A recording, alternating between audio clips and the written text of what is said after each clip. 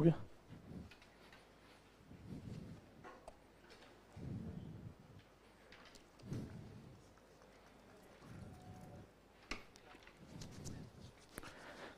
Hi, good afternoon, everyone.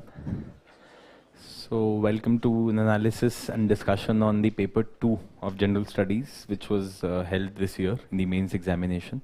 My name is Jatin, and we'll be discussing all the questions which have been asked in polity and governance section. And most importantly, we'll try to analyze that what are some of the things that you can take away from this year's paper into your next year's paper. Is there anyone who has attempted amongst you this year's paper, mains examination? Anyone has appeared? You have appeared. And have you gone through the papers which have come this year? What is your general analysis and understanding of the paper that has come this year? Anyone? What do you think about it? Do you think it is easy? Is it difficult? Is it of moderate difficulty? What is your understanding? Moderate. What could be the most important sources for this year's paper to solve the questions? There are 13 questions in polity and governance, by the way. So, what do you think is the most important source, or what are the sources that you should be referring? You must have done some analysis, no, to understand that how you prepare for next year's paper. Test series. Okay. What else? New. Current based. What was there current based? French election and vice president elections and vice president as chairman of Rajya Sabha. And what books would you refer to be able to appear in such a paper which was asked this year?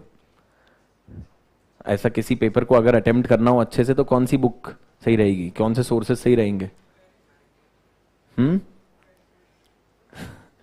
Okay, so we'll discuss all these things. First and foremost, warm welcome to all of you. I'll just begin by talking about a few things as far as this year's paper is concerned. The first and the foremost is the general weightage of polity and governance section. It remains to be almost the same this year as well. So last year, round about 160 marks of questions were asked from the polity section. This year also we see 160 marks questions have been asked. So round about it's the same, right? And there is not a lot of variation in that particular aspect is what we need to keep in mind.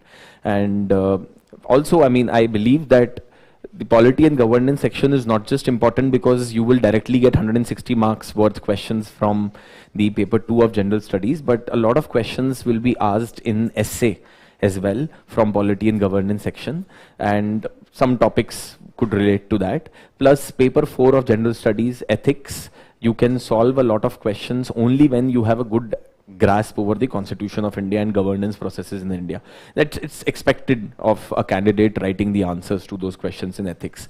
And then paper 3 also, there may be some questions in topics such as internal security. There may be some topics in paper 1 as well. This year there was a question on the integration and consolidation of states in India. And this particular question also you could have answered if you have some understanding of polity only. So therefore polity and governance is important because directly so many questions are asked related to this particular topic, but also because indirectly a lot of questions can be solved in the examination on the basis of the knowledge that we have of these particular topics. So that's just one broad analysis that we need to have, nothing rocket science about it, and there is not a lot of variation also on this particular matter. The second thing which, I mean, why are we analyzing this paper? Now, a lot of students come and ask me that, sir, what are the topics which are important for this year? And to be very honest, I am always at loss of words because I find that UPSC is not a gamble where I can tell you that, you know, these are the things which are going to come this year and it may or may not come.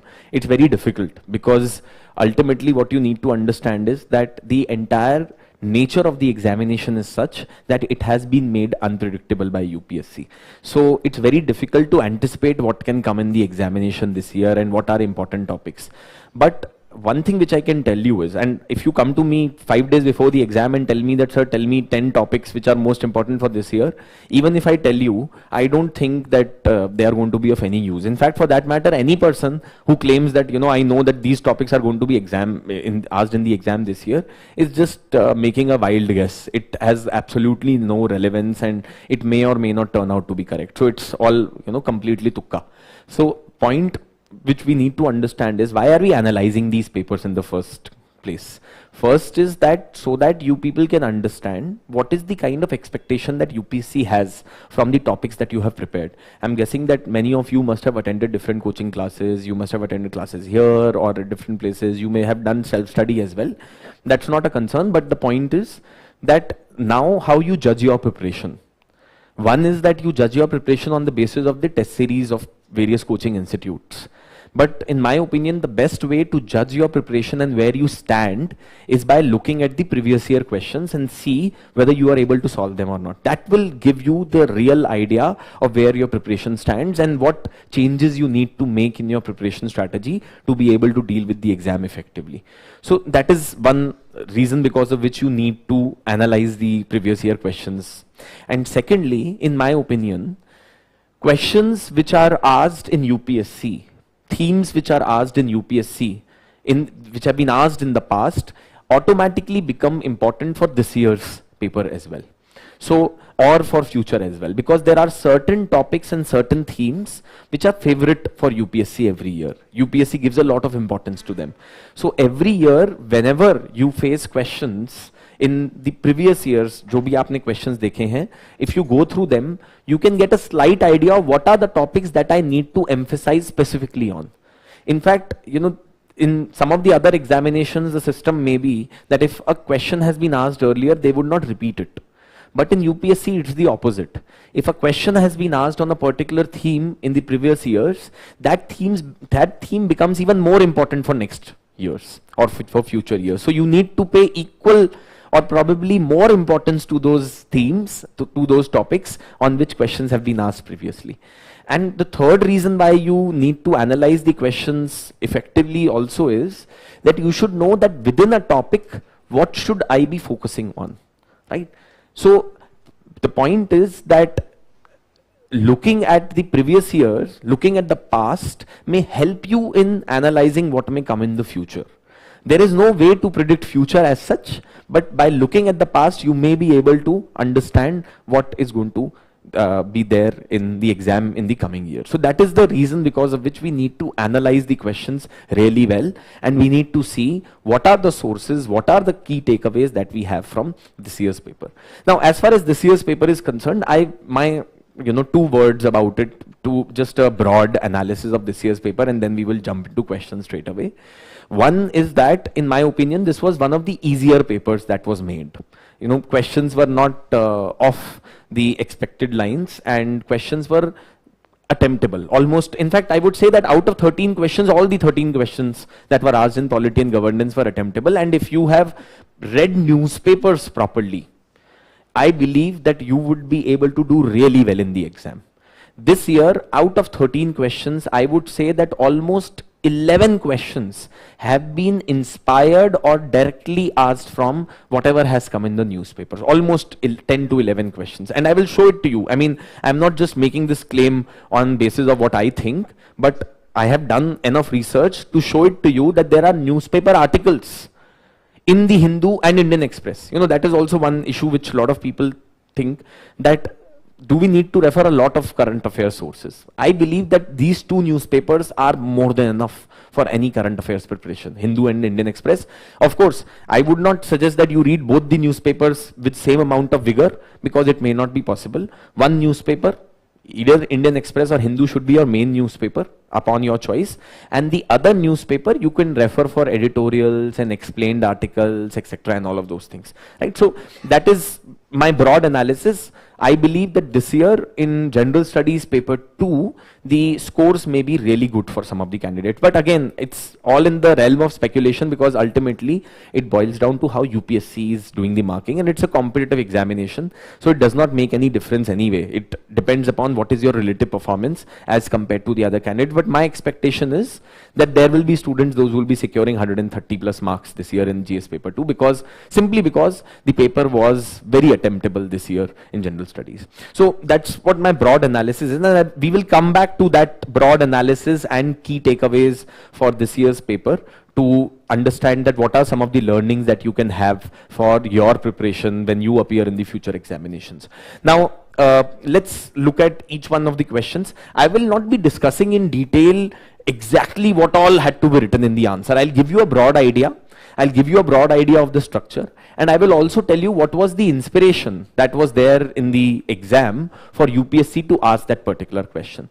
So first question that was asked, this was a 10 marker, supposed to be answered in less than 150 words, was that the most significant achievement of modern law in India is the constitutionalization of environmental problems by the Supreme Court. And you have to discuss this statement with the help of relevant cases, with the help of relevant judgments of the Supreme Court of India. Now, before we even jump into what has to be written into the answer, we should spend a bit of time on understanding what this exactly is saying. What is this question all about? It is saying that one of the most significant achievement of modern law in India, one of the most significant achievement of modern law in India is constitutionalization of the environmental problems by the Supreme Court. Now, as you people would know, in Indian Constitution, there is no specific mention of the environment as an issue originally. Originally, Indian Constitution makers did not consider environment to be a really important topic. In fact, for that matter, the powers to make the laws with respect to environmental issues was drawn out of Article 248, which is the residuary powers of the Parliament to enact laws on those subjects which are not mentioned in any of the three lists. So, if you look at Constitution, originally in the Constitution, under any of the three lists, there was no mention of environmental issues. It was only by the 42nd Constitutional Amendment Act that we made certain entry into the Constitution in form of the lists mentioned in Schedule 7 with respect to environmental topics. Not only that, but we also added Article 48A into the Indian Constitution, which is a directive principle of state policy and casts a responsibility on the state to provide protection to the environment, wildlife, and India's natural wildlife and the entire natural resources of the country. And then we also added one fundamental duty also by the 42nd Constitutional Amendment Act in 76, by which we imposed a duty on the citizens as well for the protection of the wildlife and the conservation of the forests and preventing pollution, etc., and all of those things. So the point is that originally in the Constitution there was no provision related to environment, and it is only by the constitutional amendment as well as the judgments of the Supreme Court that environment has become a very important theme of the Indian Constitution today. So constitutionalization of environmental problems is nothing but giving importance to the environmental problems and issues in the constitutional scheme of the country. So constitutionalization is nothing but providing importance or weightage to environmental problems as a part of constitutional scheme. So even though we did not have explicit provisions in the Constitution with respect to environment, one major change was 42nd Constitutional Amendment Act that made environmental issues come at the center stage of India's Constitution, either in form of Article 48A or in form of the fundamental duties under Article 51A. But actual inclusion of environmental issues as a concern under the constitutional scheme was made by the Supreme Court judgments. It is the Supreme Court of India, through its judgments, which has enlarged the scope of solving environmental issues as well under the scheme of the Indian Constitution. So that is what is your introduction as well. Your introduction should begin with that originally Indian Constitution did not have any provisions related to the protection of environment or with respect to environmental issues. But over a period of time, through various constitutional amendments as well as by the interpretations provided by the Supreme Court to the Constitution, it has expanded the scope of fundamental rights and various provisions in the Constitution to include environment also as a concern.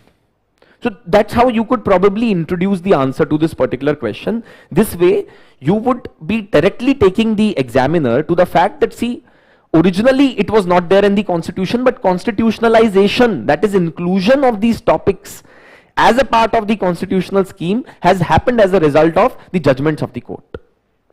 So once you mention that, then you need to start expanding upon some of the judgments of the court, in which the courts have highlighted the inclusion of environment, right to clean environment as a part of fundamental rights and constitutional schemes, etc. So, for example, you could start straight away with Menaka Gandhi case. You know, the mother of all cases, where Supreme Court of India expanded the scope of Article 21. I hope that all of you know about Menaka Gandhi case, in which the Supreme Court of India stated that, first and foremost, the concept of procedure established by law needs to be interpreted liberally in the Indian Constitution. And the courts, while looking at whether a law is constitutional or not, when it is depriving a person of life and personal liberty, would also look at whether the law is reasonable or not, whether the law is just or not, whether the law is fair or not. So we included the principles of due process of law into the Indian Constitution by giving a liberal interpretation to procedure established by law in Menaka Gandhi case. Anyway, so that's one part of it.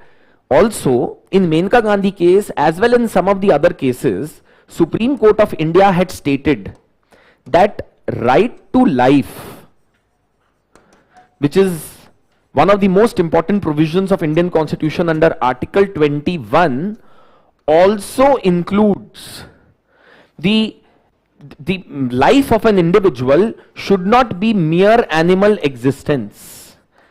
If a human being is being made to live like an animal, then that is no life. And if any person is made to live like an animal, or basically not given basic human dignity as every individual deserves, in such a situation, only a law which is just, fair and reasonable can deny a person such a right. Basically, in this case, in the Menaka Gandhi case, Supreme Court of India expanded the meaning of right to life and stated that life means all those things which make life worth living for an individual. So in this case, the court stated that life does not mean mere animal existence, but life means or includes all those things that make life worth living. Now, one of the things that makes life worth living is enjoying clean air, clean water, clean environment, connecting with the nature, going into the forest, looking at the mountains, looking at various creatures that have been created by nature, and enjoying the beauty of this planet, right? That is what makes our life worth living. So therefore, by this interpretation that was provided by the Supreme Court in Menaka Gandhi case, in future judgments of the court started to say that life includes right to clean environment. Life includes right against noise pollution. Life includes that the natural resources of the country should be protected. Life includes that every individual should have right to get clean drinking water. Every individual should have right to get a pollution-free environment. So through multiple judgments of the court, it expanded the scope of Article 21. And how it did that? Because directive principle of state policy under 48A helped the court in expanding the meaning of Article 21. In Keshwananda Bharti case, the Supreme Court had stated that the fundamental rights given under Part 3 and directive principles of state policy given under Part 4 of the Constitution, both are important provisions of the Constitution, and they should not be looked at in a conflicting manner. Rather, in India, we should try to expand the meaning of one with the help of the other. That is what the court stated in Keshwananda Bharti case and later in Minerva Mills case also called as Doctrine of Harmonious Construction. Both the provisions of the Constitution should be interpreted in such a manner that one gets benefited as a result of the other. So therefore, if you read Article 48A, which is imposing a responsibility on the state to protect the environment and the forests and the various natural resources, you need to read it along with Article 21. And therefore, Article 21 should get benefited as a result of the directive principle of state policy by including right to clean environment as a part of right to life. So once you expand this, then you can jump into writing about various judgments that have been given by the court. So initially you introduce with talking about all those things and not a part of Constitution, then 48A was included in the Constitution, various judgments of the courts have come, etc., to expand the meaning of inclusion of environmental issues as a part of Indian constitutional scheme. Then you mention about that how in Menka Gandhi case, court has stated that life does not mean mere animal existence, but includes all those things that make life worth living. As a result of it, the meaning of life has got expanded. And right under Article 21 has also got expanded. And then you will mention which are some of the judgments in which court has expanded the meaning of 21. For example, now see, I am telling you some cases that you may or may not know. It is possible that you may not have read it in any of the texts which I am going to mention now.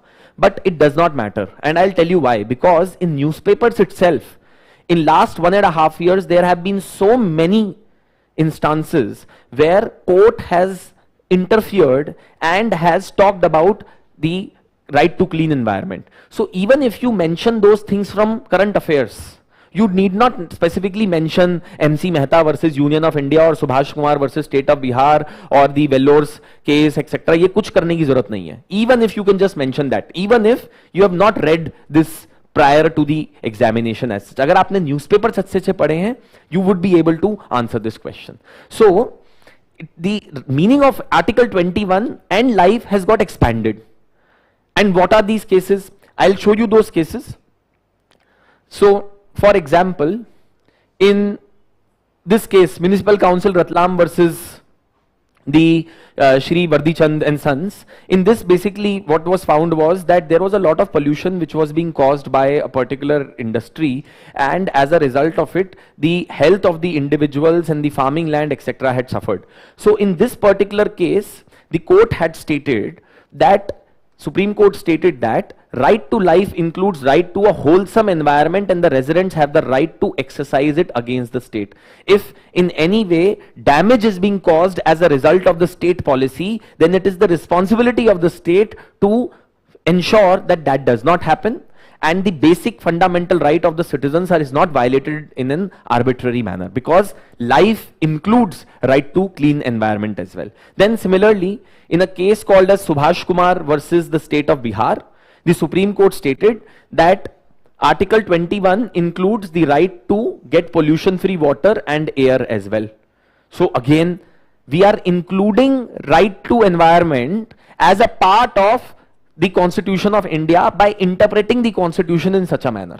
Then similarly, in MC Mehta versus Kamal Nath, so what happened in this particular case was that there was a motel that was built, and this motel was built to help or to provide advantage to a particular group of individuals. But this motel that was built was also causing substantive damage to the nearby crops and to the nearby agricultural facility activities, and for the domestic purpose water etc. was not available, because इस motel को बनाने के लिए river का flow जो है उसको divert कर दिया गया, environment के साथ छेड़छाड़ करी गई. So when the petitioner approached the Supreme Court of India, MC Mehta, who has been a petitioner in several environmental cases, he stated that, sir, it is the responsibility of the state to protect the natural resources in the favor of the larger public and not destroy it in favor of one individual. The court stated and gave what is called as the public trust doctrine.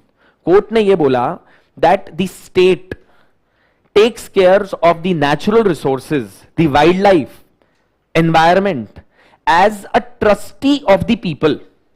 लोगों ने trust करके natural resources का control और regulation state को दिया है, and therefore state should exercise its powers in such a manner that on the basis of giving advantage to one individual or a group of individuals, they should not destroy the rights of the others. There is a public trust which has been shown.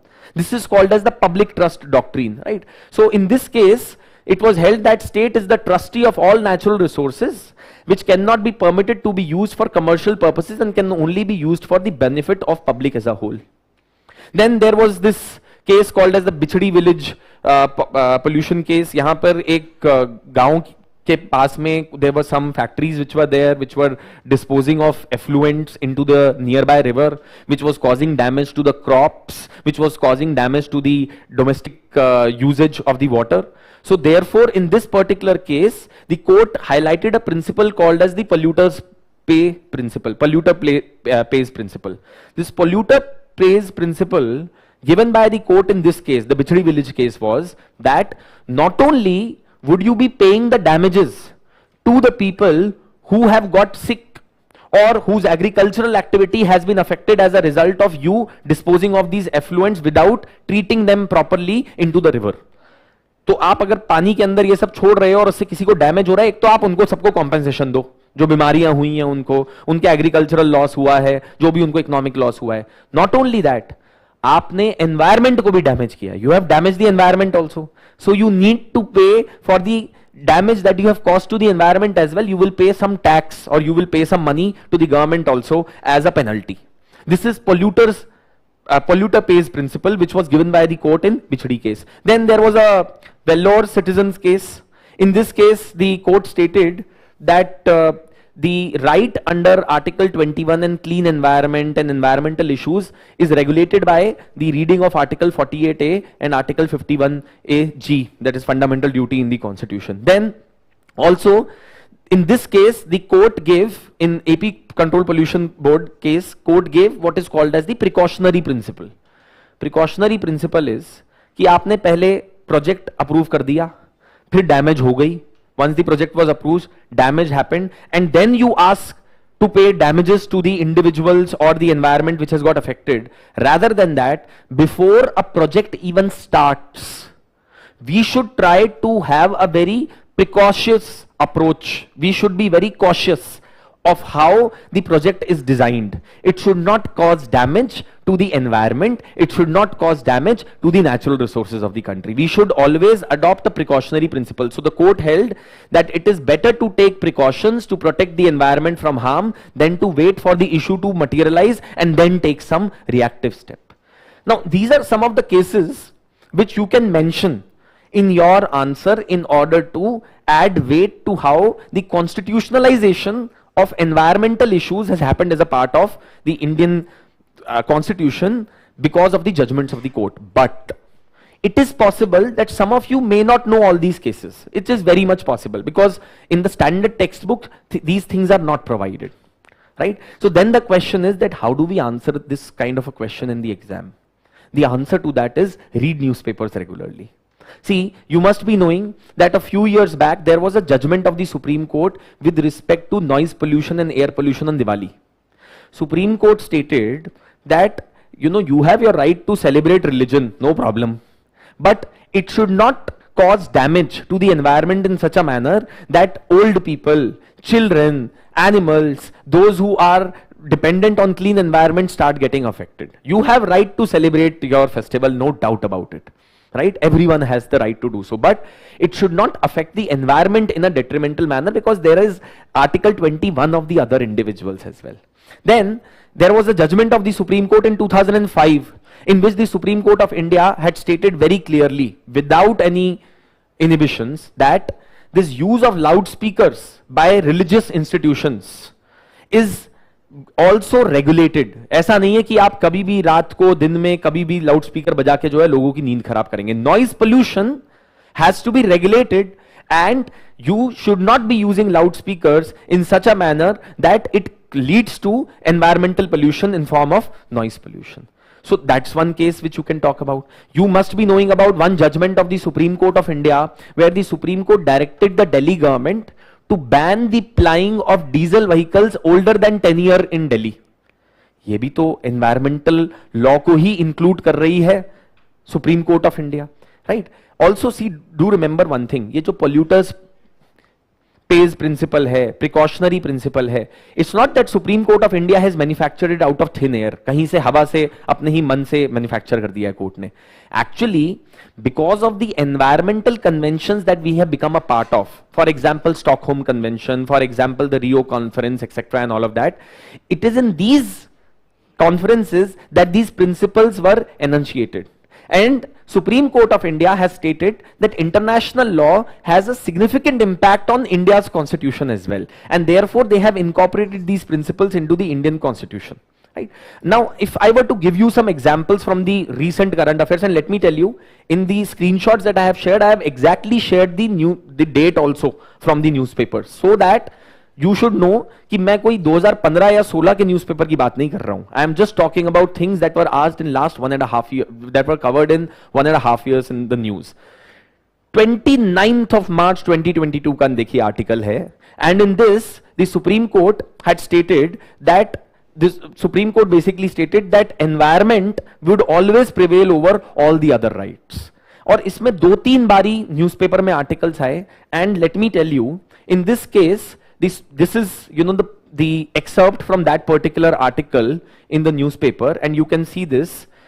यहां पे court ने, ये newspaper Hindu का article है, ये इसमें अगर आपको नहीं भी पता है जो मैंने अभी concept polluter pays principle, precautionary principle, all these things, वो यहां पे मेंशन्ड थे अगर आप न्यूज़पेपर्स ढंग से पढ़ें तो. If you read newspapers carefully, the court has adapted the principles of international law into its verdict. These include principles like intergenerational equity, by which the state is under an obligation to conserve the environment for future generations.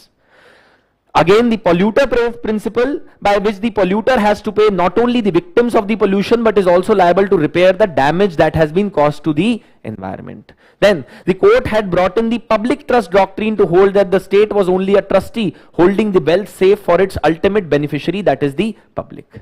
The principle of sustainable development remains a vital check on the unbridled expansion that is taking place on the grounds of industrialization, commercialization, etc. So see, you don't need to, आपको कोई बड़ी सारी ना बात ये पूछी जाती है कि सर ये सब तो अच्छी बात है, हम पढ़े कहां से? न्यूज़पेपर से पढ़िएगा. बट देखिए, न्यूज़पेपर से पढ़ने के लिए there are 2 things which are required. One, जब आप न्यूज़पेपर्स पढ़ रहे हैं, so you can't just be reading newspapers for the heck of it, कि जी न्यूज़पेपर खत्म कर लिया आज का. ये अगर आप इसको एज अ टास्क लेके देखते हैं तो it will become very difficult. You have to look at newspaper as a source of your preparation diligently. And the most important thing is that you should relate what is coming in the newspapers to the topic of your syllabus. अगर आप वो कर लेंगे, then after that solving these questions becomes very easy. Problem is that after this, I know after this question has been asked, अब coaching institutes, बहुत सारी किताबों में ये material include कर दिया जाएगा कि जी polluter pays principle, this that, और फिर और किताबें बल्कि हो जाएंगी, material और बल्कि हो जाएगा. But in my opinion, all that should be done is that you should be reading newspapers diligently. If you read that, it's right in front of you. देख लीजिए, मार्च का आर्टिकल है. अगर आपने न्यूज़पेपर आर्टिकल ढंग से पढ़ा होता तो आपको थोड़ा बहुत भी अगर याद होता, पोल्यूटर पेज प्रिंसिपल क्या होता है, इंटरजेनरेशनल इक्वालिटी, 1-2 पॉइंट ही लिखना है. वैसे भी 150 वर्ड का आंसर है. देखिए, there is not a lot of scope for writing long drawn answers. So once you write that, then after that probably towards the end you could give a critical analysis also in your conclusion. It's up to you. You may write it critically, you may write it in the forward way as well. Forward way में आप looking ahead, you can talk about in your conclusion that how the court needs to probably create green benches. Green benches का concept आ गया है court का. So maybe you could mention about that. You know, you could talk about how recently Supreme Court of India has wrapped the government of India on its knuckles by saying that कि हमने आपको बोला था कि एक committee बनाई जाए, कोई भी जो प्रोजेक्ट होगा उसका एनवायरमेंटल इंपैक्ट असेसमेंट होना चाहिए before the project is initiated, but that has not been done. Central Vista is one such example. No environmental impact assessment was done at all. So you could mention that, और you could mention something critical as well, right? You could talk about some of the problems also that occur. For example, you could say that perhaps it is high time that we should now amend the constitution and include right to environment clearly as a fundamental right in the constitution, the way we have done it with education. Why make it remain as an implicit right? Because climate change is a reality that we are facing today. And we have already started to face the effects of that. So in order to overcome that, in order to ensure that we are able to pass on a safer and a better world to our future generations, we need to take steps now. So maybe you could mention that, or you could mention about some of the problems which are there with respect to the way environmental issues are handled in India and how they need to be dealt with more cautiously. That is your choice. But that is how you could wrap up the answer. The point is, first and foremost, that what was the what is the key takeaway that we take away from this? देखिए, एक तो inspiration इसकी पूरी current affairs इस question की मेरे हिसाब से. दूसरी बात, key takeaway is that expect questions to be asked by UPSC on how the Supreme Court has played an important role in furthering the various important issues as a part of the society. Whether it is, अब देखिए आगे आते हुए ना, expectation मुझे है कि they may ask question on gender rights, how Supreme Court has played such an important role in gender equity, whether it is Shabrimala judgment or Triple Talaq judgment, or whether it is with respect to the Navtej Singh Johar judgment or Nalsa judgment, और या फिर अभी जो Supreme Court की judgment आई है abortion को लेकर. All of these can be asked, you know, but वो specific एक judgment नहीं पूछेंगे. देखिए आपको वो क्या पूछेंगे, थीम पूछेंगे कि सुप्रीम कोर्ट ने जेंडर राइट्स के लिए क्या किया है, सुप्रीम कोर्ट ने SC ST के लिए क्या किया है, सुप्रीम कोर्ट ने अंडर ट्रायल्स के लिए क्या किया है. So you need to be very clear जब न्यूज़पेपर में आर्टिकल्स आए, how it relates to the syllabus of the topics of my syllabus. So you know, that's something, again I'll show you, there are so many newspaper articles that have been asked, that have come. Green welcome, that is basically the green NGOs or NGOs which are involved in environmental issues, welcome Supreme Court order on eco-sensitive zones around forest area. Supreme Court has stated that 1 kilometre के beyond जो है हर forest area में it should be declared as an economically sensitive zone. आपको MC Mehta और वेल्लोर्स case और ये सब कुछ मेंशन करने की जरूरत ही नहीं है. In fact, in my opinion, a student who will write these examples will definitely get more marks as compared to someone who's writing MC Mehta and who's writing बिछड़ी case etc and all of that, because वो दिखा रहा है कि आपकी knowledge पुरानी हो चुकी है. This is showing that your knowledge is contemporary, your knowledge is relevant and you can apply current affairs to your answer writing, right? Similarly, the Supreme Court, again देखिए ये सारी आप देख सकते हैं dates. This is June 7, 2022. This is November 11th, 2021. Balance between defense and environmental concerns a better goal. जो पूरा project बन रहा था for the development of the defence corridor, उस पे कोर्ट ने बोला कि भाई देखिए, national security is important but it should not come at the cost of environment, and environment is important but it should not come at the cost of defence as well, otherwise we will land up in a situation like 62 कि हमारे soldier जो है वो track करके भी नहीं पहुंचे हैं, Chinese are already there, right? So we don't want that as well, but at the same time environment should also not be damaged. So there are various court cases again, and मतलब there are so many newspaper articles that have come on this. Supreme Court, May of 5, 2022 said that there should be a loud and clear on noise pollution. एक article आया था, opinion आया था on the use of loudspeakers by religious institutions. Supreme Court asked center why environmental regulator has not been set up, by an environmental regulator to give clearances to any of the projects that may have an impact on the environment has not been set up. High Court seeks center stand on plea for implementation of India's promise on climate change. So everywhere you can see that how Supreme Court through its various judgment, ये भी देखिए अप्रैल 21, 2022 का article है. Point I am trying to make is that you don't need to look any further than newspaper, guys. The problem is that a lot of people don't read newspapers properly, and you over rely and try to find shortcuts by reading the monthly current affairs magazines, which in my opinion is a recipe for disaster in this exam.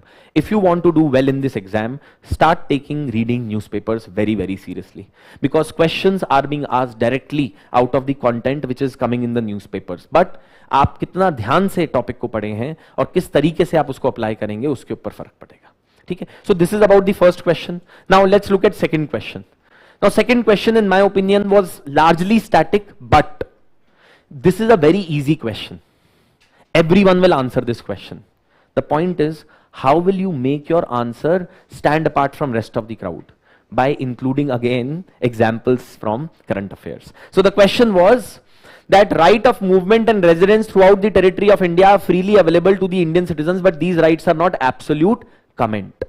Right? So as we know that Article 19(1)(d) of the Indian Constitution provides the right to movement throughout the territory of India freely. Right? So that is provided in 19(1)(d), and right to residence throughout the territory of India has been provided in Article 19(1)(e) of the Constitution. So you could probably begin by talking about this only, that Indian Constitution under Article 19(1)(d) and 19(1)(e) provides right to movement as well as residence throughout the territory of India. Once you have mentioned that, then you should talk about the significance of this article as well. इनका importance क्या है? Because देखिए 150 word का answer लिखना है, बहुत कुछ नहीं है हमारे पास लिखने को, तो we will have to add more meat to our answer. So you could possibly be talking about significance of right to movement and residence. What is the significance? See, it helps in maintaining the unity of the country. If you will travel across the entire country and you will get to know more about the country, you will only become culturally more integrated. It helps in promoting diversity of culture, because people will now become accustomed to other cultures and there will be cultural exchange. Our culture would even become further stronger, right? Then third thing which you can mention in the significance of this article is that it also helps in the economic progress of the nation, because no one particular area of the country is completely independent of the other.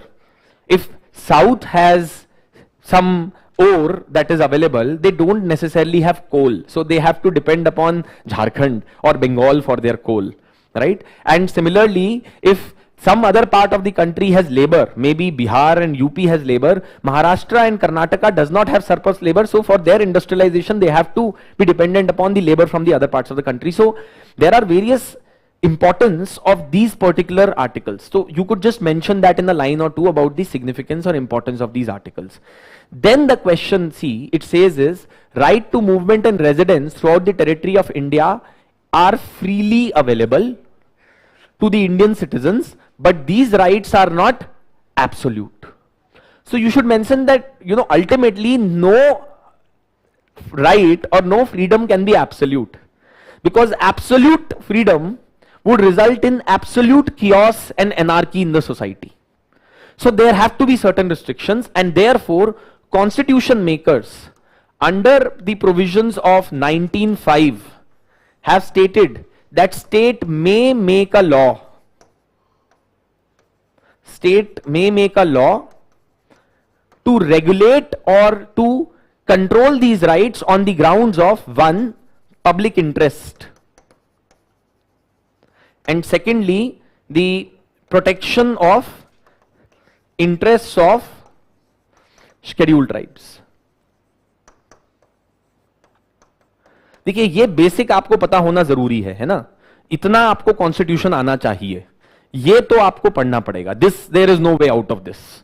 I mean, this you can't prepare from newspapers. This you will have to read it on your own. But once you have mentioned this, then you give examples. That's all. So there are so many examples. You should give the example of inner line permit in the northeastern states, right? You should give example of the principles under laws made under 19(5). For example, the Epidemic Diseases Act of 1897. पूरे साल पिछली बार ये newspaper में रहा. That how under Epidemic Diseases Act of 1897 regulations have been imposed on the movement of the people throughout the country, and how COVID-19 lockdown has been made. In fact, let me tell you, last year UPSC ने एक सवाल पूछा था, that how the federal structure of the country is seen in context of some of the laws such as the NDMA and Epidemic Diseases Act and the farm laws etc. अगर आपने उस question को देखा होता तो आप इस question के अंदर बिल्कुल एपिडेमिक डिजीजेज एक्ट 1897 की बात कर सकते थे. that how that is a law which has been made by the legislature in order to govern, in order to restrict the movement of people on the grounds of public interest, right? Similarly, on the grounds of protection of interest of scheduled tribes, we have inner line permit in several parts of the country, so that the tribals and their unique culture can be protected from any kind of disturbance from the outsiders, so that they are not exploited by the outsiders, money lenders, or by the rich people, by the industrialists. You could give example of the Sentinelese Island issue that came in the newspapers. I'm sure that even if you may not have been preparing for the exam at that point of time, you would know that there was a foreigner who was trying to enter into Sentinelese Island. These islands are a strict no-go area for even Indian citizens, even for Indian government officials, and here is a foreigner who's happily wanting to get into Sentinelese Island, and he unfortunately had to meet his fate. So the point is that there are restrictions that have been imposed. So you will give examples from the recent past in order to up section 144 of CRPC itni baar hum padhte hain that curfew has been imposed in several states, in several parts of the country. Section 144 of CRPC is giving powers to the magistrate to restrict the assembly of 5 or more people. Bhai, that is also restricting right to movement only, no? So you would mention that, but at the same time, jab aapne examples de diye, you would say that these restrictions which are imposed on these rights have to be reasonable restrictions. And here you could highlight few more points, that restrictions should not be disproportionate to the objective that they are trying to achieve. देश में एक जगह Covid का case है, आपने पूरे देश में लॉकडाउन लगा दिया, ये तो डिस्प्रपोर्शनेट है ना? और these restrictions should be for public interest only. आपने प्राइवेट इंटरेस्ट के लिए अगर राइट टू मूवमेंट कर्ब किया है, that is also not allowed. So you could define a bit about reasonable restrictions as well.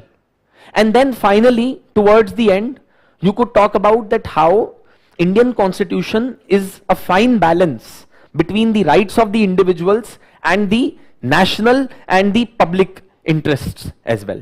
National interest should not get compromised, public interest should not get compromised, and as a result our constitution has adopted a fine balance between the fundamental rights of the citizens and the restrictions that can be imposed on the exercise of these rights.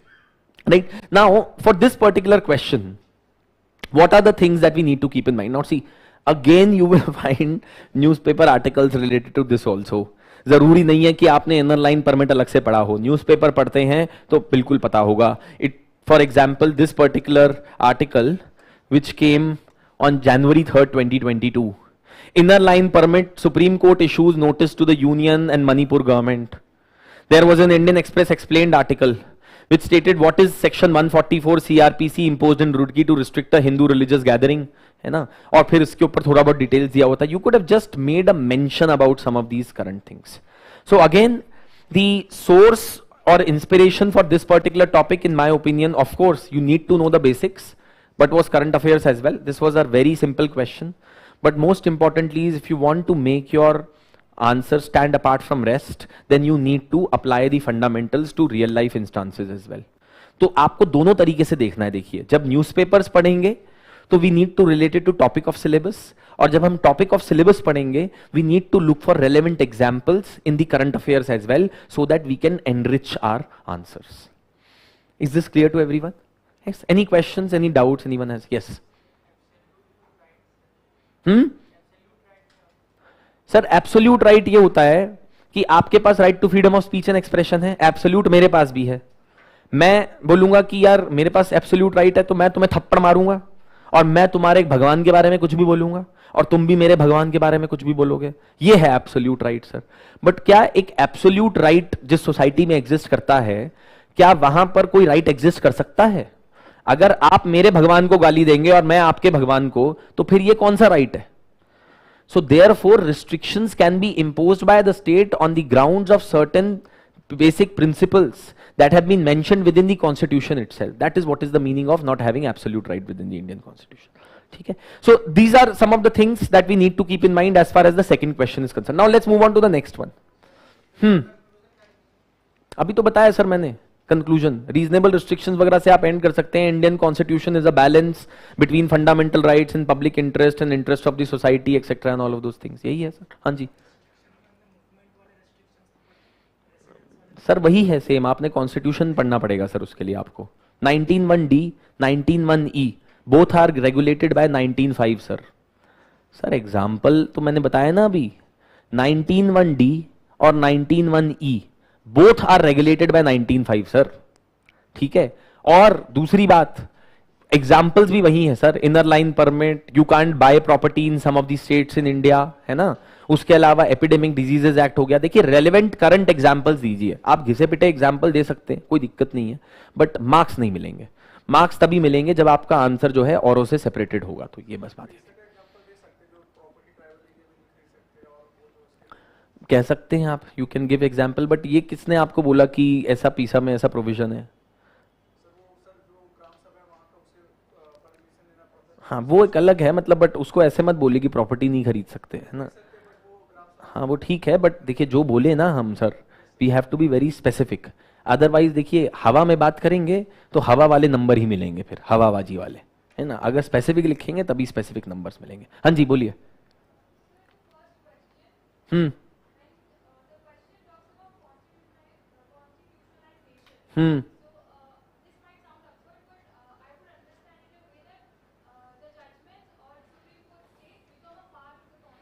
Hmm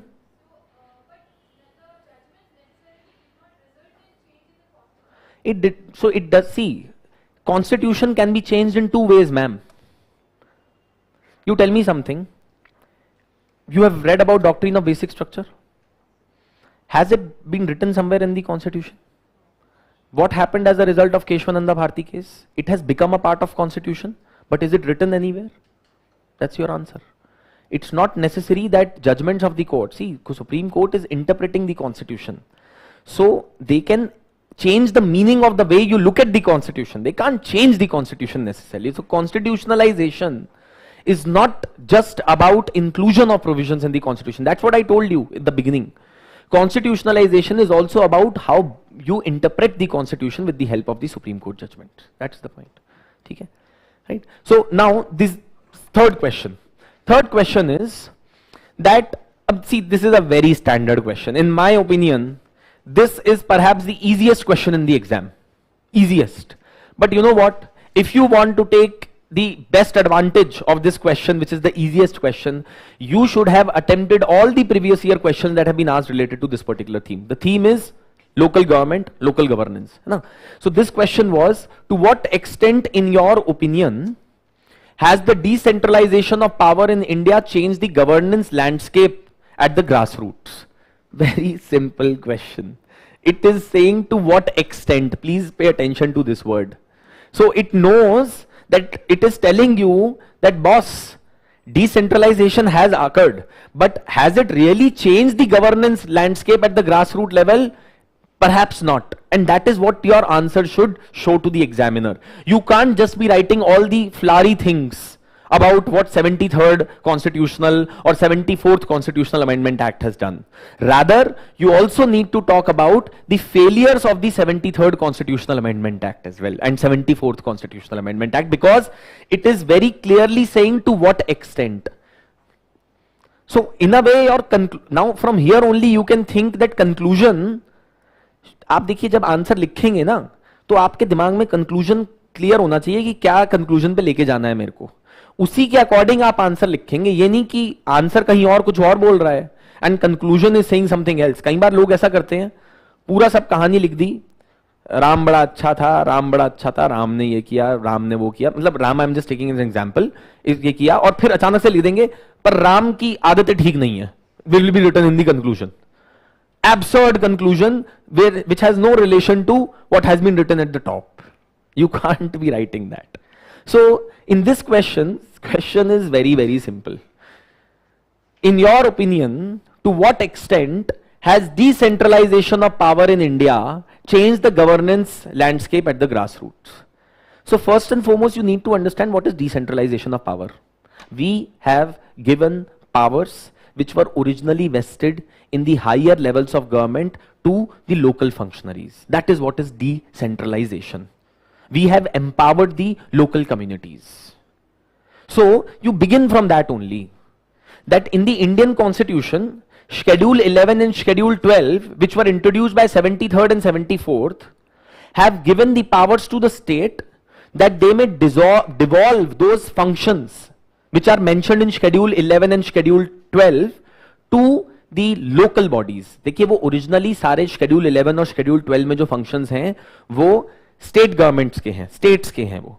But states, if they want, they can make a law and give those functions, such as rural roads, such as primary health centers, such as primary schools, such as rural drinking water, sanitation, in urban areas, municipal solid waste management, right? Similarly, the provision of clean drinking water at your home, various local roads within your community, street lighting, all of these are subjects that have been given to the local governments by 73rd and 74th. So we have decentralized power.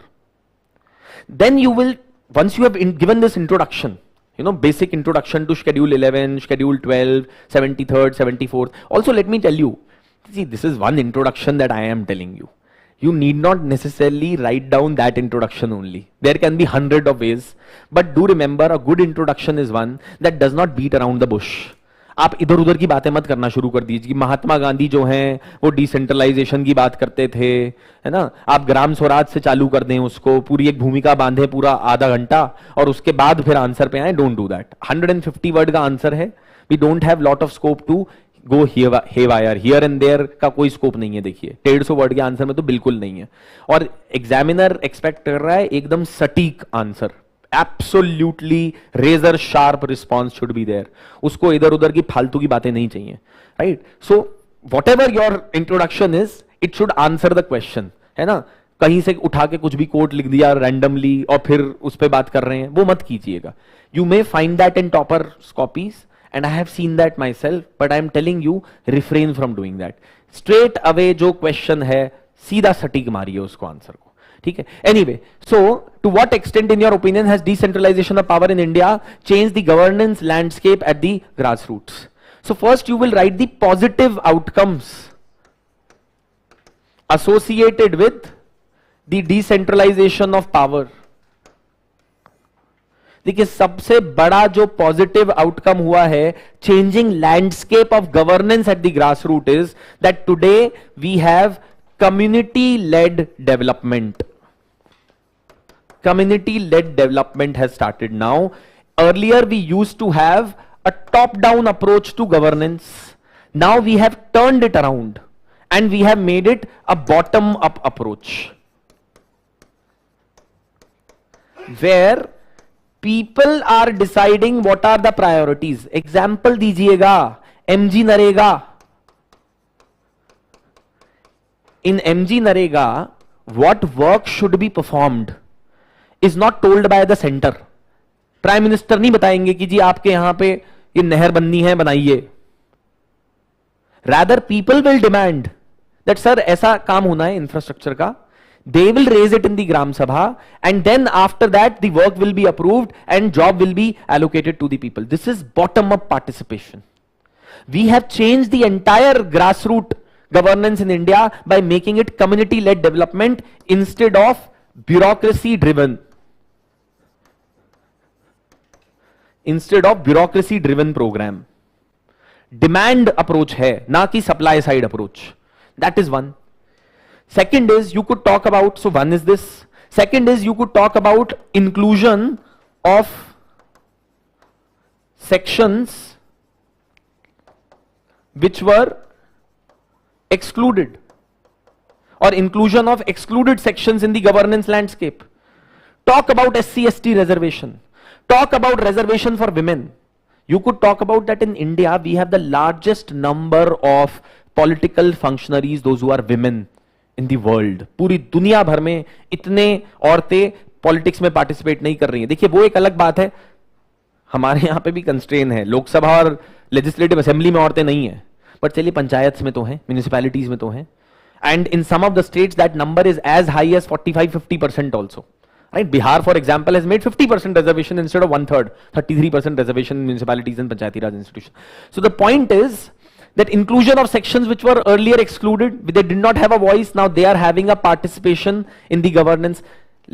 Landscape change हो रहा है grassroots के ऊपर. ये बात समझनी बहुत जरूरी है, कैसे लैंडस्केप चेंज हुआ है, right? We have become demand driven. We have included the various excluded sections of the society. You would talk about that how people at grassroots have now developed a stakeholder mentality. Earlier, when a bridge or a school would be constructed in a rural area, people would be told कि जी ये bridge बनने वाला है, लोगों से नहीं पूछा गया बनाए कि नहीं बनाए. अब लोग बोल रहे हैं कि हमने खुद डिमांड किया है, so they have now a stake in it.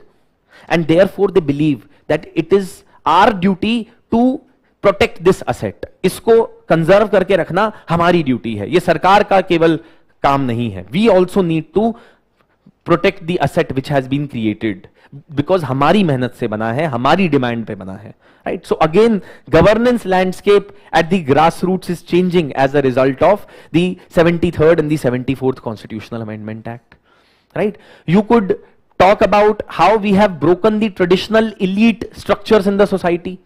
Earlier, only dominant caste would rule the panchayats, would rule the local areas, but now even the other sections of the society have started to come up. So that is another change which has happened as a result of this. You could talk about that how earlier the people at the grassroots level did not know how to participate in democracy. Only way for them was to go and vote for MLA and MP every 5 years. But now they are actively participating, asking questions. Social audit की बात कीजिए. How social audit has been revolutionized. So देखिए examples देने पड़ेंगे आपको. Newspaper में रोज examples आते हैं कि यहाँ पे ये मॉडल विलेज बन गया है, यहाँ के सरपंच ने ऐसा काम किया, this panchayat has done that. Give 1 or 2 examples. अगर आप वो नहीं देंगे, केवल बस ये बातें करेंगे, मार्क्स नहीं मिलेंगे. You will have to give at least 1 or 2 examples. Again, newspapers become very crucial in that. And then it is saying that to what extent. So then you will say that, see, great things have happened, but there are certain shortcomings as well, which need to be addressed. और यही से आप अपना conclusion का भी story बांध सकते हैं. You could talk about that, see, we have women, those who are part of these institutions now, but there is the problem of sarpanchpatis that still exists. Women are still controlled by their husbands. Right? You could talk about that how, even though we have given functions to the panchayats, but they don't have any money. So we have not given them enough revenue powers. 90% of the sources of the funds for the panchayats in India either come from the center or from the states. So they are completely dependent on the states for their survival. You could talk about that even in some states, for that matter, even functions have not been devolved properly. Panchayats का जो काम था उसके लिए आपने parallel bodies create कर दी हैं. In India DRDAs have been created, District Rural Development Authorities, which are parallel bodies which have been created for providing the inputs and providing the governance with respect to the local areas of the country. So ऐसे कुछ examples आप दीजिए. Finally conclusion में एक आधा कोई second ARC का recommendation आप दे सकते हो. You could give recommendation of some ministry of Panchayati Raj report etcetera. But देखिए ये टॉपिक जो है ना, this can be prepared how. अब आप मुझसे पूछेंगे सर ये प्रिपेयर कैसे करें. देखिए पहली बात तो you read basics from any textbook, any material etcetera, and then if you look at previous year questions, there are a plethora of questions that have been asked on the same theme again and again, right? 2020 में पूछा the strength sustenance of local institutions in India has shifted from their formative phase of functions, functionaries and funds to contemporary stage of functionality. Local self-government in India has not proven to be effective instrument of governance. बताइए आप, same question पूछ रहा है वो, घुमा घुमा के अलग अलग तरीके से. थीम वही है, सब कुछ वही है, कुछ भी चेंज नहीं हुआ. 17 में पूछा, 2020 में पूछा, 19 में पूछा. Every second year it is asking questions on that. In the absence of well educated and organized local, ये एक प्रॉब्लम है that they have not really grassroots level पे लैंडस्केप बहुत ज्यादा चेंज नहीं हुआ है. Why? Because panchayat functionaries are not educated, they are not trained properly. So whom are they dependent upon? Bureaucracy. So in a way, bureaucracy is still controlling the rural development in the country. The office of the DC, the office of the SDM still remains to be the nodal agency. Block development officer's office remains to be the nodal agency for delivering any kind of good governance measures to the citizens in the rural areas etc. Municipalities का भी example दे सकते हैं, मैंने largely panchayat पे focus किया, but you can include examples from the municipalities as well, right? So many questions have been asked related to this theme again and again and again. Now what is the key take up? अब देखिए एक बड़ी interesting बात है why I have brought this particular picture is कि क्या होता है, देखिए कोई भी चीज ना तुक्के से नहीं चलती है। ये भाई साहब को तुक्के से जो है, एक बार जा रहे थे केरला के अंदर, ये न्यूज आई न्यूज़पेपर में कि ये साहब जो हैं इन्होंने 3 लोन ले रखे थे ऑलरेडी बैंक से, he had taken 3 loans from bank. ये चौथा लोन या 5वां लोन लेने जा रहे थे बैंक से कि जिससे कि मैं पिछले वाले लोन पे कर दूं, समझ रहे हो? लोन पे करने के लिए लोन लेने जा रहे थे बैंक से। बीच में रास्ते में इनको समझ में आया कि यार चलो मैं लॉटरी की टिकट भी ले लेता हूं एक।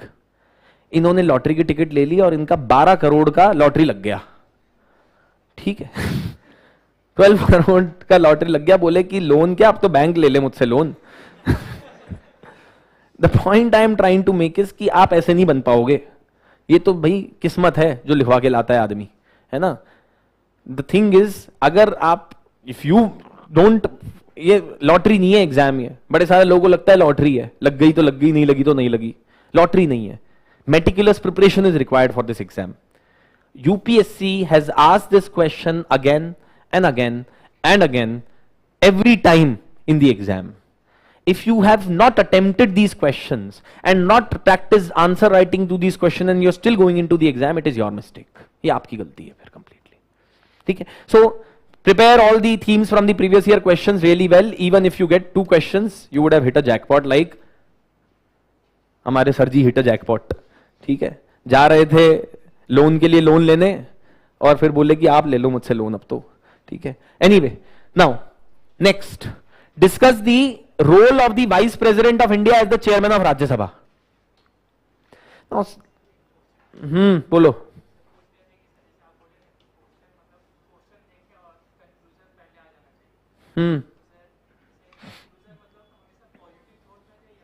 सर ऐसा कुछ नहीं है, मैंने तो बताया ना अभी, दोनों तरीके से दे सकते हैं। सर आप मुझसे पूछेंगे सर मैं मसाला डोसा जो है सांबर में डुबो के खाऊं या चटनी में डुबो के, तो इसका तो मैं आंसर नहीं दे पाऊंगा सर। वही तो एग्जामिनर चेक करना चाह रहा है सर, आप कैसा लिखते हैं सर, वो आपके मेरे अगर sir there is no best approach, that is what I am saying. आप मुझे बताओ ना, आप मसाला डोसा को सांबर में डुबो के खाते हो या चटनी में?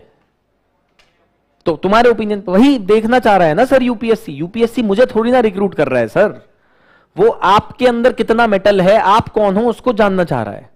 सो there is no best approach sir, there is no best approach. देखिए आप टॉपर्स की आंसर कॉपी देखिए प्रीवियस ईयर की, है ना, ऐसा कुछ नहीं है कि there is any best approach which is there, ठीक है। Anyway, so now coming to this question.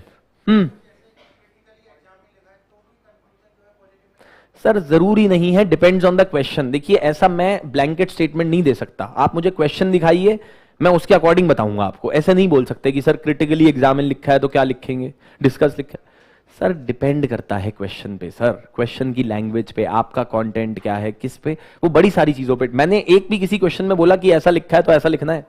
Sir ऐसा कोई टेम्पलेट नहीं है, क्वेश्चन की रिक्वायरमेंट पे है सर, ठीक है। Now coming to this question, see this question a lot of people में think is static, but in my opinion this question is as current as it can get. Question was discuss the role of vice president of India as the chairman of Rajya Sabha. अब देखिए इसमें सबको सब कुछ पता है ना, कि he is the guardian of the privileges and the rights of the house, he is the interpreter of the rules in the house, he is the interpreter of the constitution in the house, he takes disciplinary action against the MPs in the house, he is supposed to be taking decisions on the anti-defection matters, he is supposed to head the business advisory committee of the house, he admits points of order or rejects points of order which have been raised by the members of the house, he allocates the time to speak to various members of the house, he takes care of the proceedings of the house when the supplementary questions or the question hour is going on in the house, how many supplementary questions may be posed, at what point of time members need to be stopped from using unparliamentary language, he is supposed to decide when the house will be adjourned, he is supposed to decide what will be the next time of the meeting of the house, right? He is supposed to be the overall leader of the house so that the house should function in the national interest. ये सारी चीजें पता है हमें, इसमें कुछ rocket science नहीं है। आपने किसी ने भी अगर कोई बेसिक किताब पढ़ी है, you will be able to write. Then the question is, फिर इस क्वेश्चन में क्या ऐसा डिफरेंट है? ये पहली बात तो देखिए, this question which was asked, it's perhaps the easiest question that was asked this year, but again जहां इजी क्वेश्चन मिले you should be even more cautious, because वहां पर आपका मार्क्स लूज करने का सबसे ज्यादा मौका है. Out of 10 your attempt in easy question should be कि 6 आने चाहिए मिनिमम इसमें. तो अगर आपने 10 में से छक्का नहीं मारा इजी क्वेश्चंस पे भी, तो फिर मुश्किल क्वेश्चंस का तो वैसे ही नहीं पता. These are easy questions. You need to literally hit them out of the park. How do you do that? Again, newspaper. See, there were a number of newspaper articles that came. अब कुछ लोग बोल रहे थे जब vice president का election हुआ इस साल इसलिए ये मैटर न्यूज में था. नहीं जी, this question has been asked simply because there were articles in the newspaper talking about the powers of the chairman of the Rajya Sabha. Suspension of various members took place in the Rajya Sabha and in the Parliament by the chairman and the deputy chairman. इसलिए ये important हो गया topic. So under what rules can MPs be suspended from the Parliament? पूरा article आया था 28 जुलाई 2022. ज्यादा पीछे जाने की जरूरत नहीं है, राइट? इसमें देखिए आप, इसने लिखा हुआ है बड़े सारी चीजें. The general principle is the role and the duty of the presiding officer is to maintain the order so that the house can function smoothly. In order to ensure that proceedings are conducted in a proper manner, the speaker chairman is empowered to force a member to withdraw from the house as well. जब आप answer लिखेंगे ना अपना, you will have to give these examples. That for example, in the recent past, the vice president or the chairman took actions with respect to suspension of some of the members of the parliament. है ना? So that will have to be done in your answer writing. That is where you will be actually able to make a difference in the answer and be able to secure more marks out of the examiner, right? Similarly, I would request if you can please put your phones on silent, right? Now, again, Rajya Sabha Chairman M. Venkaiah Naidu said that members rushing into the well of the house and showing placards is not graceful to parliamentary democracy. Time and again, he has made comments on this. मैंने यहाँ पे लिखा तो static हुआ है, but this question cannot be answered properly to secure marks if you don't give one or two of these examples from the recent past. नहीं देंगे तो वही नंबर मिलेंगे जो सबको मिल रहे हैं, 4 मिलेंगे 10 में से, उससे कुछ होगा नहीं. 80 नंबर आएंगे जनरल स्टडीज में if you want to secure 100+. और आप देख ली, मैंने डेट दी हुई है देखिए सब आर्टिकल्स की, है ना? You can just go and check it on your own. ऐसा तो नहीं है मैंने मनगढ़ंत बनाया है ये, right? So pay attention to current affairs linkage to theory to make your answer stand out in easy questions. Very simple, basic. Not discussing much on this question because this was perhaps the easiest question and there is not a lot which is to be discussed. अब देखिए इसमें ये हो सकता है कि sir conclusion में क्या लिखेंगे. You could talk about how we can strengthen the functioning of the chairman, how we can provide more secretarial assistance to them, how we should ensure that the parliament should function in effective manner. कैसे कर सकते हैं कि training होनी चाहिए, orientation होता है already. So training should be provided to the members of the parliament. There should be a code of ethics for the parliamentarians, etc. and all of that. वो कुछ reforms आप लिखते हुए you could end the answer probably, right? How the entire position of the chairman with respect to Rajya Sabha can be strengthened. Okay. Now let's move on to the next question. Again, current affairs inspired question. Question was, discuss the role of National Commission for Backward Classes in the wake of its transformation from a statutory body to a constitutional body. As you people would know, 102nd Constitutional Amendment Act gave constitutional status to the National Commission for Backward Classes. Originally, this commission was formed in 1993 by an act of the parliament and it was placed under the guidance of Ministry of Social Justice. But now it has been given constitutional status. Why was this question asked? Because as you people would know, we have also passed 105th Constitutional Amendment Act just last year, by which we have made certain changes in the power of the NCBC. Actually, what happened was that in India, forever, the OBC list was maintained at the state level. When we passed the 102nd Constitutional Amendment Act, we made a mistake. We gave powers to the parliament to decide the inclusion or exclusion in the OBC list. Basically, we took away that powers from the state. So in 2018, a judgment of the Supreme Court came in the Maratha case, in which the Supreme Court stated that states have no power to decide the OBC list on their own. ये तो constitution में लिखा है parliament के through होगा, आपने खुद लिखा है 102nd कॉन्स्टिट्यूशनल अमेंडमेंट एक्ट के थ्रू। सेंटर बोलता रहा सुप्रीम कोर्ट को कि नहीं सर इसका मतलब ये नहीं है, बट तब तक बात आगे जा चुकी थी। Supreme court stated listen, this is what is written in the constitution, that inclusion and exclusion of the OBCs from the list will be only decided upon the approval of the parliament. States have no powers in this particular matter. So then the parliament went back. They introduced the 127th constitutional amendment bill, which eventually went on to become 105th constitutional amendment act to correct what wrong they had committed. उन्होंने जाके change किया कि नहीं जी state के पास ही है power OBC decide करने की state level के ऊपर, सेंटर नहीं डिसाइड करेगा। ये गलत तरीके से वो लिख दिया गया और सुप्रीम कोर्ट ने उसको ऐसे इंटरप्रेट कर लिया। No, that is the reason why this particular question was in news, and that is why in this question if you just write the normal regular things that the National Commission for Backward Classes is supposed to play an important role in uplifting the standards of the OBCs. They are supposed to recommend to the president through a report about the improvement of the status of the OBCs. They are supposed to take action against those who have violated the constitutional safeguards provided to OBCs. You will get marks, but again you will only get 4 marks or 3 marks. If you want to get 5, 6, 6.5, the only way is that you will have to relate this to the current affairs. Talk about 105th, that how powers of the states have again been restored by changing the text which was included by 102nd Constitutional Amendment Act. Not only that, this question is saying that आपने NCBC को constitutional status दिया है from a statutory body, how its role has changed, how it has transformed. So you will give those positive things, but see there are concerns also. For example, in the newspapers again,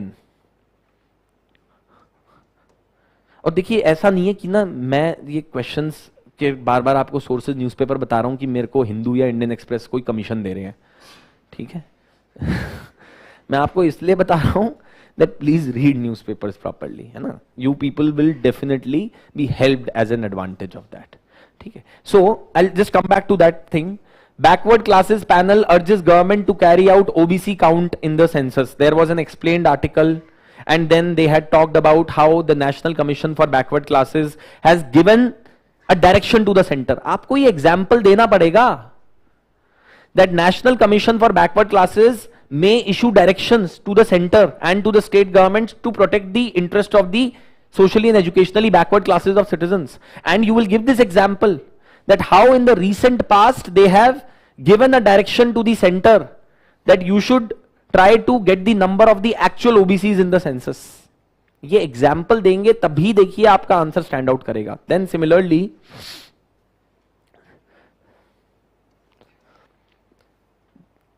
कॉन्स्टिट्यूशनलाइजेशन तो कर दिया पर उससे कुछ achieve नहीं हुआ, यह भी लिखना जरूरी है। दैट सिर्फ constitutionalisation is not enough. We need to empower these bodies. We need to constitute them regularly. We need to actually ensure that their reports are submitted to the president on time.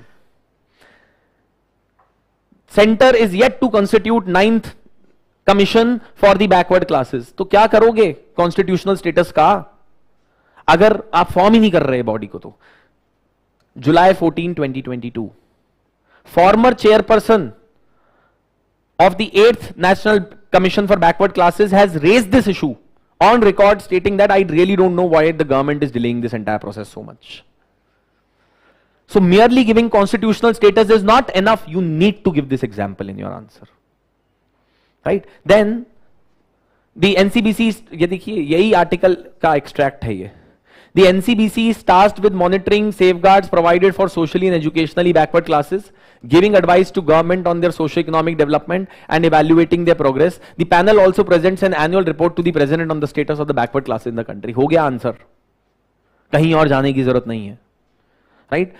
He said, and this was mentioned by the former chairman of NCBC, he said that understanding problems of backward classes and solving them is a continuous process. The government should have either constituted the new commission or allowed the members of the previous panel to continue serving in the interim period to prevent the functioning of NCBC from getting affected. This is a problem. that constitutionalization, giving constitutional status has not really changed the problems associated with the functioning of the NCPC in such a manner as we would have expected it to happen, right? So now why this question also came is you can kind of predict these kind of questions, because in 2020 a question was asked on the constitutionalization or giving constitutional status to National Commission for Women. So NCBC पे question आना बहुत way off नहीं था. It was not very unexpected. In fact, it had been in news and I have shown you newspaper articles again on this particular perspective as well. ठीक है, तो ये दिमाग में रखना जरूरी. देखिए, ये इंडियन एक्सप्रेस एक्सप्लेन्ड आर्टिकल आया था. How was the backward classes policy restored by the 105th constitutional amendment? Indian express नहीं, सॉरी, हिंदू का आर्टिकल है ये, 29th of August 2021. ठीक है, अगेन ऐसा नहीं है हम कोई 2 साल पहले जा रहे हैं. What did the parliament do to overcome the Supreme Court ruling stripping the states of power to identify the backward communities? ये थोड़ा बहुत इसके बारे में आंसर में मेंशन करना जरूरी है. देखिए, अदरवाइज नहीं तो सारे आंसर एग्जामिनर को एक जैसे लगेंगे और फिर उसने एक जैसे मार्क्स ही देने हैं. If you want to ensure that your answer stands apart from the rest of the crowd, then you have to give examples from current affairs, right? So again, do not miss out any important topics related to the syllabus of your exam, right? So that's another thing. अब क्या काम करता है NCBC? वही सब जो अभी हमने पढ़ा. It is supposed to inquire into specific complaints against the rights, violation of the rights of the backward classes of citizens. It is supposed to provide a report to the president over the status of the backward classes of citizens. It is given the power of civil court, so it can summon individuals. It can ask them to be present in front of them and to produce relevant material. Then it would be consulted on all the major policies for the SEBCs as well. जो भी state या centre कोई भी policy बना रही है socially educationally backward classes of citizens के लिए, then also the National Commission for Backward Classes should take care of and safeguard socially and educationally backward classes, and whatever constitutional safeguards have been provided, we should try to enforce them effectively. Again, newspaper reading. Of course you need to know some basics, but अगर आप newspaper ढंग से पढ़ते हैं तमीज से, तो आप बिल्कुल इस क्वेश्चन को आंसर कर सकते हैं बहुत अच्छे से, एंड तभी आपको मार्क्स भी मिलेंगे. याद रखिएगा बात, otherwise you will not get marks, right? Is this clear to everyone?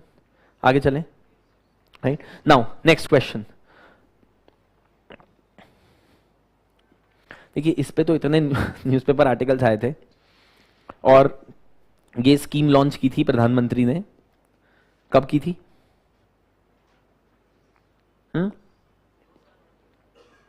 2 साल हो गए, ऐसे कुछ भी मतलब. When was the scheme launched? 15 अगस्त को सर, रेड फोर्ट से लॉन्च करी है प्रधानमंत्री ने लास्ट ईयर, गति शक्ति योजना. 10 आर्टिकल आए इसके बाद न्यूज़पेपर में.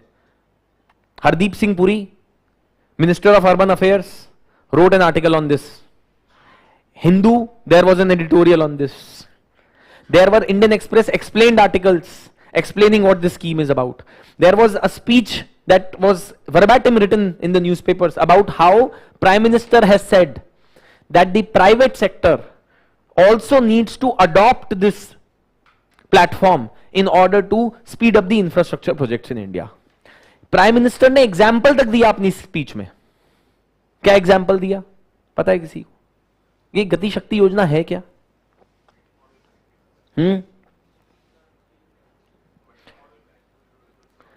सर, ये सब तो जार्गन है. सिंपल सा बात ये है, infrastructural projects in the country today, the ministries act in silos. देखा है सड़क के ऊपर, प्रधानमंत्री ने यही एग्जाम्पल दिया. ही सेड, आपने सड़क बनाई नहीं, अभी पावर वाले आए, BSES वाले रोड खोद के चले गए. लाइनें बिछानी है सर, रोड की ऐसी तैसी फेर दी उन्होंने. ठीक है, अब जो है वो अर्बन मिनिस्ट्री बोल रही है, अरे यार ये तो अभी रोड बनाई थी. तो बोलते अब क्या करें, रहने दो ऐसे ही. Why is this happening? या फिर क्या होगा, फिर चलो फिर से बना दी अर्बन मिनिस्ट्री ने रोड. अब थोड़े दिन बाद फिर दिल्ली जल बोर्ड वाले आए, उन्होंने बोला नहीं अरे यहाँ तो पानी का पाइप रिप्लेस करना था हमें, फिर उन्होंने तोड़ दी. ऐसे ही होता है देश में काम. Why is this happening? Because one ministry is not communicating with the other. One ministry does not know what is the priority of the other. One ministry does not know that इनका क्या project है, मेरा क्या project है. There is no clear clarity. There is no dashboard where you can see the progress of the other ministry. मेरे को एक highway project बनाना है. पीयूष गोयल ने एग्जाम्पल दिया, न्यूज़पेपर में लिखा है, a tunnel has to be created. When a tunnel has to be created, अभी पहले क्या होगा कि जी मिनिस्ट्री ऑफ रोड अपना एक अलग टनल बनाएगी, फिर बाद में मिनिस्ट्री ऑफ रेलवेज को ध्यान आएगा, अरे हमें भी तो बनाना था. Duplication of efforts, poor infrastructure, exorbitant costs, all of these are resultants of these lack of coordination between the ministries with respect to infrastructure projects. How do we do that? By bringing all of them on the same platform in a common way through the Gati Shakti Yojana. That is what Gati Shakti Yojana is. And UPSC basically asked that, ये देखिए ये ना prime minister की statement है literally, Gati Shakti Yojana needs meticulous coordination between the government and the private sector to achieve the goal of connectivity. Discuss. First, you will discuss the basics of Gati Shakti Yojana and the problems and why this scheme has been brought in. You will give one or two examples. आपने जहां example दे दिया जो prime minister ने या mister Piyush Goyal ने बोला था, you will definitely stand apart from rest of the crowd. You can just name, for example, that the prime minister, for example, mentioned that this is the utility of the scheme. And once you have mentioned that, what problem this scheme is solving, then you should say that how it is going to help the government. But at the same time, adoption of this scheme is as important for the private sector. Because private sector in India is supposed to be the most important player in infrastructure projects. देखिए government के पास ना तो capability है infrastructure completely खुद से create करने की, technology नहीं है, and plus the amount of money that is required in infrastructure projects is huge. Government cannot invest that much money upfront. But private sector is very reluctant to invest into infrastructure projects. You know why? Because they feel that our money will get stuck. हमने पैसे लगा दिए, वहां पे ministry of urban housing ने या ministry of urban affairs ने तो हमें अप्रूवल दे दिया कि संजी ये फ्लाईओवर बना दो, बट आपने फॉरेस्ट मिनिस्ट्री से क्लियरेंस लिया नहीं. अब मिनिस्ट्री ऑफ अर्बन अफेयर्स बोलेगी अब मैं क्या करूं, आप जाओ लो मिनिस्ट्री ऑफ एनवायरमेंट से अप्रूवल पेड़ काटने का, अब लेते रहो आप अगले 10 साल, आपका तो पैसा फंस गया. देखिए आप as a capitalist, I have invested 500 crore in the project. मैं 500 करोड़ अपनी जेब से निकाल के नहीं लाया हूं, मैंने भी बैंक से लोन लेके लगाया है इस प्रोजेक्ट में. बैंक का लोन का मीटर तो चालू हो गया है, bank is asking me interest every month, but मेरा प्रोजेक्ट कंप्लीट नहीं होने को तैयार. 10 साल लग गए प्रोजेक्ट को कंप्लीट होने में, मैं तो कंगाल हो जाऊंगा, बैंकरप्ट हो जाऊंगा मैं. I will never be able to pay the money to the bank because that meter has started, sir. I need to pay them money. Ultimately, what will happen? I will go bankrupt because project 10 साल बाद जाके complete होगा. Government मेरे को बोलेगी 500 करोड़ का project था, लो 500 करोड़, मेरे तो 1000 करोड़ लग गए already. So private sector is reluctant to invest into PPP projects because they know कि यार जहां government के साथ हम फंसे ही रह जाएंगे, फिर क्लियरेंसेस नहीं आती, इनकी खुद की inter ministerial coordination is lacking. So how do you overcome that? Gati Shakti योजना. And how does the private sector take use of this? How it says that requires coordination between private sector and government. Private sector should be encouraged, should be provided incentives to use the Gati Shakti platform to get data about planning of the projects in a proper manner. For example, in newspapers, it was mentioned that the entire Gati Shakti Yojana would help the various ministries and the private sector get access to 200 layers of data on a map. Toll है कि नहीं है, कितने forest हैं, कितने पेड़ हैं, drainage pipe कहां पे जा रही है, गैस पाइपलाइन कहां पे जा रही है, what is the population density in these areas, who does the property belong to, environmental constraints क्या हैं, ऑल दिस इन्फो. अदरवाइज देखिए अगर आप प्रोजेक्ट बनाने निकलेंगे एक सड़क के ऊपर फ्लाईओवर भी, you will have to seek information from 100 sources and your entire time and energy will be wasted in that. Private sector can get benefited a lot as a result of this, and that is what had to be mentioned in this particular question. So first you could begin to talk about the reasons why this yojana has been introduced, what are the main pivots of this scheme, and then how it is going to help the government, how it is going to help the private sector, and both need to come together to make this scheme a success. Right? So, for example, what is ये देखिए, Indian Express explained article 16th of October 2021. What is Gati Shakti master plan that PM Modi announced on the Independence Day? Connecting ministries for infrastructure projects. The newly launched PM Gati Shakti National Master Plan is aimed at multimodal connectivity and reducing costs. How does it seek to meet these objectives? Indian Express explained articles. Absolutely. If you would have read these topics from here, you would have been able to answer. Success of Gati Shakti digital platform will depend on breaking the bureaucratic silos, ensuring states' participation. This was an editorial that came in the Hindu newspaper.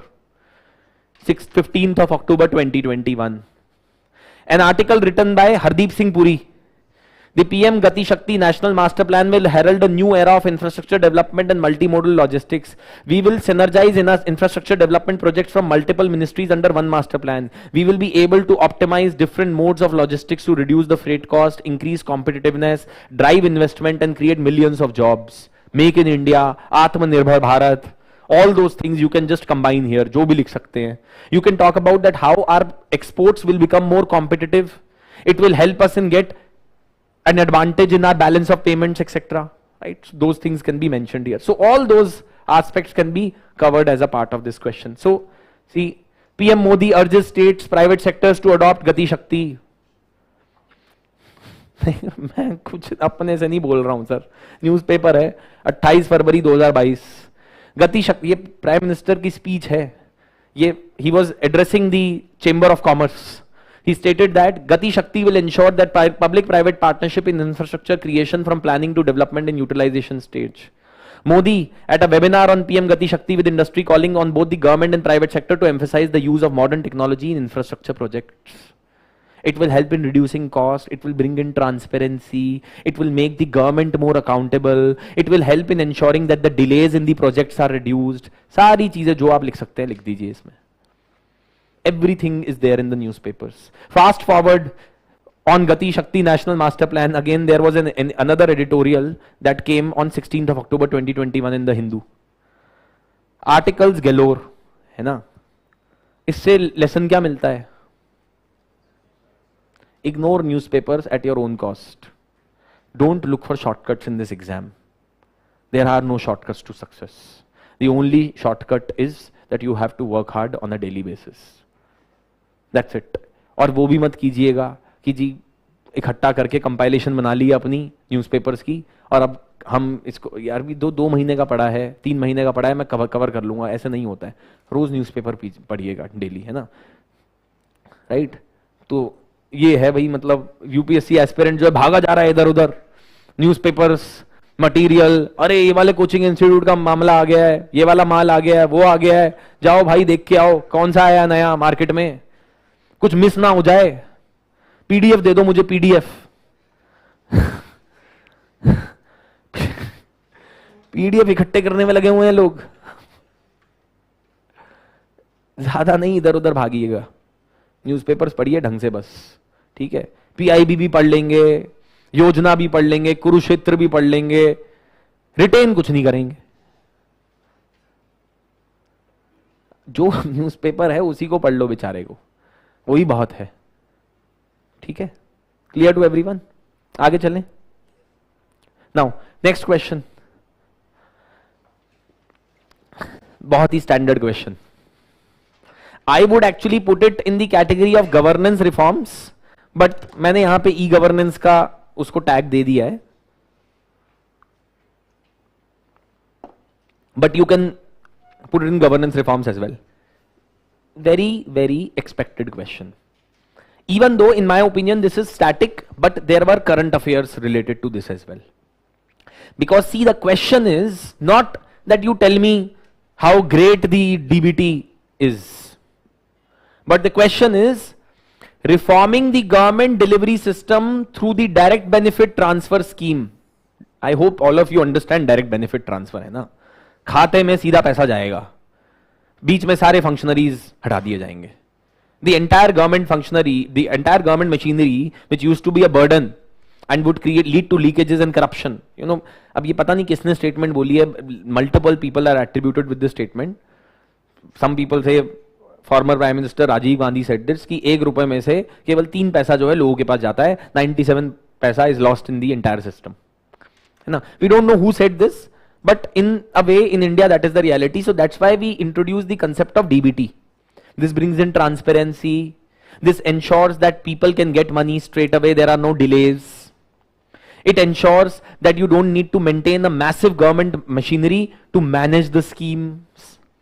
You could also, it plays a very, very significant role also in the fact that DBT helps the government in keeping a track of how the individuals are doing as a result of these subsidies that have been provided to them, right? The citizens can also be more aware of how and what are the functionaries from which they need to get these DBTs, etc. So there are so many advantages. So question is, reforming the government delivery system through DBT. Government provides us so many services. It provides us electricity, it provides us pensions, it provides us various allowances, it provides us subsidies in form of the LPG, etc. and so many things. It is saying that delivery of the government services through direct benefit transfer is a progressive step. So we need to mention that yes, there are good things that are happening as a result of DBT, but it has its limitations too. Comment. You have to write in introduction about what is DBT. It was introduced in 2013, gradually expanded to some of the other districts of the country, and today it is functional in all the districts of India. The idea is to deposit the subsidies, to deposit the payments directly in the accounts of the beneficiaries, the end user, from the agency or from the government which is supposed to take care of this particular scheme or any such welfare program. The objective behind this scheme is to cut down on bureaucracy, is to lead to the principle of maximum governance, minimum government, is to lead to transparency in how the funds are being spent. It is to ensure that we can reduce the leakages and the corruption that exist in the entire chain. इतना भी लिखेंगे तो बहुत है, but examples देने जरूरी हैं. Examples कैसे देंगे? Newspapers again. There was an article which had been written in the Hindu as to how Andhra Pradesh has been the leader as far as the DBT is concerned. And there were a number of examples that have been written there. You could just write one or two of them. You could also give one example. There was a study that was done by Center in 2015 or 16. They stated that we have saved almost 3,200 crore rupees as a result of DBT because we have reduced the leakages. But see, DBT does not come without its own problems. In rural areas, mobile connectivity is a major problem. Infrastructure is a major problem. People, even though DBT is there, they do not really have proper information about their money that is getting deposited into their account. People are illiterate also. People are technologically challenged as well. Digital illiteracy. So they don't know how to access their account, etc. So they have to be dependent upon banking correspondents. अभी John dredge ने एक article लिखा था कि banking correspondent जो है उसके अंदर बहुत बड़ा स्कैम हो रहा है, right? Then data is link to Aadhaar. बहुत बार लोगों के बायोमेट्रिक्स नहीं चलते, डीबीटी नहीं क्रेडिट होता. बहुत सारे केसेस हुए हैं ऐसे, right? Data has been stolen, so someone else has started to get the benefits. In some of the cases हमने एंड टू एंड इंप्लीमेंटेशन नहीं किया. There was a newspaper article on how till very recently DBT in form of MSP to the farmers was not deposited directly into the bank account of the farmers, but they were deposited in the accounts of the middlemen, and then those middlemen would distribute it to the farmers. Newspaper article tha pura iske upar, and how the present government has changed that system. So you mentioned that ye bhi limitation hai, that in some cases DBT हो तो रहा है पर किसको जा रहा है DBT? It is not going to the end user, it is going to someone in the middle. So what is the point then of the entire system? Right? You would also talk about that how there have been some, अभी CAG की report आई थी पंजाब में, where they have stated that there is a massive scam that has occurred under the DBT. वहां पे भी लोगों ने loopholes exploit करके पैसा इधर उधर कर दिया. So DBT is no panacea to poor governance. Also, government officers are not trained, so they don't know how to maintain proper accounts and to use technology, etc. with respect to DBT. Right? So these are some of the things. Again, I'll show you newspaper articles on this. अब देखिए, going ahead, what is the conclusion that you can mention? You can mention about what are reforms that are required in the DBT scheme. How we can ensure the complete coverage of the DBT in multiple areas, whether it is PDS, whether it is the kerosene distribution, whether it is LPG subsidy, whether it is the subsidy to the people, the payment of the salaries under MG Narega, etc. All of those things can be done, right? So let's look at this. Redefining direct benefit transfers, an article from August 30th, 2022, in the Hindu newspaper, that says that the benefits are long-term compared to the short-lived happiness of the freebies, and it was trying to compare this entire issue of freebies versus the DBTs. Then there was another article, CAG report picks loopholes in DBT performance audit. So just merely implementing technology and DBT is not going to help. You need to have audit mechanisms also, which are strong enough, so that the money under DBT is not siphoned off by people, those who are misusing it. Then DBT aims to, ये देखिए यहाँ पे सारा इसी article से extract है ये, DBT का क्या बेनिफिट्स हैं लिखा है. DBT aims to transform the manner in which the social welfare schemes and programs are implemented across the nation by using Aadhaar as a unique identifier, as well as an individual beneficiary's financial address. This marks a paradigm shift in the process of delivering benefits like wage payments, fuel subsidies, food grain subsidies, etc. directly into the bank accounts of the beneficiaries, removing leakages and enhancing financial inclusion. Right? So it leads to targeted beneficiaries, it ensures efficiency, it helps in making governance more effective and efficient, cuts down the flab of the government, makes the entire process of this implementation of the schemes transparent, ensures accountability of the government. लोगों को पता है कि पैसा कहाँ खर्च हो रहा है, किसके अकाउंट में जा रहा है, सारी डिटेल्स अवेलेबल हैं, कभी भी ऑडिट किया जा सकता है, right? But there are certain disadvantages as well. There are certain concerns as well. We have not onboarded all the schemes as a part of DBT.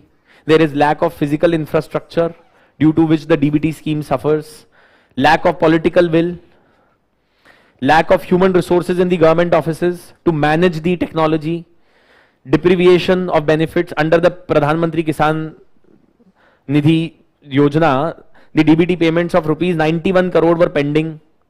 So DBT होने से लोगों को payment time पे मिल जाएगी ये जरूरी नहीं है. So government is still delaying that. So they need to reform their internal processes as well to cut down on the time taken for the implementation of the DBT scheme. Is this clear to everyone? Very simple question, straightforward question, expected question. You would read about it multiple times in economics. You would read about it multiple times in the governance as well. Right? Very, very, very expected question. Nothing rocket science about it. So again, next question. अब ये 15 markers पे आ गए हैं हम. अब देखिए, this question is about Representation of People Act. By the way, in last few years, Representation of People Act has become it's become a favorite topic of UPSC. They are asking a question on it almost every year. Now, let me tell you, has any one of you read the ROPA? कभी देखा है ROPA? Some of you who may have attended my classes may know, but others, have you seen ROPA? How many sections are there roughly in ROPA? 8 to 9. Sir, 160 section है. 8 to 9. अगर आप आरओपीए पढ़ने बैठेंगे और उसको एनालाइज करने बैठेंगे, and if you try to read that law itself, it may take you a month at least. So then the question is कि सर ये फिर क्वेश्चन तो पूछे जा रहे हैं तो धड़ाधड़ आरओपीए पे. Newspapers, This question was straight away out of an Indian Express explained article. Election of TMC leader Mamata Banerjee had been called into question through an election petition, and that is why there was a complete Indian Express explained article on this particular issue. What is the question? Let's read that first. Discuss the procedures to decide the disputes arising out of the election of the members of the parliament or state legislature under the Representation of People Act. Suppose कीजिए election हुआ, आप बोलते हैं कि नहीं sir ये आदमी ने तो गलत तरीके से इलेक्शन जीता है. What is your allegation? You are saying that sir this person has won the elections because he misused the government machinery. ये प्राइम मिनिस्टर था, इसने गवर्नमेंट मशीनरी को मिसयूज करके इलेक्शन जीता है, right? Or you make a claim that sir this person has won the elections because he asked people to vote on the grounds of his caste, on the grounds of his religion. This person has won the election because he asked people to vote कि तुम मुझे vote दो मैं तुम्हें थैली दूंगा.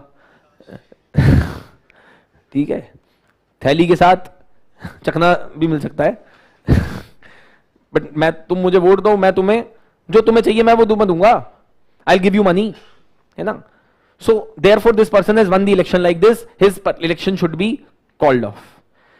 The procedure for this has been mentioned in ROPA, which says that after the declaration of results, within 45 days, any party may file a petition in the High Court concerned where the election has taken place. जो भी उस jurisdiction में जहां पे High Court की jurisdiction में वो constituency आती है, you will file a petition in the High Court. And in your petition, you will have to specifically tell the High Court what is your expectation in terms of the relief to be provided by the High Court. Do you just want the election to be called off, election result to be negated, or do you want someone else to be declared as a winner? If you don't ask for the second thing, court will simply declare the elections as invalid and will call for the new elections. That's it. The process is that you have to file a petition in the High Court within 45 days, not more than that. Also, guidelines have been given that the High Court should try to dispose of the matter in 6 months, but that does not happen. In fact, usually the process may take way long. As a result of it, election disputes or election petitions become a major headache, because जब तक आपका decision आएगा तब तक आदमी का 5 साल निकल चुके होंगे, तो फिर फायदा क्या है? What is the point of the election petition? Anyway, so this procedure has been provided in ROPA. I'll just show it to you. Second is, it says that what are the grounds on which the election of any returned candidate may be declared void. Returned candidate basically means if someone who has been elected, how can the election of a person be declared void under the provisions of ROPA? And then what remedy is available to the aggrieved party against the decision? So if I am the aggrieved party against the decision, agar I feel that I want to appeal against the decision of the High Court, then what is the remedy that is available to me? And you have to refer to the case laws. अब देखिए ये question जो है ना, मैं clearly बोल रहा हूँ, I teach ROPA, 2 students in my class, but I can give it to you that I don't teach this, because it is very difficult for me to cover the entire ROPA in the class. I'm being very honest about it. But at the same time, I can tell you one thing, that this question to be solved does not necessarily require you to attend classes. Because see, I mean, I teach section 8, disqualifications under ROPA. I teach some of the qualifications under ROPA. But I don't necessarily teach this portion. I'll be very, very clear and honest about it. मैं क्यों झूठ बोलूं कि जो मैंने पढ़ाया ही नहीं, मैं क्यों बोलूं जी क्वेश्चन आ गया, आया है क्वेश्चन, बट ये क्वेश्चन आप न्यूज़पेपर पढ़ के ही सॉल्व कर सकते हैं, आपको क्लास अटेंड करने की जरूरत नहीं है. Why? In Indian Express, there was an article, पूरा डिटेल्ड आर्टिकल आया था साहब, 19th of June 2021. How and when the courts have set them aside. West Bengal Chief Minister Mamata Banerjee has filed an election petition in the Calcutta High Court challenging the assembly election result of Nandigram constituency where she had contested and lost. ये आप article जाके पढ़िएगा, you will find that you don't need anything if you have read this article properly to answer this question. Absolutely zero, nothing is required. First, you will begin by talking about that how the election petition under ROPA can be filed in the High Court within 45 days once the result has been declared by the returning officer of a particular constituency. And then after that, the High Court is expected to dispose of that case in 6 months, but at times it may take longer time. This petition can be filed by an aggrieved party in the High Court on the following grounds.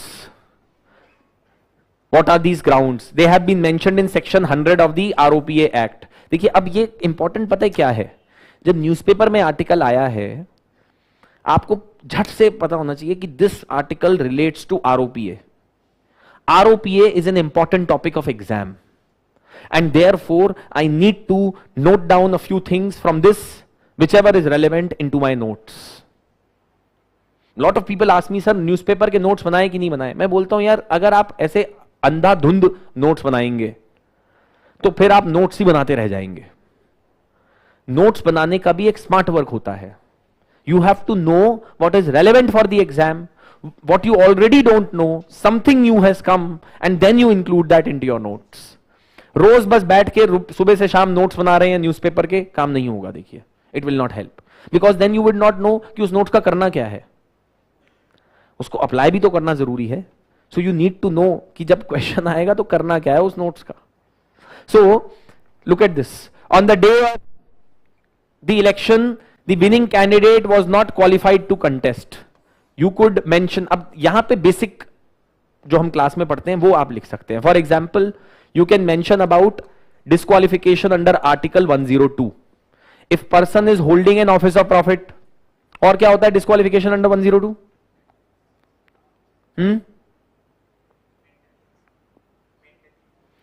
He is of unsound mind. Then what else? He is an undischarged insolvent, bankrupt. What else? He is not a citizen of India. देखिए ये सब पता होना चाहिए. Article 102 में लिखा है constitution के. ये These are disqualifications for the membership of the parliament, and 191 corresponding disqualifications provided with respect to state legislature. Right? So unsound mind. And if he is so disqualified under any law made by the parliament, which is ROPA 1951. Section 8 of ROPA lists down certain cases in which a person will be disqualified from the membership of the parliament or state legislature. What are those? Can someone tell me? Section 8 में क्या है ROPA के? हाँ जी sir, पढ़े नहीं थे exam से पहले?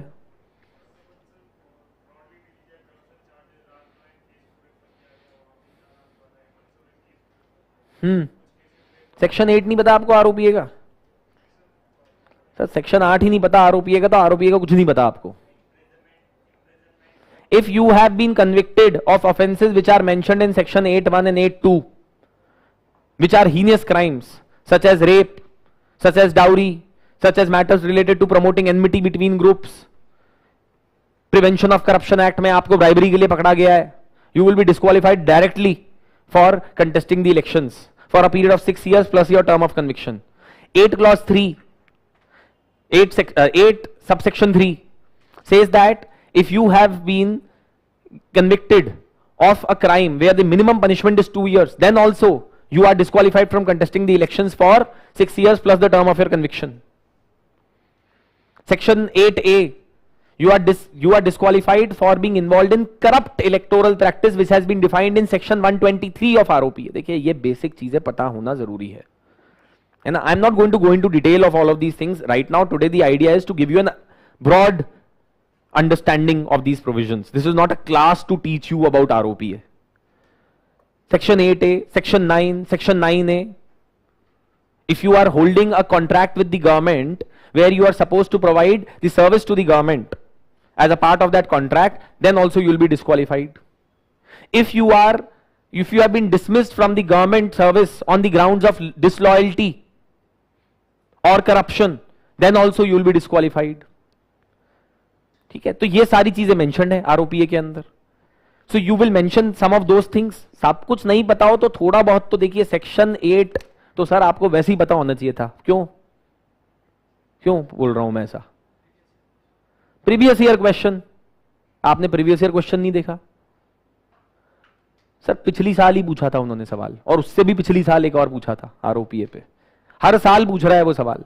देखिए, अगर आप क्वेश्चंस नहीं प्रीवियस देख के जा रहे हैं और ढंग से अटेम्प्ट नहीं करके जा रहे हैं, तो आप जो है उसी आदमी की तरह हैं जो कि फॉर्मूला 1 ट्रैक के ऊपर आंखों के ऊपर पट्टी बांध के चल रहा है। बस आपने सब कुछ अपनी किस्मत पे छोड़ दिया है। आप जिंदा बच भी सकते हैं और नहीं भी, चांसेस आर कि नहीं बचेंगे आप। ये सच्चाई है। प्रीवियस ईयर क्वेश्चंस प्लीज अच्छे से देखिएगा। वो तो एटलीस्ट जितना whatever they have asked in previous year questions, even if that you are not doing, then there is a problem, boss. Then your preparation is incomplete. It is absolutely incomplete. ठीक है? So then the winning candidate or his poll agent or any other person with the consent of the winning candidate has indulged in a corrupt practice under section 123 of ROPA, improper acceptance of nomination of the winning candidate, malpractice in counting process. कुछ 3, 4, 5 भी आपने लिख देने। देखिए, examiner is not expecting you to write everything, please remember that. Even if you write 4, 5 it will be enough. Then on what grounds can you challenge the court, the decision of the High Court? You can challenge it in the Supreme Court of India. You can go against it in the Supreme Court. But you can mention a bit of analysis there as well, that this can take a lot of time. And relevant case laws बताई हैं। इस article में 2 relevant case laws mentioned थी। That should have been enough.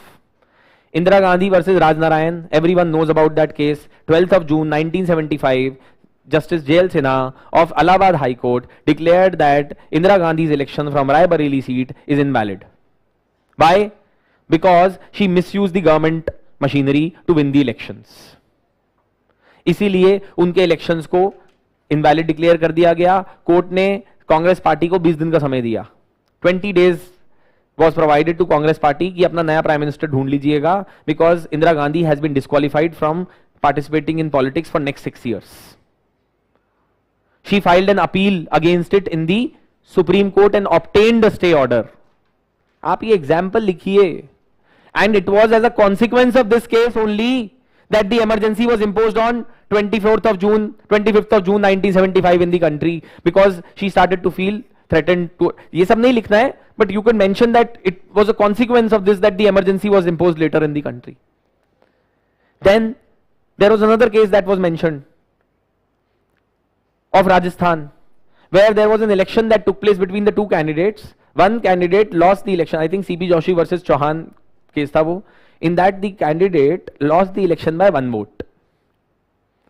अब वो 1 vote से कैसे हारे साहब? उनकी जो बीवी हैं उन्होंने उनके अगेंस्ट वोट मार दिया साहब। ठीक है, तो कोर्ट ठीक है, तो केस कोर्ट में गया and everything and all of that, and then court declared yes elections are void. But the problem was court vote against नहीं मारा, सॉरी, एक साहब की बीवी ने 2 बार वोट मार दिया जाके, सॉरी 2 बार वोट कर दिया उन्होंने। ठीक है, तो 1 वोट से जो है पूरी दुनिया बदल गई। So matter went to high court declared the election as void, but the petitioner had not sought the relief of declaring him as the winning candidate. उसने बोला जी ऑपोजिशन के कैंडिडेट की वाइफ ने 2 बार वोट मार दिया, तो इस इलेक्शन को वॉइड डिक्लेयर कर दीजिए। कोर्ट ने बोला ठीक है, कर दिया, पर उसने ये नहीं बोला कि सर मेरे को तो विनर डिक्लेयर कर दो। तो कोर्ट ने पूरा इलेक्शन ही वॉइड डिक्लेयर कर दिया, वापस से इलेक्शन होगा, जाओ लड़ो। Case law, right? And so many other recent cases have also been there related to this election petition. P. Chidambaram, Jayalalitha वाला case is very very popular. You know, Jayalalithaa, उनका petition जो है वो चलता रहा सालों साल। उन्होंने चीफ मिनिस्टर का अपना टेन्योर पूरा निकाल लिया, पर पिटिशन का डिसीजन नहीं आया। So you could mention about some of the shortcomings also in this, as to how we need to reform this process, probably set up fast track courts etc. to deal with the election disputes and election matters, election petitions, right? So again very important, because ultimately देखिए, अब मैंने इसलिए लगाया है यहाँ पे साहब 170 something odd sections are there. अगर आप आरओपीए पढ़ने बैठेंगे और एनालाइज करने बैठेंगे तो आपको लग जाएंगे कम से कम नहीं तो 1 महीना, आप फिर आरओपीए ही पढ़ते रह जाएंगे, इतना टाइम नहीं है किसी के पास. Newspaper reading is the source. ठीक है. So it's very difficult to remember all the provisions of ROPA. You have to ensure that you read on the newspapers and of course prepare some basics related to ROPA. Corrupt electoral practice, section 123, section 8, section 9, section 9A, section 3, section 4. ये कुछ provisions आपको पता होने चाहिए ROPA के. ठीक है. Questions यहाँ तक कोई? Anyone has any doubts? Okay, now proceed further. See, now this question is completely a rip-off of the previous year questions that have been asked by UPSC. UPSC asked a question in 2015 from this particular topic. अगर आपने वो question किया है, इस question में कोई समस्या नहीं आएगी, absolutely nothing. But you should write some of the examples from the recent past to talk about the promulgation and repromulgation of ordinances. Now see, this question states that discuss the essential conditions for the exercise of the legislative powers by the governor. Generally, if you look at it, governor has a lot of legislative powers. He summons the sessions of the assembly, he prorogues the sessions of the state legislature, he is supposed to take actions with respect to whether a bill will become a law or not. He may reserve it for the assent of the. वैसे तो ये सारी legislative powers हैं. But question, in my opinion, is only talking about ordinance. Otherwise, this question will go haywire then. You may write about, some of you, अगर किसी ने exam लिखा है तो some of you may have written about the summoning powers and the proroguing powers and the powers to provide assent to the bills and powers to take action with respect to disqualification of member on the recommendation of the Election Commission of India. But देखिए वो सब लिखना possible मेरे को लगता नहीं है इस क्वेश्चन में, क्योंकि क्वेश्चन का scope second part of question से क्लियर हो जा रहा है. First, it is saying that discuss the essential conditions for the exercise of legislative powers by the governor. What are those? Article 213 of the Constitution mentions about what? Ordinance making powers of the president of the governor of the state. Corresponding article is 123 with respect to the president of India. So you have to discuss essential conditions for the exercise of legislative powers by the governor. See, first and foremost, you should talk about that ordinance.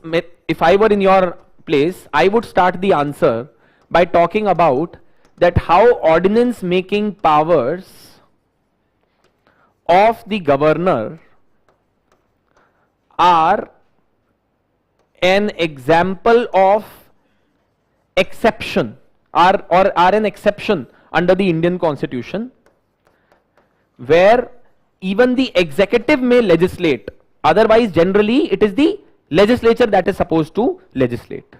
Right? Ordinance making powers of the governor are an exception and may also be held contradictory to the principle of separation of powers.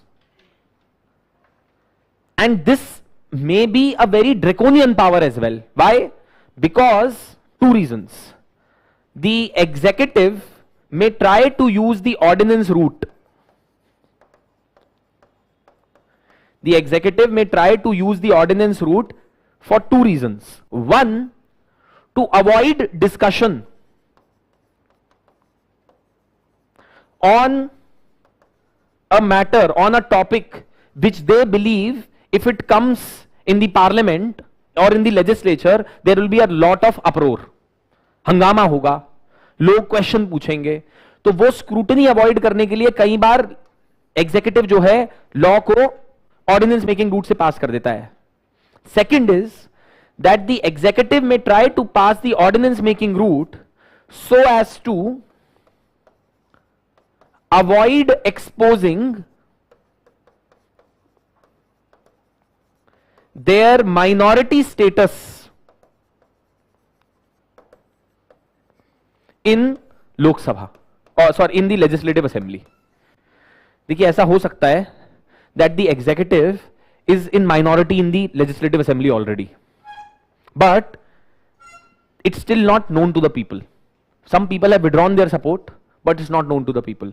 But जिस दिन bill pass होगा assembly में, अगर normal legislative root से लेकर आए, and if it fails in legislative assembly, what will it prove? Government has lost majority in the house and they should resign. So therefore the government may try to use the ordinance route because of these two reasons, ulterior motive, right? So first you mention about ordinance making powers of the president, how it is a violation of or an exception to the principle of separation of powers, and how it may be used with an ulterior motive by the executive. Once you have mentioned about that, how it may be used with an ulterior motive by the executive, जब आपने ये mention कर दिया, then you should mention, therefore constitution has placed certain conditions in which this power can be used by the governor.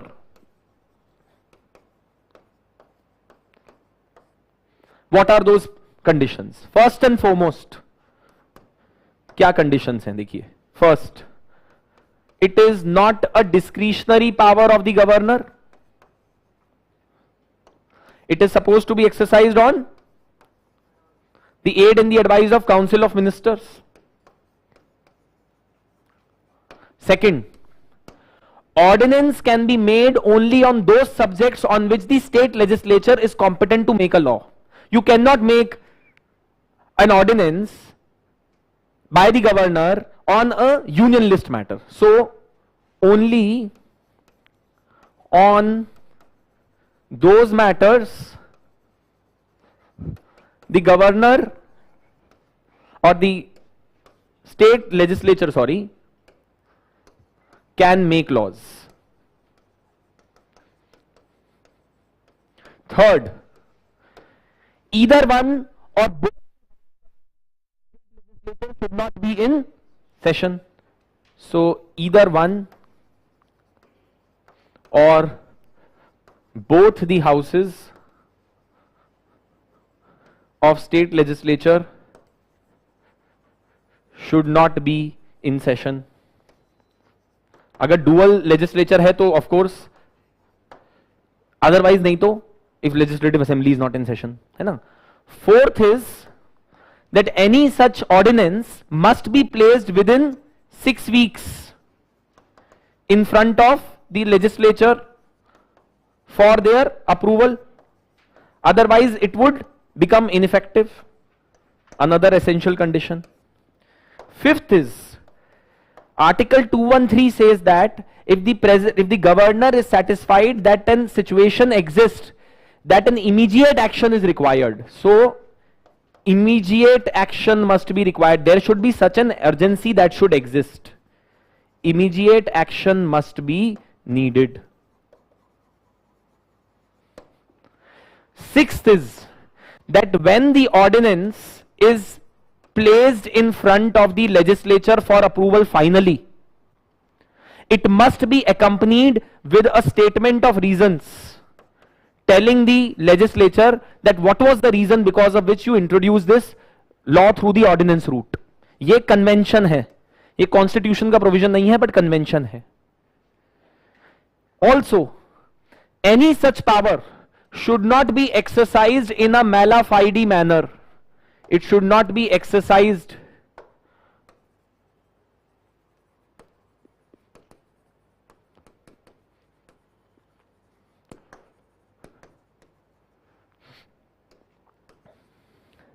in a mala fide manner. Otherwise, it would be subject to judicial review of the court. Told by the court in R.C. Cooper case. R.C. Cooper versus Union of India. A.K. Roy versus Union of India. In A.K. Roy versus Union of India, another condition was laid down by the court, that there should exist a relevant material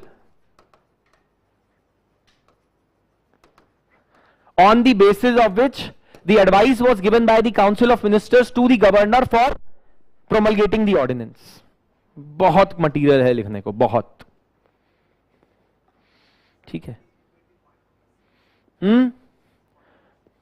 sir देखिए, ये है कि sir जब ordinance place किया जाता है ना legislature के सामने, उसके अप्रूवल के लिए, it has to be accompanied by with a statement of reasons justifying what was the reason because of which the executive had to bring the ordinance. ऐसी क्या आग लगी थी कि तुम्हें ऑर्डिनेंस के थ्रू लॉ लानी पड़ी? आप वेट नहीं कर सकते थे क्या 2-3 हफ्ता, महीना भर लेजिस्लेचर के रीअसेंबल करने का? ये रीजन आपको बताना पड़ेगा ऑन रिकॉर्ड जब आप ऑर्डिनेंस को प्लेस करेंगे लेजिस्लेचर के अप्रूवल के लिए।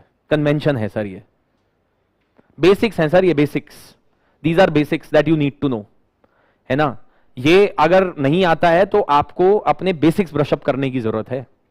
ये बेसिक्स का क्वेश्चन है, बिल्कुल बेसिक्स क्वेश्चन है ये। There is no current affairs in this as such.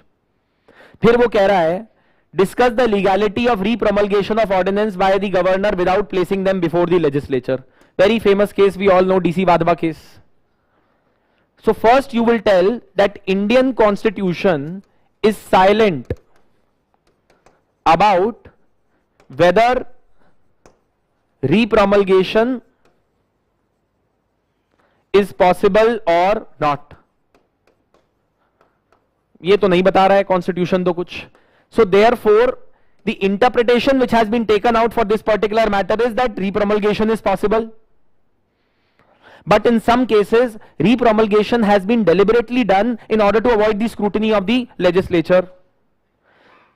For example, in DC Vadhva case, in case of Bihar, the court was told that, sir, between 67 to 81, they promulgated the ordinances almost 256 times. Some of them, 67 ordinances in particular, were repromulgated multiple times to keep them alive.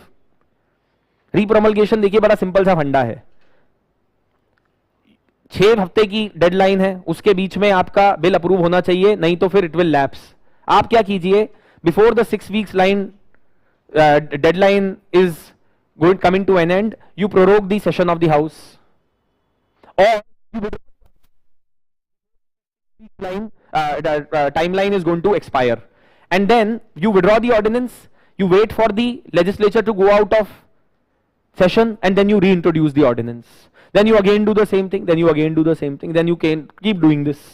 14 साल तक बिहार में इस provision को misuse किया गया, constitutional fraud किया गया. ये सुप्रीम कोर्ट कह रही है. There was a constitutional fraud that was committed by the Bihar government. But in DC Vadhva case, Supreme Court of India also stated that this repromulgation may be justified on 2 grounds. One, if the session of the legislature is too short, and therefore you may justify कि sir session बड़ा छोटा था इसलिए हमें जो ordinance है वो बार बार लाना पड़ा. पीवी नरसिम्हा राव के गवर्नमेंट के केस में कोर्ट ने बोला हाँ जी ठीक है चलेगा, repromulgation is allowed. And legislature was too much, it was too overburdened. As a result of it, the ordinance could not be placed in front of the legislature. Now, this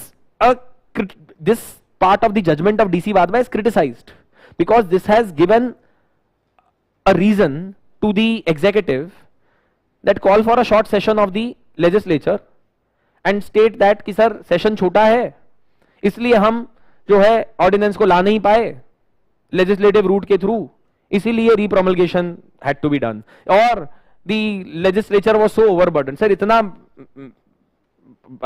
मेहनत से एक दूसरे पे चप्पल फेंकने में लगे थे पार्लियामेंट में, लेजिस्लेचर में, कि टाइम नहीं मिल पाया सर बिल पास करने का. पेपर स्प्रे ले जाकर एक दूसरे के ऊपर पेपर स्प्रे खेलना था. So we didn't have enough time sir. Are you getting it? The point is that the court has stated in this question, they have asked the legality. So you will say repromulgation has been held to be constitutional by the court if it satisfies 2 conditions. One, if the session of the legislature is very short or the legislature is overburdened with work. That is what we need to mention there. And then once you have mentioned that, but at the same time the court has also stated that if the repromulgation is done with an ulterior motive of bypassing the legislature, then the court can even strike down an ordinance. Therefore, certain checks and balances have been placed by the judiciary on the exercise of this power in a malified manner. But since the duration of the legislature session is supposed to be decided by the executive may use it as a reason to promulgate ordinances and re-promulgate them again and again by stating that sir session बड़ा छोटा है, काम बहुत ज्यादा है. To avoid this, what is the way?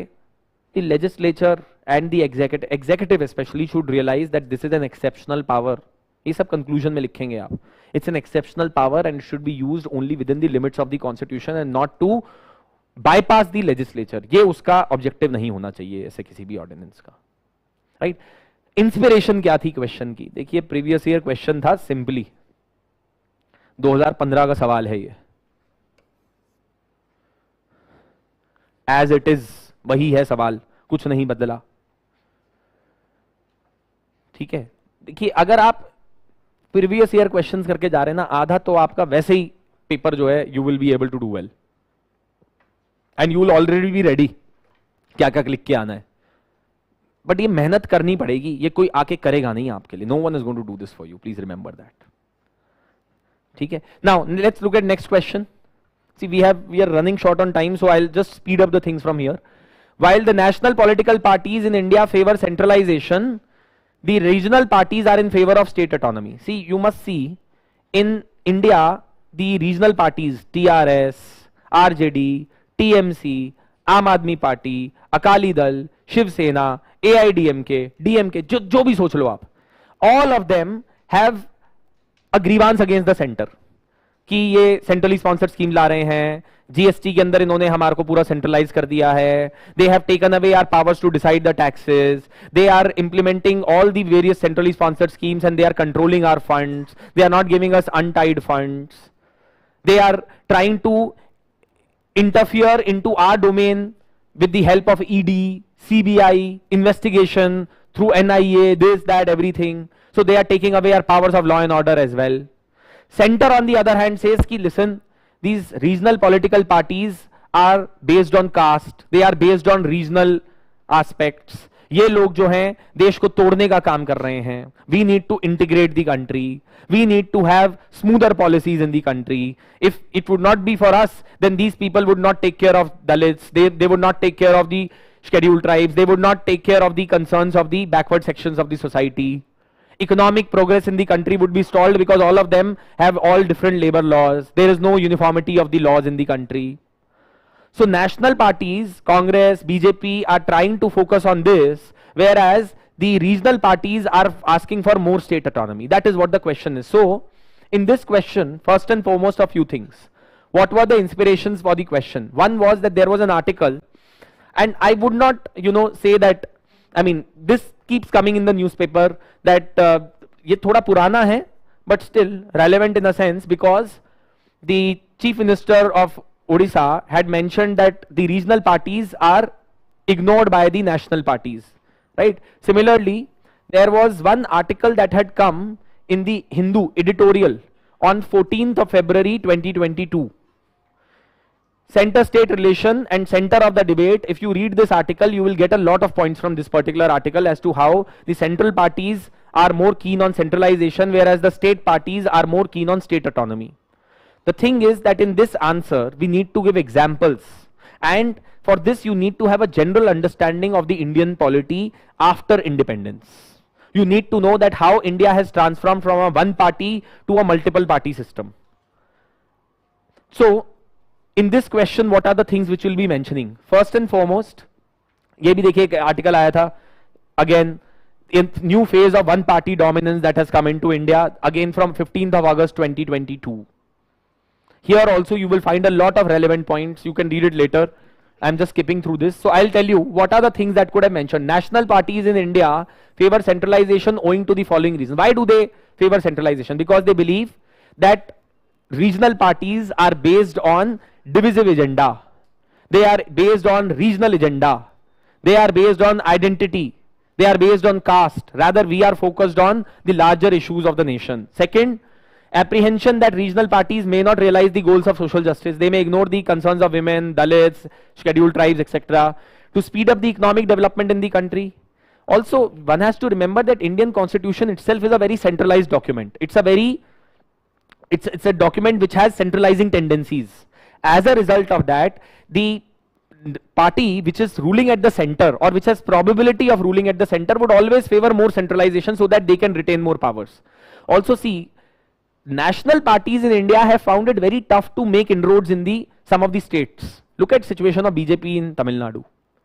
Right? Look at their situation in Bengal. Look at their situation in Kerala. Look at their situation in Punjab. They are not doing good. So national parties therefore believe that anyway we are never going to win elections in the states. So let us focus on increasing the centralization of power, because our probability of coming in center is much more than our probability of winning elections in Kerala. We are never going to win elections in Kerala, but we will definitely win elections at the center. So let us try to keep power to ourselves. Why are regional parties more in favor of state autonomy?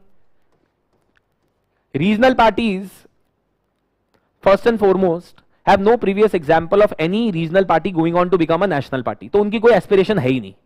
उन्हें पता है कि साहब TMC जो है बंगाल से ज्यादा थोड़ा बहुत इधर उधर, इससे ज्यादा नहीं जा सकती आगे. DMK can not go further then Tamil Nadu, may be some parts nearby, but not more than that. So why should we be then concerned about centralization? We should be focused more on state autonomy. जो मिल रहा है वो ले लो और ज्यादा. We know that there is no incentive for us to become a national party. So why should we focus on centralization? Rather we should focus on more autonomy, state autonomy. Second is, see, you have to also look at the fact that most of the regional parties in India, how they have been formed. TRS was formed on the grounds of state autonomy. DMK was formed on the grounds of identity and state autonomy. Akali Dal was formed on the grounds of identity. So as a result of that, इनका जो core idea और ideology है ना, principle का formation, that itself is on the basis of state autonomy and regional issues. So they can never impress their voters until and unless they go and tell their voters that we are highlighting your concerns at the national level. So therefore they are asking for more power for the state. Then of course, uniqueness factor. See, many regional parties have been formed out of mother parties. TMC has been formed out of Congress. अब मैं अपने आप को कांग्रेस से अलग कैसे दिखाऊं? By telling that they may be concerned about nation, but I am concerned about you. I am concerned about Bengal. You vote me in Bengal. How do I make myself differ from these parties? Right? That is another thing. And then, of course, backwardness of the region, right? Continuous neglect of the states, some of the parts of the countries, has allowed the regional parties to go to the public with an agenda that listen, you vote for us, we will only be the one who will highlight your concern. वरना ये national parties को तो फर्क भी नहीं पड़ता कि केरला में, बंगाल में, तमिलनाडु में क्या हो रहा है. We will be taking care of those issues. So this is what you will be mentioning. इसमें you can give examples. Okay, you can give example of names of political parties. There is no difficulty in that. Right? It's ऐसा कुछ नहीं है कि कोई पत्थर की लकीर है कि हम political parties का नाम नहीं ले सकते. Question ही ऐसा है. So we will mention that. In conclusion, in fact, you can mention that, see, Indian Constitution, interestingly, has tried to balance this out. See, actually, one of the reasons why states demand autonomy also is, regional parties demand autonomy is because they know that within itself, states are very powerful in India. So state mein power gain kar lo na, that will be enough. So Indian Constitution in a way has tried to play out this issue between the centralization and the states by creating constitutional bodies such as integration, the ISC, Interstate Council under Article 263 of the Constitution, which is a platform where regional parties and the national parties can all come together and work together for the development of the nation. ऐसा कुछ करके आप इसको answer को wrap up कर सकते हैं, right? थोड़ा सा कॉम्प्लेक्स क्वेश्चन था. I think this was the toughest question in the exam, but in my opinion if you are generally a well aware citizen, अगर आप न्यूज़पेपर्स पढ़ते हैं और आप अगर सोच सकते हैं तो आप लिख सकते हैं. But I will tell you what, जब ये क्वेश्चन मैंने भी देखा, it took me 2 minutes to think about the answer to this question. So don't expect कि आप एग्जामिनेशन में जाएंगे और सब कुछ जो है एकदम बढ़िया बढ़िया होगा. It will be a bed of roses, आपके लिए एकदम बिछाया हुआ है रेड कारपेट वहां पे एग्जामिनर ने, और आप कुछ भी लिख के आ जाएंगे, है ना. ऐसे क्वेश्चंस आएंगे. You have to be mentally ready to dealing with such questions in the examination is what my takeaway from this particular question would be. So that is what I have mentioned here as well, that some questions require an applied approach, and one is expected, not once, one is expected to think on the feet, be mentally prepared to face such questions in the exam. ऐसे questions आएंगे, but I can tell you, घबराइएगा मत ये question देख के, you can attempt these questions, you can attempt such questions in the exam. Now just a couple of more questions. Critically examine the procedure through which the President of India and France are elected. Completely current affairs centric question. President election of India is already known to us. Single transferable vote through the proportional representation system, where there is a multiple counting that takes place. We don't do multiple voting. Multiple rounds of vote do not take place. You provide preferences, and then on the basis of that, if no person gets absolute majority in the first round, then the votes from the least candidate is shifted to the other candidates on the basis of the preferences, until unless a person gets more than 50% of the total votes, absolute majority jab tak na mile. That is what the process of Indian president is. Now, French president election was also in news this time. There were numerous newspaper articles that talked about that in France, first and foremost, the president is elected directly by the people. तो यही अपने अंदर एक discussion का पूरा topic है, because in France, as has happened now, France president is from other party, the prime minister is from the other party, और अब होंगे जूते चप्पल एक दूसरे पे. Because आप देखिए French prime minister already she has made such statements. It's going to be very interesting what is going to happen, because in France the president who is directly elected by the people only has powers over external matters. Prime minister has powers over internal matters. She controls or he controls the legislative assembly. So therefore what is going to happen now is that there is going to be a massive mismatch. और अगर ये जब system ऐसा create होता है तो इसको कहते हैं कोहैबिटेशन. न्यूज़पेपर के आर्टिकल्स में मेंशन्ड है, अभी दिखाऊंगा, cohabitation. But this can lead to deadlock, because there will be no sync in the foreign policy and the domestic policy of France. In India that is not a possibility. Why? Because president is merely a titular head and the entire powers are vested in the hands of the parliament and the council of ministers. So there is no possibility of a deadlock. But there are downsides to this system as well. Downsides is that in India all the powers are vested in one executive, so there is no checks and balance as such. In France the advantage is that you have two different functionaries taking care of different matters, so you can compare that and contrast that, how it's an advantage in France, but it's a disadvantage also. Then in France, if no person wins the direct elections to the president of India, 50% vote, president of France 50% vote, then in that case the election goes into second round between the top two candidates. फिर से लोगों को voting के लिए बुलाया जाता है. Waste of money, waste of efforts, cumbersome process. In India at least the system is such कि दो बार वोटिंग नहीं होती, एक बारी में वोटिंग देके सब खत्म. So that is the advantage. Disadvantage of Indian system is it is very complex. अगर आम आदमी को वोट दे दिया जाए कि सर प्रेफरेंस भरो 1 2 3, वो कुछ भी लिख के आ जाएगा वहां पर, right? So advantages, disadvantages of both the system have to be highlighted, and you can talk about how both the systems can learn from each other in many ways. UPSC asked this question directly because there were so many newspaper articles on this. Macron versus Marine Le Pen, decoding the 2022 presidential elections, entire thing about cohabitation etc. had been declared had been discussed in this 15th April 2022. An interpretation of the French elections. This was a lead article in the Hindu that came on 30th of April 2022, which was written by Emily Chabal, and that also had detailed analysis of what may happen in case both the parties are different and this and that and so many other things. Then scenarios, this was in Indian Express. What awaits Macron, ruling majority hung parliament or cohabitation? Cohabitation क्या होता है? Ruling party अगर majority में आ जाए तो क्या होगा? Hung parliament हो तो क्या होगा? All those things were mentioned in this particular article. Completely news, current affair centric article. See, a lot of students ask me, sir, when we are supposed to prepare the topic of comparison of Indian constitution with that of the other countries, then what all constitution should we read? Primarily only focus on basic analysis of Indian constitution in comparison with American and the British. That's it. Some people say, sir, Chinese. China is not a democracy. So, right, then तो फिर आपको Saudi Arabia, Sudan, Pakistan, है ना, Zimbabwe, सारी जितनी भी dictator countries आप सोच सकते हैं, डिटेल में एक्सप्लेन किया था Indian presidential elections. So you could have referred this from here, right? So key takeaway.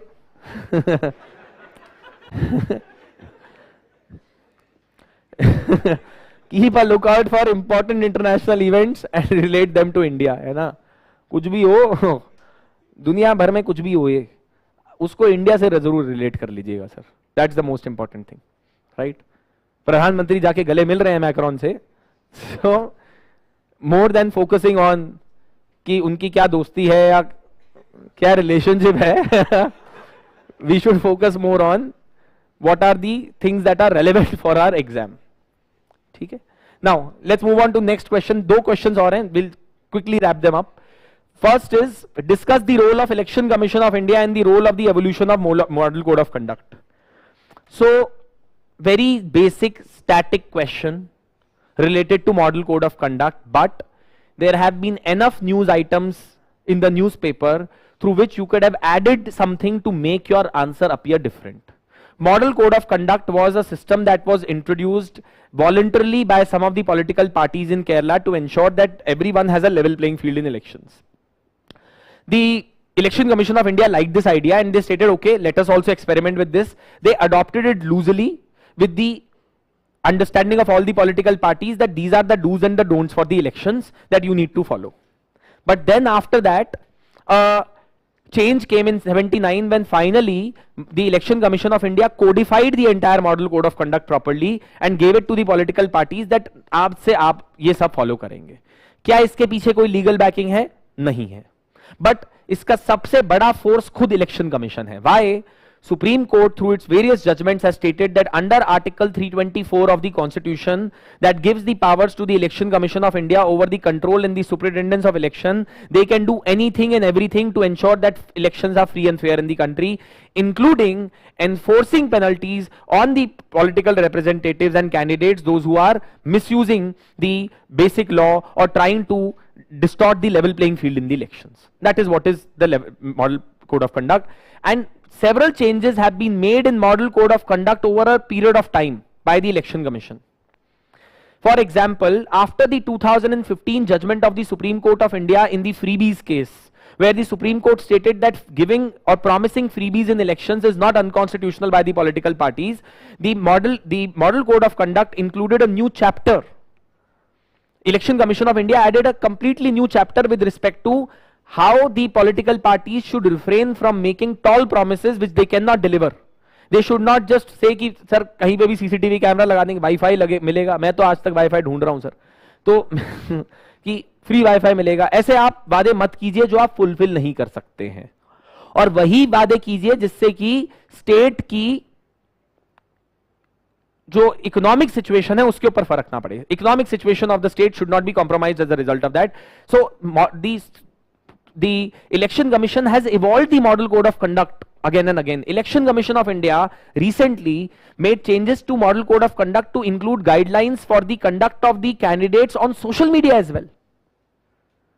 And then you would talk about that under the Model Code of Conduct, Election Commission has at times taken strict action against various important candidates in the elections, including banning them from campaigning. 2014, Mr. Amit Shah had been banned from campaigning in UP for a certain number of days. Azam Khan had been banned from campaigning. You don't need to take these names, but you can mention that how they have imposed bans on the campaigning by certain candidates because they were misusing the campaigning in order to malign other candidates and so on and so forth. So, newspaper articles galore. February 28, 2022. For 24-hour campaigning ban for BJP MLA for Model Code of Conduct violation. Revdi debate, how the Election Commission revised the poll code guidelines on freebies after 2013 Supreme Court order. Article from 28th of July 2022. How the Election Commission is evolving the Model Code of Conduct. सब कुछ newspaper में mentioned है. Then, when was it introduced? In 1960, 62. It was given to all the political parties. In October 79, it came up with a comprehensive code. What are the restrictions that the code imports? So we all know that, you know, official position cannot be used. You cannot announce schemes, etc. when the Model Code of Conduct comes in. Model Code of Conduct aata kab hai? The date the elections are announced by the Election Commission of India till the last day of polling in the elections. Then, is social media covered under MCC? Yes, it is covered under Model Code of Conduct. In fact, the Election Commission has included guidelines related to the use of social media. How is it enforced? ECS divides several mechanisms to take note of the offences, which include joint task force of enforcement agencies, flying squad. Latest is the introduction of C-Vigil mobile app. इतना बार news में आ रहा था कि अगर आपको कोई problem है C-Vigil app download कीजिएगा और बताइएगा कि अगर कहीं पे model code of conduct violate हो रहा हो तो as a citizen you can note that. All these things have to be written अगर आपको मार्क्स चाहिए तो. नहीं तो घिसा पेटा आंसर लिखकर आएंगे तो वही घिसे पेटे नंबर मिलेंगे. अगर 15 में से 8 नंबर चाहिए then you will have to write these things. Then how does the election commission enforce the MCC without statutory backing? So for example, they have taken action against various representatives of different political parties by enforcing bans on their campaign etc and all of those things, right? So that is what you can be mentioned. But further आप इस पे ये भी लिख सकते हैं that there is still a debate going on whether MCC should be provided statutory backing or not. Election Commission initially in the 80s said कि statutory backing देते हैं, but TN Session when he became the chief election commissioner he said no, because हमने election back अगर इसको statutory banking दे दी तो लोग फिर court चले जाएंगे और कोर्ट चले गए तो फिर it will again become an election dispute kind of a matter. फिर 5 साल तक जब तक मॉडल कोड ऑफ कंडक्ट की वायलेशन की रूलिंग आएगी तब तक तो आदमी अपना मिनिस्टर बन के निकल भी लिया होगा 5 साल, right? So therefore you can mention about that there is a debate on this and there is a need to further strengthen the MCC in the country, and there is also a requirement to ensure that the political parties on their own should adhere to the principles of the model code of conduct and they should try to respect it as much as possible so as to ensure the free and fair democracy in the country. ऐसे कुछ देके आप rap पढ़ सकते हैं. Last question from development processes in NGO. I would say that this is a very static question, but it had some relevance in the current affairs, but largely a static question. This one says that, do you agree with the view the increasing dependence on donor agencies for development reduces the importance of community participation in the development process? Justify your answer. So, see, in India, majority of the money which is driving the NGOs in the country, development in the country through the NGO route, is coming from the donor agencies, either in form of CSR or international organizations such as the Ford Foundation and the Amnesty International, etc. जो भी, you know, the Bill Melinda Gates Foundation, big foundations which are there. Now, this has its own advantages. Let's accept that first and foremost. When you work by the money given by the donor, then in that case, NGOs try to be more careful about how the money is supposed to be used, because there is always an accountability that they have to their donors. They have to be transparent about how they are spending the money. They have to be accountable also, so they have to keep all the checks and balances, all the sheets have to be maintained cleanly. The third advantage is that these big NGO, big donor agencies don't only provide you money, they provide you expertise also. Bill and Melinda Gates Foundation will send their consultants also to help you execute the projects and to understand what are the real challenges which are being faced on the ground to overcome them properly. तो ऐसा नहीं है कि सिर्फ पैसा दे देती हैं agencies, है ना, वो ये भी इंश्योर करती हैं कि हम आपको मैनेजमेंट एक्सपर्टीज दें, प्लेटफॉर्म्स प्रोवाइड करती हैं, web portal, dashboard etcetera, so that you can take care of the progress of the various projects. So that is another advantage which is there with the donor agency money. And then of course the advantage with the donor agency money also is that the clear planning and priorities are already set before the project is implemented and executed. But this has also created problems, because now the development is not taking bottom up but rather top down. So someone sitting in New York is deciding what are the priorities of people in a remote village in Chhattisgarh. At times this has also raised concerns about that some of these money is being used against the national interest as well, to foment some kind of protests etc. in the country.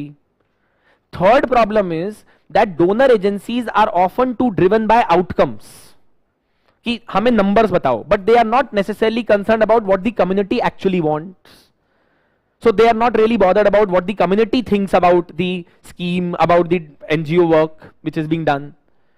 The other problem associated with the donor money also is that the donor agency sitting somewhere in New York or in Amsterdam does not have any idea of how exactly the money is being used on the ground.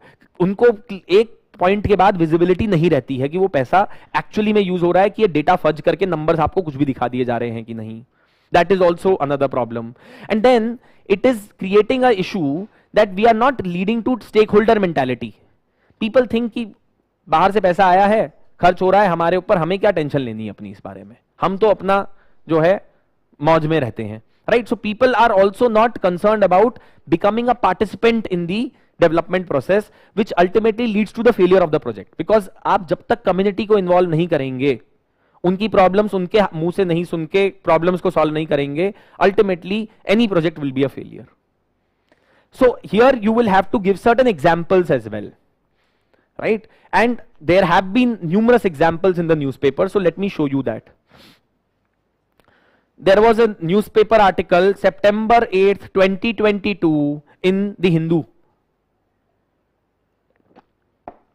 How CSR programs, the funding pattern needs to change a bit. See, CSR programs cannot currently contribute to NGO reserves corpus by law, however by covering indirect costs etc. तो इसमें एक चीज़ mention की हुई है, NGOs do not have financial reporting standards and many lack the internal capabilities to undertake true cost analysis. A corporate that has developed a relationship of mutual trust with an NGO would offer volunteer for financial services to help the NGO calculate the true costs. इसमें example भी दिया है. For example, Elvis has structured employee engagement program where senior and mid-level professionals voluntarily offer cash flow and financial management, MIS, digitization and other supports pro bono to the NGOs. तो आप ऐसे कुछ examples दे सकते हैं, but you should also give examples of how often it results in basically creating a dependence, over dependence on the outside agencies. जिस दिन outside agencies ने पैसा खींचा, उस दिन आपका पूरा project ठप. And often these donor agencies use this as a tool for branding themselves as well. So they have an ulterior motive with respect to introduction of such money into the economy through the development processes. So therefore we need to create a balance where community participation and involvement of the local population should be as important in deciding the outcomes and the priorities of the developmental processes taken up by the NGOs rather than it being completely driven from the top to bottom. ऐसा कुछ देके आप इसको conclusion दे सकते हैं, right? So this is the analysis. Now I'll just, I know that I've rushed a bit towards the end, but we have time limitation. Now do not ignore the select. अब देखिए ये वाले topic जो है ना लोग ignore मार देते हैं, NGO, SHG, कोऑपरेटिव्स, और फिर हर साल इससे सवाल आ जाते हैं and then they don't know what to do with these questions. Now what are the key takeaways that I have for this particular examination this year? First and foremost is solve all the previous year questions from the year 2013 onwards, especially of mains. Ignore it at your own risk. आप अपनी attempt बेकार कर रहे हैं अगर आप previous year questions नहीं solve करके गए हैं तो. Second, focus on themes asked earlier in the exam, है ना, जो थीम्स पूछी गई हैं, ordinance, decentralisation, related to role of women in politics, this, that, so many things. Focus on those themes specifically, right? Those themes are repeated again and again and again. Next, prepare current affairs thoroughly and relate to the topics of syllabus. Most importantly, अंधाधुंध newspaper मत पढ़िएगा, कोई point नहीं है, इससे अच्छा तो मत पढ़िएगा, right? And then practice answer writing on questions related to themes that get repeated. जितना हो सके questions लिखिएगा so that you have ready-made content when you go into the exam, है ना? मैं हमेशा एक चीज बोलता हूं that answer writing in UPSC is almost like making bhelpuri. आपका सारा मामला तैयार होना चाहिए पहले से, टमाटर कटे होने चाहिए, कांदा कटा होना चाहिए, भुजिया तैयार होनी चाहिए, everything should be ready, chutney should be ready, and then depending upon the question that is asked you change around the ingredients, shuffle them around and sell it to the customer. Your customer is the examiner, ठीक है? So ultimately that is the approach that you need to take. So एक बार जाके देखिएगा एक भेलपुरी वाले को, वो पूरी तैयारी करके रखता है सर पहले से, ठीक है? So that is all that I would be giving the key takeaways from this year's paper. Yes, any questions or any doubts that you have, then I'll be pushing off, other faculty members will come in. Yes, questions, doubts? हाँ sir, ये governance का syllabus है sir. पहले तो सबसे important चीज है, एक की टेक अवे में लिखना भूल गया, कि एक सिलेबस की कॉपी जो है अपने पास रख के उसको पढ़ लीजिएगा कृपया. ये एग्जाम जो है अपनी मनगढ़ंत कहानियों से यूपीएससी नहीं पूछ रहा है कुछ भी, है ना? अपने मन से कुछ भी पूछ ले, वो ऐसा नहीं करता है, वो सिलेबस के अकॉर्डिंग ही चल रहा है, ठीक है? और बताइए, any other questions? Okay, thank you so much for attending the session so attentively. The other faculty members would be coming in and wish you all the very best. Thank you.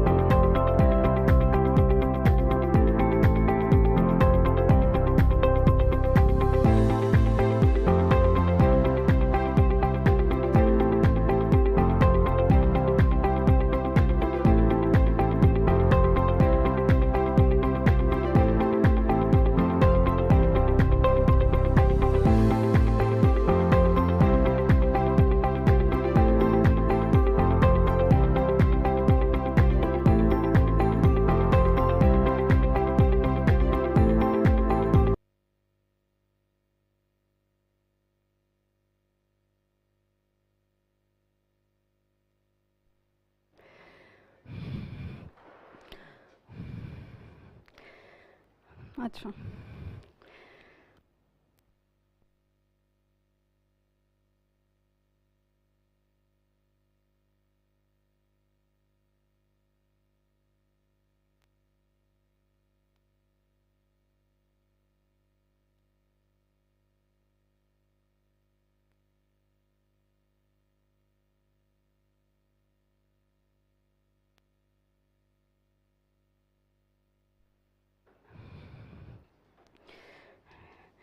Fine.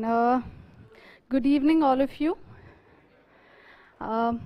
Yes, so today the open session for your GS2 paper is going on, and the last section that is left, I guess, is the IR section. So we will be taking up the discussion on the IR section. Now, did you all go through the question paper? Have you seen through the questions that were asked? Yes. So what is your first perception? What is your perception?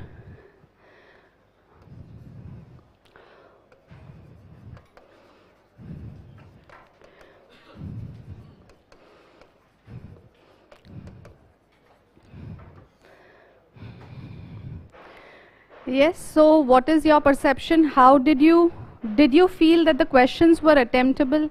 Did you find the questions were difficult? Yes? What was it? Huh? Current affairs based, yes. This is one common idea that we get, that the questions were from current affairs. Now, Acha, tell me one thing. When you looked at the question, did you feel that, what was your idea? That just by studying current affairs, would it be sufficient to go about writing these answers?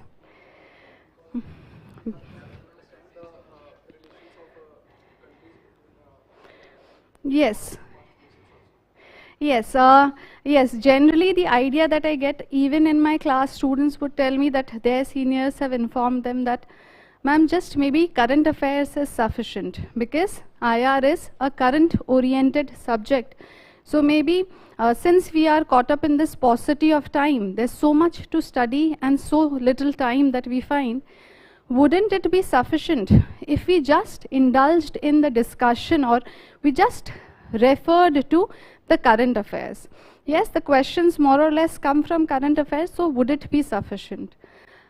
Let me tell you that what current affairs does is indicates the areas from which a question might be asked. Yes? For instance, this year when the question was asked on the Sri Lankan economic crisis and role of India, it seems that it is completely a current affairs based question. It relates to the crisis and the role played by India. But then the preceding statement tells you that India is an age-old friend. So there you need some bit of study of Sri Lanka. Also, if you just write an answer on the factual content of the economic crisis, what is this economic crisis, why this crisis, and what is the help provided by India, you'll get marks, you'll get 4 or 5 marks. Yes, but beyond that, if you want to secure really good marks, like there is a possibility where you can secure marks like 7, yes, out of 10. And if you write exceedingly well, yes, you also have the dexterity of writing answers, there's a possibility you can also go up till 7.5. And a 6.5 to 7.5 can be easily touched upon if you have some background of the subject and you know how to structure your questions and how do you structure your answers. Appropriate structuring of the answers to the question asked. Yes, if you are able to attempt a comprehensive question, comprehensive answer to the question asked. Yes, so that is one idea that I would like to emphasize. Do not do this mistake.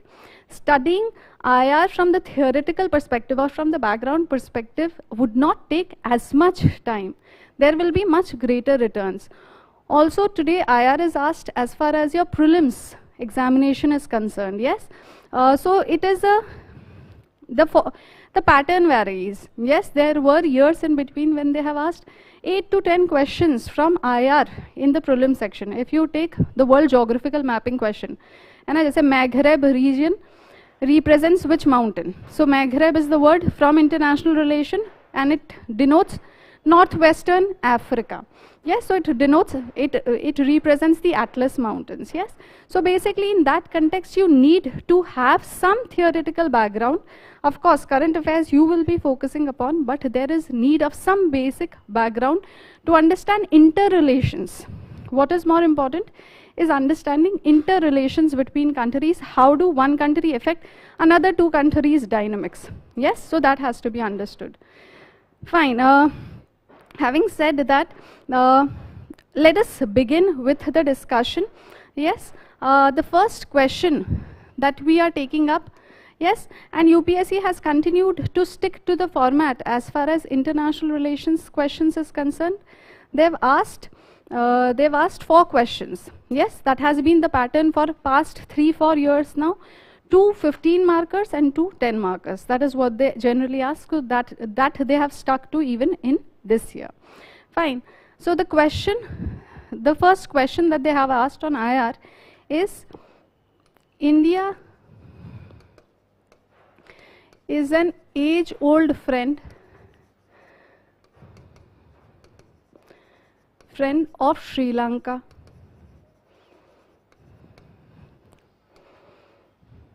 Yes. Discuss India's role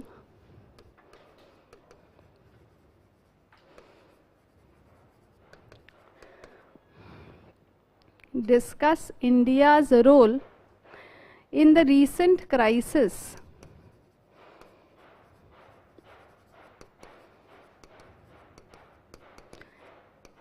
in Sri Lanka in the light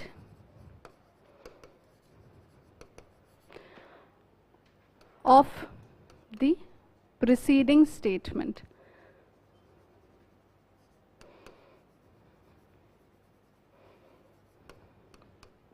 Yes, so this is a 10 marker that they have asked. Yes, how do you go about writing answer to this question? Also, always as a thumb rule.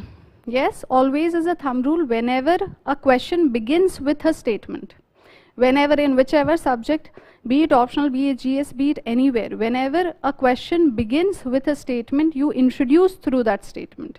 Yes, and how do you introduce through that statement? You will always substantiate.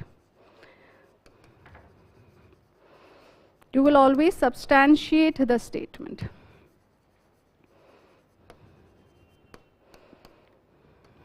Yes, this is what you'll do. Yes, so you will substantiate that statement. And how do you substantiate a statement? Yes, you give facts supporting that statement. So you give evidences or facts supporting that statement as well as reasons. Yes, now this is very, very important. Do not simply substantiate a statement by mere facts. Whenever possible, also give reasons. Yes, try and have both these elements, but of course, you cannot be sure that always you will have both these elements. You will have both facts as well as reason to substantiate. So in case you do not have, resort to either one, but when you have, at least try and bring in both the elements. Yes, it is important because UPSC does not want to test your rote memory. Yes, they do not want to test your rote learning capabilities. Regurgitation of fact is not what they are seeking from you. What rather they seek is maybe also the analysis part. Yes, and for that reasons becomes very important. So one way to introduce is always substantiating the statement when the question begins with a statement. Yes, the another thumb rule. When you are trying to introduce a question, introduce the answer to the question that has been asked, always, if possible, write context to it. Generally, हम क्या करते हैं? If there is a word, particular keyword, we try and define that word. That is a decent enough approach. But if possible, whenever it is possible, it is always more desirable when you bring out the context. It gives a much positive image of you that yes, a student is well versed with the subject so that he is able to understand from where exactly the question has been asked, in what context. Yes, so it is desirable to introduce with a context. Now anyways, coming back to this question, The question reads, India is an age-old friend of Sri Lanka. Yes, so how will you, what will be your evidences, what will be your reasons? If you must have studied, yes, you have been preparing for UPSC, I guess, for past 1 year around. Yeah, you are just new students. थोड़ा सा prepare किया है आपने, थोड़ा सा IR पढ़ा है, so can you tell me what can be, just to make the class interactive, can you tell me what can be the evidences or what can be the reasons India is an age-old friend of Sri Lanka? Okay, fine. So that the Tamil element is there. That one of the reasons. Fine. What else? Fine. Neighborhood first policy. Fine. What else? Huh? Cultural link. Fine. Of Buddhism. What else? Huh? Okay, that is the nature of assistance that we have. So that becomes the evidence probably of that we have been friends, age-old friends with Sri Lanka.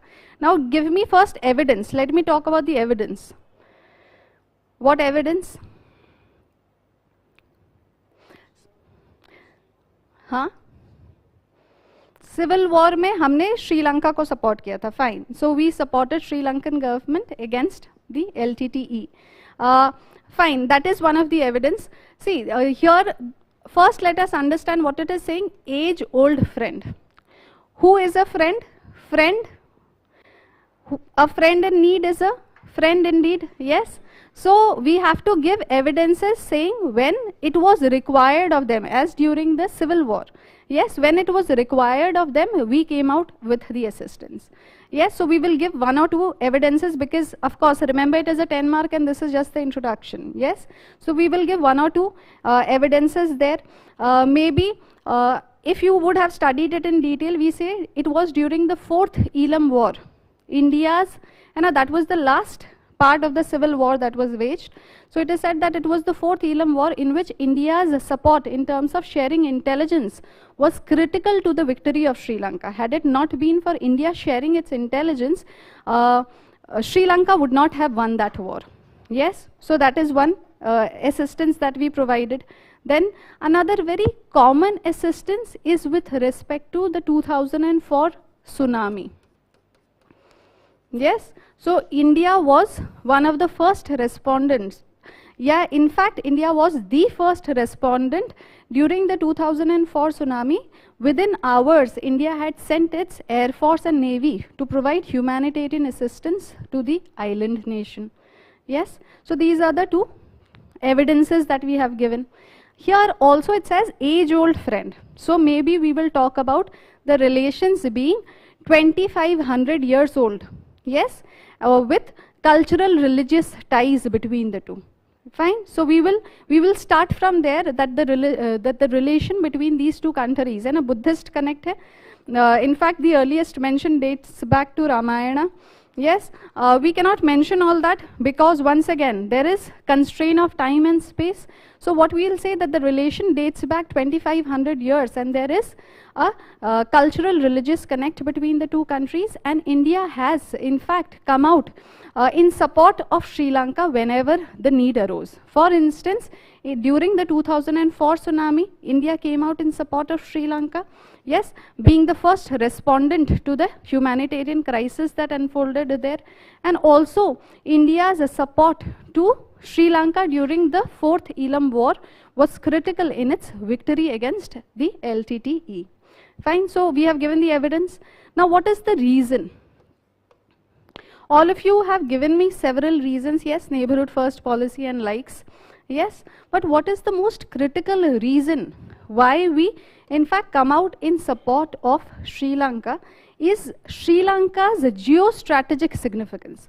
Sri Lanka is very, very important to India. Yes, Sri Lanka is very, very critically important to India. Why? Because it is located in proximity to India and it straddles the sea lanes of communication, the very important sea lanes of communication through which 80 to 90% of India's trade and energy imports takes place. Therefore, yes, we are very eager to reach out to help Sri Lanka.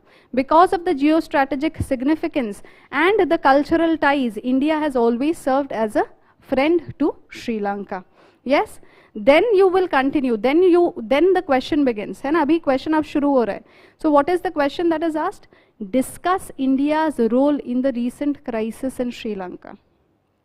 Yes, in the light of the preceding statement. Fine. So we anyways, had it not been even for this in the light of the preceding statement, we have to of course discuss this question in light of the statement. So we have to continue on the lines that yes, India continues to be a friend to Sri Lanka even during the recent economic crisis, which is unprecedented in Sri Lankan history. It is the biggest economic crisis that Sri Lanka has faced as an independent country. Yes, and you will give certain, once again, the question is about role of India.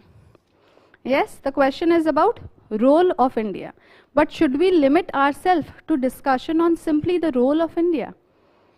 Should we? है ना? The question is simply a 10-marker question, which in fact says, है ना, India is an age-old phrase and discuss India's role in the recent crisis. So the question directly is asking you only one question. There is only one part to the question that they are asking, that is discuss role of India in this crisis.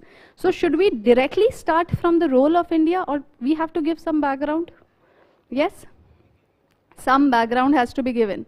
Now see, now that is your dexterity, I tell you, because introduction maybe we are giving evidence and reason. Yes, here also before explaining India's role, we will tell what is the crisis, why this crisis, and then we will get into India's role. So the first four parts that we are talking about, यहाँ के दोनों part और वहाँ का, the existing crisis that we are explaining and the reason for the crisis that we'll explain has to be in fewer words. So with answer writing practice, this is why test series becomes important in general. Answer writing practice becomes very important in general, because whatever information you have to present that information in crisp, precise language in the given amount of time and the given space. Yes, for that answer writing practice, so that you are able to express your ideas in fewer words. Yes, so here once again we will talk about the recent crisis. So in recent crisis we are going to we will give some evidence, है ना, tell the magnitude of the crisis, है ना, we have to build a background. So we will talk about the magnitude of the crisis and the reason for the same. Yes, and then we will get into India's role. Yes, everybody is following me? No doubts? Yes, so what is the magnitude of the crisis? It is unprecedented in nature, and this is the biggest economic crisis that Sri Lanka has faced since its independence. Today, the external debt build-up is of $51 billion, of which even Sri Lanka is unable to service the interest. They are unable to pay even the interest on the loan that has been built up. Yes, the forex reserves have crushed. Yes, they have crumbled down by 99%. And there is a decline of the forex by 99%.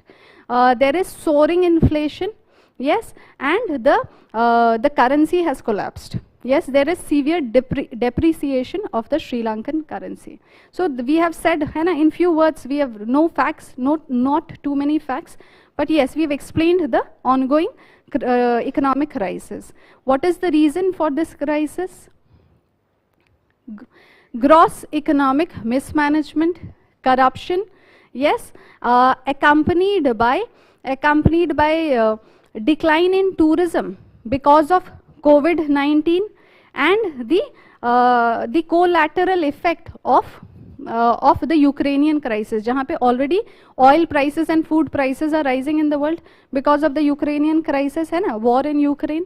Yes, and यहाँ पे especially what is in news? The gross economic management we have to explain, and what is the particular reason? Why do we cite gross economic mismanagement? Wrong policies, agricultural policies, and वहाँ पे they have all of a sudden banning of the chemical fertilizers and pesticides imports, that, and then China का debt है, that we'll talk, but here अभी the reason for the crisis, reason उनका खुद का gross economic mismanagement है.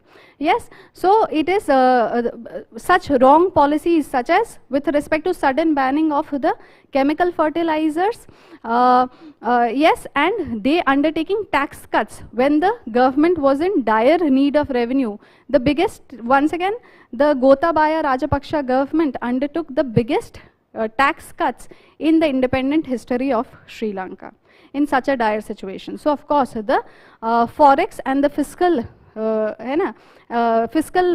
reserves have collapsed. So there is this crisis which has built up, and it is in this crisis India has once again through $5 billion loan. अब इसको ज़्यादा explain करना है क्योंकि question क्या है, role of India. So in clear sub points you will mention the role played by India. Yes, so as far as role played by India, first and foremost that we have provided an assistance of $5 billion, yes, which is serving as a lifeline to survival of the Sri Lankan economy, and this $5 billion is in the form of LOC, grants and assistance, currency swap, yes, what else? We have also deferred loan payment, yes, deferred loan repayment. So this has been the assistance which has enabled it to survive. It is the lifeline which is ensuring that there is not complete bankruptcy, it does not completely collapse. Yes, so it ensures the survival of Sri Lankan economy. What else? Yes, very, very important. We have extended aid in terms of, if you remember this figure, because it is quite important, 44,000 metric tons of urea as well as 16,000 metric tons of rice. And urea yaad rakhna would have been sufficient. If you remember the numbers, well and good. If you do not remember, it is also fine. We can just say that India has provided substantial aid in terms of urea and rice and other essentials. And we have also provided aid in terms of vegetable, wheat, drugs and medicines. Yes, so this has been the assistance that we have extended during the recent crisis. What else? And also one very important thing that Indian government did during this crisis was India negotiated or put forth the case of Sri Lanka in IMF. Yes, so India supported the Sri Lankan case in IMF so much so that India took up the Sri Lankan case in IMF much before Sri Lanka itself took up the case in IMF. Yes, so before Sri Lanka itself approached IMF, India had approached IMF on Sri Lanka's behalf. Yes, so this also tells you that yes, it is eager to help Sri Lanka out in this time of crisis.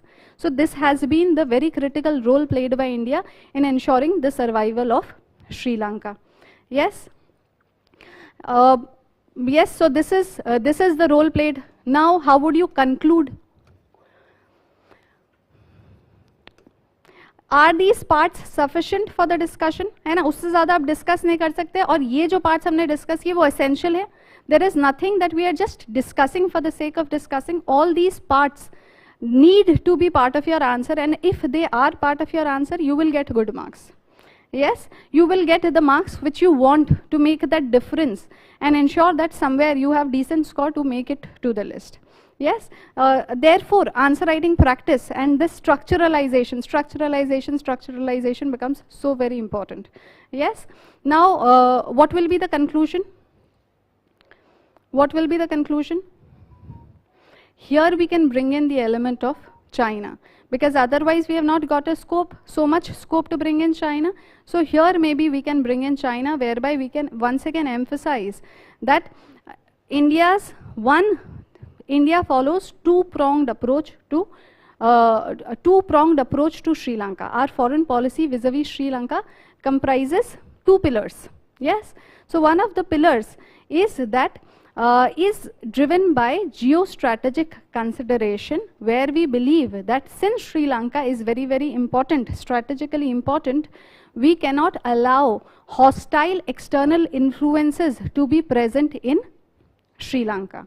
Yes, so it is in this context we can say that India reaching out to Sri Lanka in times of crisis will ensure that other players like China's scope of influence resides, yes, comes down in Sri Lanka. And presently what has happened, because of India providing eager aid to Sri Lanka, there has been a lot of goodwill towards India in Sri Lanka. Yes, a pro-India opinion amongst the people of Sri Lanka. In fact, Sri Lanka also has said that India is a relation, whereas you find India is like a brother, whereas China is a economic partner. Yes, it is only when India plays such a role that India can maintain its sphere of influence in Sri Lanka. Yes, soft power increases. And in fact, soft power of course increases, but the biggest gain is strategic gain. Yes, this region, the entire South Asia and Indian Ocean region happens to be India's sphere of influence. Yes, so we do not want other countries to increase their presence in this region, and especially we find that today China is doing that. So it is in this context it has become all the more essential for India to ensure that it is present. Yes, and one way to ensure, and in IR we studied the way to ensure your presence in a foreign country, because that foreign country is a sovereign nation. It is free to pursue its foreign policy, its international relations with whosoever it likes. We cannot bind it to pursue relations only with us, prioritize us. We cannot do that. Yes, the way to get that done is by being present. When you are present already there, you reduce the scope for others to become present, to come and enter that country. So the way to guard your sphere of influence is by being present in times of need of those countries. Yes, thereby reducing the scope of other foreign powers to enter that area or that country. Yes, so that is what we are going to say here. Yes, so we will conclude that given the geostrategic significance, India's foreign policy says that one of the important goals of India's foreign policy vis-a-vis Sri Lanka is to ensure that Sri Lanka remains free of hostile external influences. Yes, and this can be secured through such actions, through such role played by India in during times of crisis in the island nation. Yes, fine. So with that, we can go about explaining this answer holistically. This will be the way in which you will deal with the answer.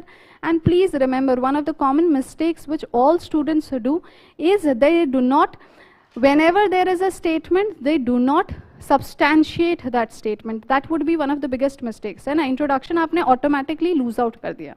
Yes, so your answer always comprises introduction, body and conclusion. Now if it is a 10 marker, you try and write the introduction and conclusion. Jitna chota ho sake aap utna chota likhoge, hai na? The emphasis has to be on the body. And also remember, though the question is just the role, but if you would have just written the role of India in this answer and come back home, you would have not got more than 3.5 for maximum 4 marks. Yes, so you lose out those important points just because you did not know how to write the answer. Yes, and therefore revision, re-revision and writing practice, answer writing practice is critical as far as UPSC is concerned. Fine, fine. So this is any doubts? Yes, we can proceed further.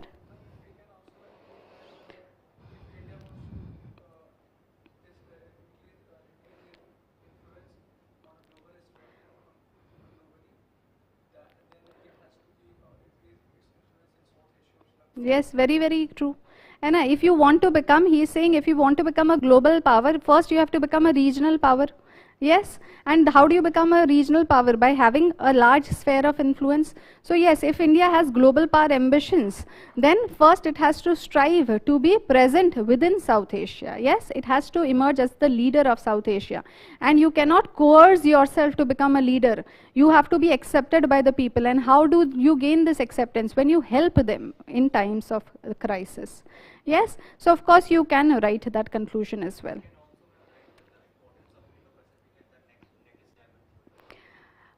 Which theory? Necklace of diamonds. Where would you write? See, you can mention you are not wrong. ठीक है, Indo-Pacific का Indian Ocean हिस्सा है, and today in fact for India, as far as India is concerned, Indian Ocean is very very important because China has increased a lot of its focus on Indian Ocean through its BRI initiative. And to counter Chinese string of pearls, we have what is known as necklace of diamond. And in that context, Sri Lanka becomes important. You can mention that, but I don't say you cannot, but you will have to see how much scope do you have, because it is a 10 marker. Already we have 4-5 parts to the answer. So precisely if you can incorporate those terms, well and good. Yes? Fine. Moving on to the next question. Moving on to the next question.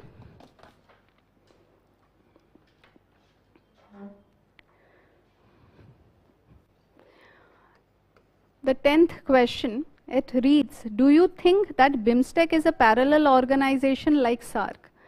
Do you think that BIMSTEC is a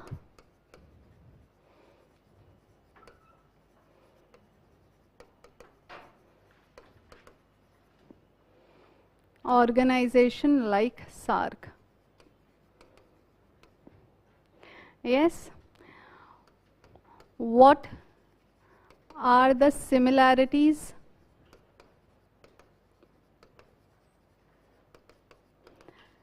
and dissimilarities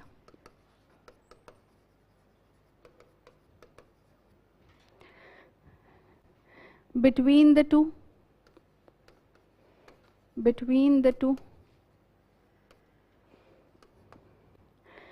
How are Indian foreign policy objectives realized? How are Indian foreign policy objectives realized by forming this new organization?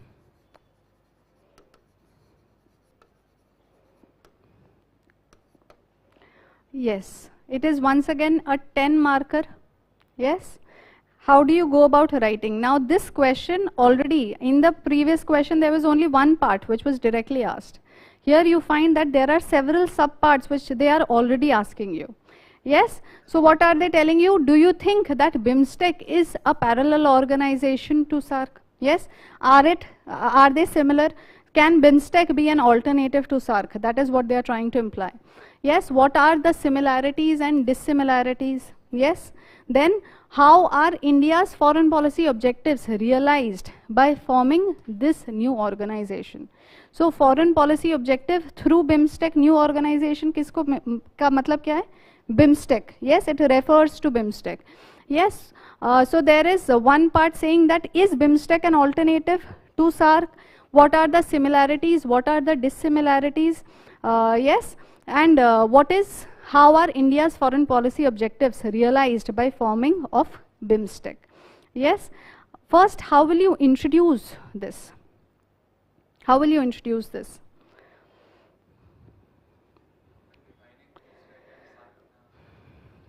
By defining BIMSTEC and SAARC in a line. Fine.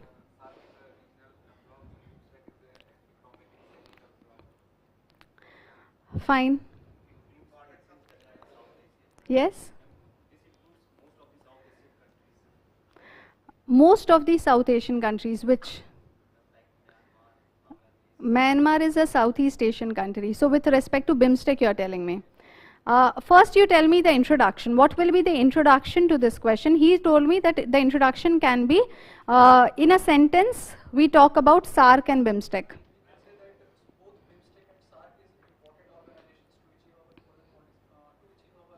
Foreign policy objectives.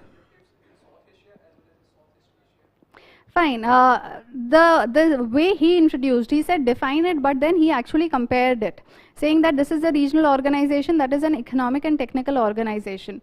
So that is also acceptable. Okay, that is an acceptable way. Basically, when you are talking about two organizations, it is not कोई सिर्फ BIMSTEC की बात नहीं हो रही या सिर्फ SAARC की बात नहीं हो रही. We are talking about two organizations, BIMSTEC and SAARC, and basically the question is about their comparison itself. So whenever two organizations spoken from a perspective of comparison, so you will also introduce by comparing them. Yes, so one way to go ahead with the introduction, I would say yours is also fine. He said that both are important. So you are once again comparing, both are important to achieving foreign policy objective. One comprises South Asian countries, another members from both countries. But see, I would want to conserve that point, that here only South Asian members are present, there Southeast Asian members are present, because I want them in my dissimilarities. That also has to be kept in mind. Here also what he said, what point he gave me, it is an, this is a, SAARC is a regional organization, BIMSTEC is an economic and technical organization. That also I want to conserve. Dissimilarities, comparison, direct question है. वहाँ पे मुझे चाहिए ना ये points पे. Otherwise I would not be able to come out with so many points as well.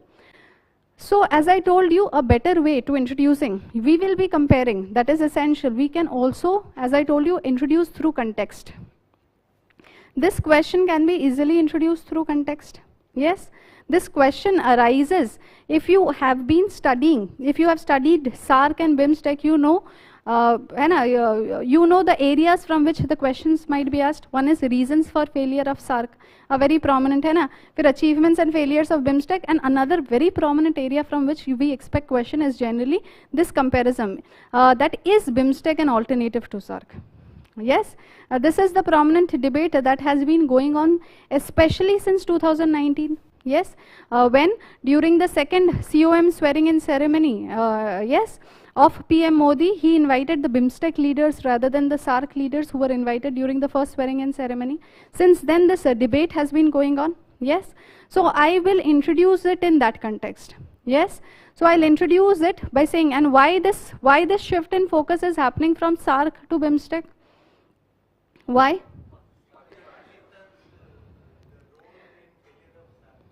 Role in failure of SAARC and predominantly अभी Uri attack जो हुआ था उसके बाद cancellation. India said that we will not participate in this summit which was to be held in Islamabad. Yes, so indefinite cancellation of the summit had taken place. Yes, the 19th SAARC summit, 2014 was the last SAARC summit. Since then, no SAARC summit has been held. Yes, so there is, because of this, you find that we talk about this shift. There is another context why this was in news, why these organizations were in news. Yes. BIMSTEC summit was held, not meeting. Yes, there's a lot of difference. Now what we emphasize, summit क्या होता है? Head of government, head of state मिलते हैं. Leaders of the countries meet. Meeting between foreign ministers, foreign secretaries and likes. Fine. So the point is that fifth, एक तरफ क्या है? एक तरफ there is SAARC, whose last summit was held in 2014. Yes, and it has been inactive since 2016, yes, especially because of this deadlock in the bilateral ties between India and Pakistan. Yes, on one side you have such a SAARC, on the other hand you have BIMSTEC, yes, which had recently organized its summit. Yes, its fifth summit was held to mark the 25th anniversary of establishment of BIMSTEC. Yes, and if you know, in the fifth summit, BIMSTEC summit, BIMSTEC charter was adopted, which is a very important development. Yes, so charter was adopted. They have institutionalized BIMSTEC, saying that the BIMSTEC meetings will be held every 2 years. Yes, so you find that there is this striking contrast. On one hand, you have SAARC, which has been inactive since 2016. On the other hand, we have BIMSTEC, whose 5th summit was held in 2022, under which the BIMSTEC charter was adopted, through which they have tried to institutionalize, or they have institutionalized BIMSTEC. They have institutionalized the BIMSTEC summits. Yes, so you can begin there. So this is also a comparison, decent enough comparison. I am not eating away points from the rest of my discussion, and I am saying that SAARC, which has been inactive since 2016, stands in contrast to BIMSTEC, whose 5th summit was held recently, yes, to mark the 25th anniversary, in which the BIMSTEC charter was adopted, yes, which leading to institutionalization of BIMSTEC. And it is in this context, there is the ongoing debate that whether BIMSTEC is an alternative to SAARC. Yes, so I have introduced. I'll now say that, see, there are several parts, and it is a 10-marker question only. Yes, so with this I have given a brief introduction, a good introduction, solid introduction. Now I am going to say that it seems that SAARC and BIMSTECs are parallel to one another, are parallel organizations, but then there exists several dissimilarities as well. Yes, so then I will talk about my introduction, and I have somewhere answered the first part. Is it an alternative? So I have set the tone. Is it an alternative to it? I cannot give the answer in the very beginning कि yes, it is an alternative. वो तो मैं नहीं कर सकती ना, चाहे question ऐसा है, but can I conclude? है ना, नहीं कर सकते. So I'll say that yes, it seems that it is a parallel organization, but then there are glaring dissimilarities. Yes, then I will move on to my second part of the answer, where I am going to talk about first similarities. What are the parallels? या तो आप similarities use कर लो, क्योंकि word used है ना? We want to use the terms and phrases from the question itself. Yes, so we have already used this term parallel. So next I might just use similarities between the two. So I'll give a subhead as similarities between the two organizations, and I'll list down the similarities. क्या है similarities? तो इससे most of the members are same लिख सकते हो, लेकिन इससे अच्छे वर्ड्स हैं कि overlapping, they represent overlapping regions.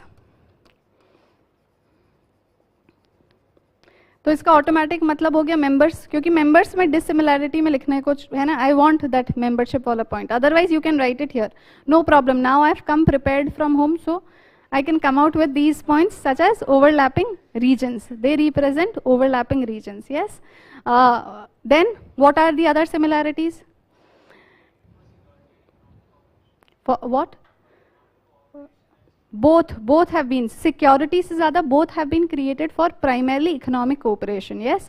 So in fact, yes, you can talk about under aims and objectives. You can say that both have similar aims and objectives. Both seek economic cooperation between the member countries, both seek prosperity of the region they represent through active cooperation amongst the member countries. So basically both are seeking economic integration and prosperity of the region through cooperation between the member countries. Yes, the objectives are similar. Yes, what else?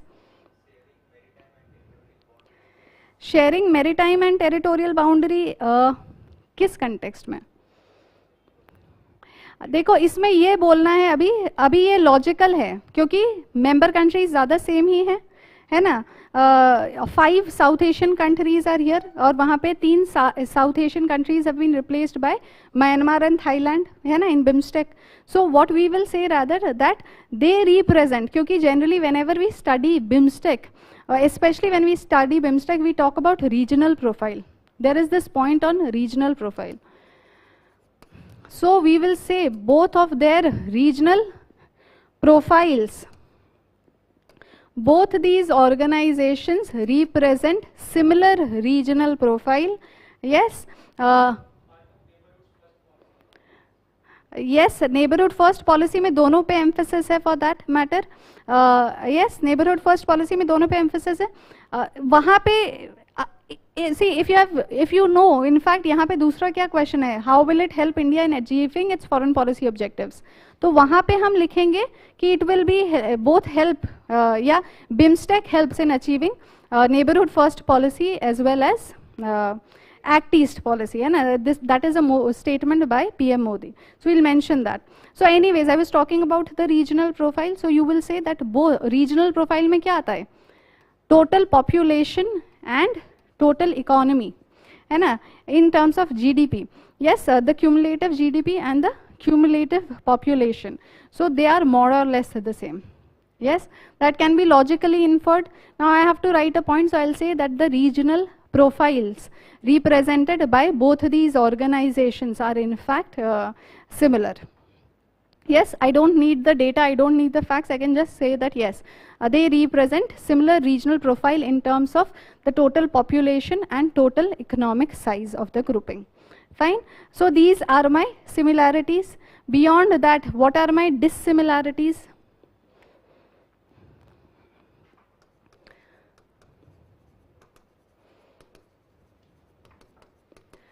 First is with respect to the membership itself. Yes.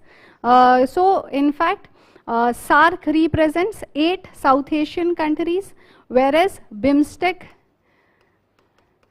is 5+2 grouping. Yes, it is a 5+2 grouping. 5 South Asian countries, 2 Southeast Asian countries. Yes. Second would be SAARC is a representation or is a regional organization, whereas BIMSTEC is an inter-regional organization.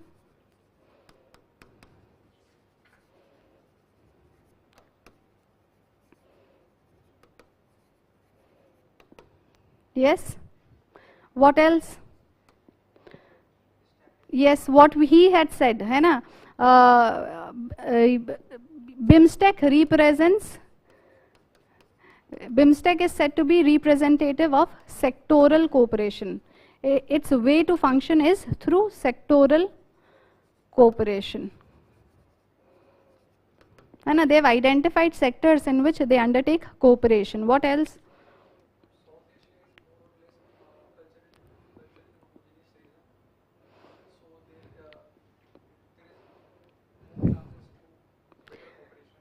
See, that once again will become part of the conclusion if you want to write. Yes. So that will become part of the conclusion. We are once again trying to say which one is better than the other. But here the question is not, dissimilarities is not a question about which one is better. We are just trying to bring out the differences. Yes. Yes. Very true. You will mention. अब इसमें हम क्या कर रहे हैं? हम ये नहीं कह रहे कि this organization is the privileged one, but we are stating a fact. We are not trying to give our opinion, but this is a fact that when it comes to SAARC, there is lack of cohesion amongst the member countries. Distrust prevails amongst the member countries. Yes. So with respect to SAARC, there is distrust between member countries, and when it comes to BIMSTEC, there is more cohesion. Yes, there is better cohesion. What else? Yes, okay, we'll come to that point, but before that, now in continuation with this point, that there is distrust in SAARC, whereas there is cohesion in BIMSTEC. What is the reason? The reason is that SAARC suffers from what is known as huge asymmetries. SAARC suffers from huge asymmetries. Yes, one of the biggest reason for failure of SAARC is the extraordinary size of India, be it in terms of population, be in terms of geographical area, economic size, military size. India is said to be a humongous nation, represents 298-pound gorilla. Yes, compared to other smaller 90-pound gorillas. That is the comparison. So the primary reason for failure of SAARC, or because why distrust prevails within SAARC, is because of this asymmetry. One country is hugely large than the other countries. Yes, so it is obvious that the other countries would be distrustful of this large country, है ना. Extreme asymmetry which is not present in any other region for that matter, है ना. अगर EU में भी देखो, France and Germany balance one each other out, है ना. ASEAN में भी you have comparable countries such as Indonesia, Philippines, Malaysia, yes, Thailand also one of the important countries. So while there is asymmetry in case of SAARC, but in case of BIMSTEC, there is balance of power because of presence of both India as well as Thailand. Yes, there is this balance of power that is established because of presence of these two countries, India and Thailand in BIMSTEC. Yes. So these are some of the dissimilarities. You can also talk about while South Asia, this SAARC focuses on South Asia. You find BIMSTEC is focusing on the Bay of Bengal region. It draws the regional entity from Bay of Bengal, whereas SAARC draws its identity from South Asia. Yes, so that can be said.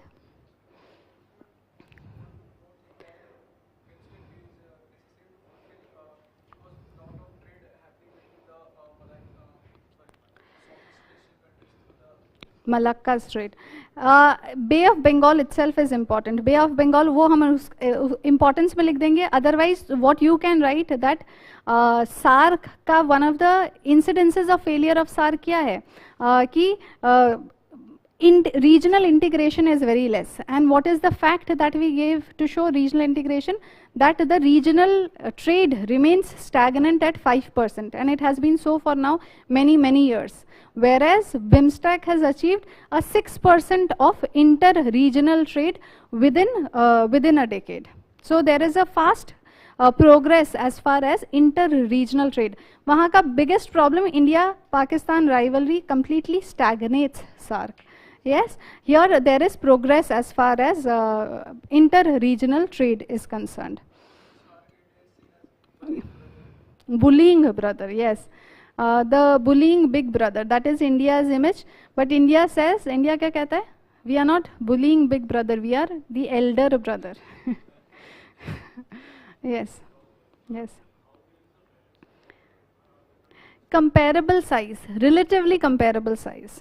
ठीक है, तो इस वजह से that is the reason. There is a economically emerging economies. Thailand was also, Thailand का problem है political instability, but otherwise it is an emerging economy. In fact, BIMSTEC was formed by India to replace Pakistan with Thailand, and so another emerging economy which can help in development of the member countries of this region. Yes, so these are sufficient dissimilarities, 4 or 5 dissimilarities that you cite would do.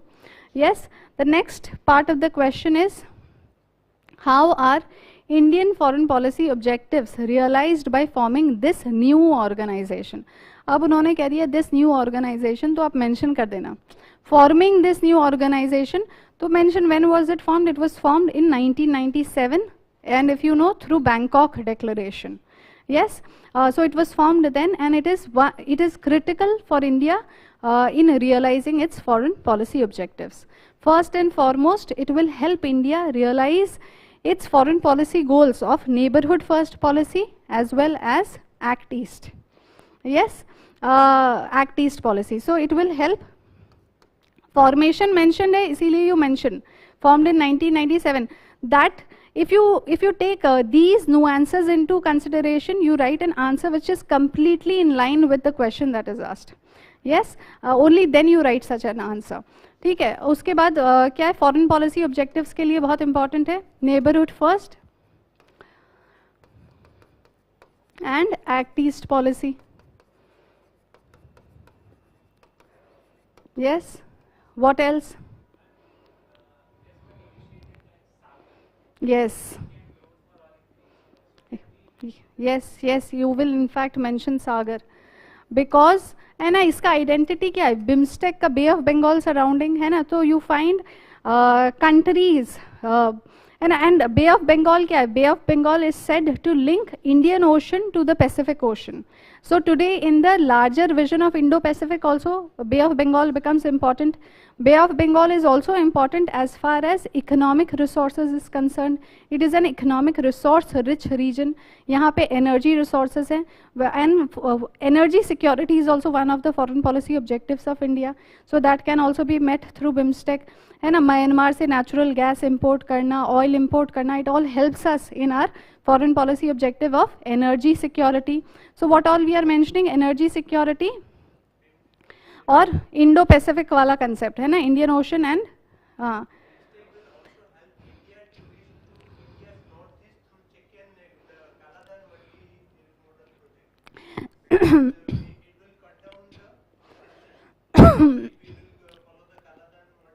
yes, yes. So you can say that BIMSTEC helps India reach out to Southeast Asia.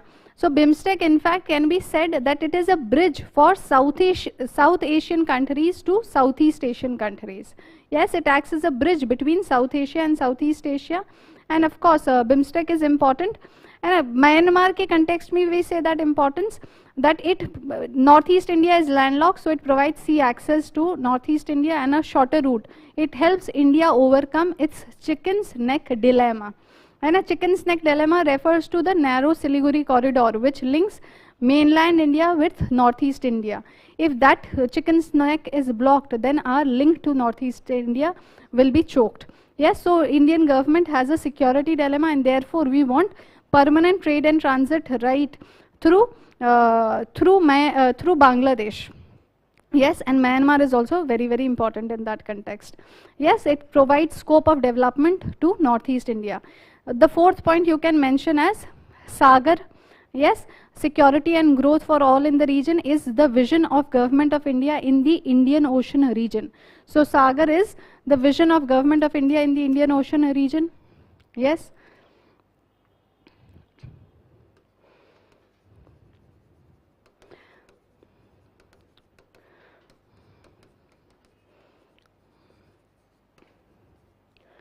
Yes, you can also include this chicken's neck dilemma.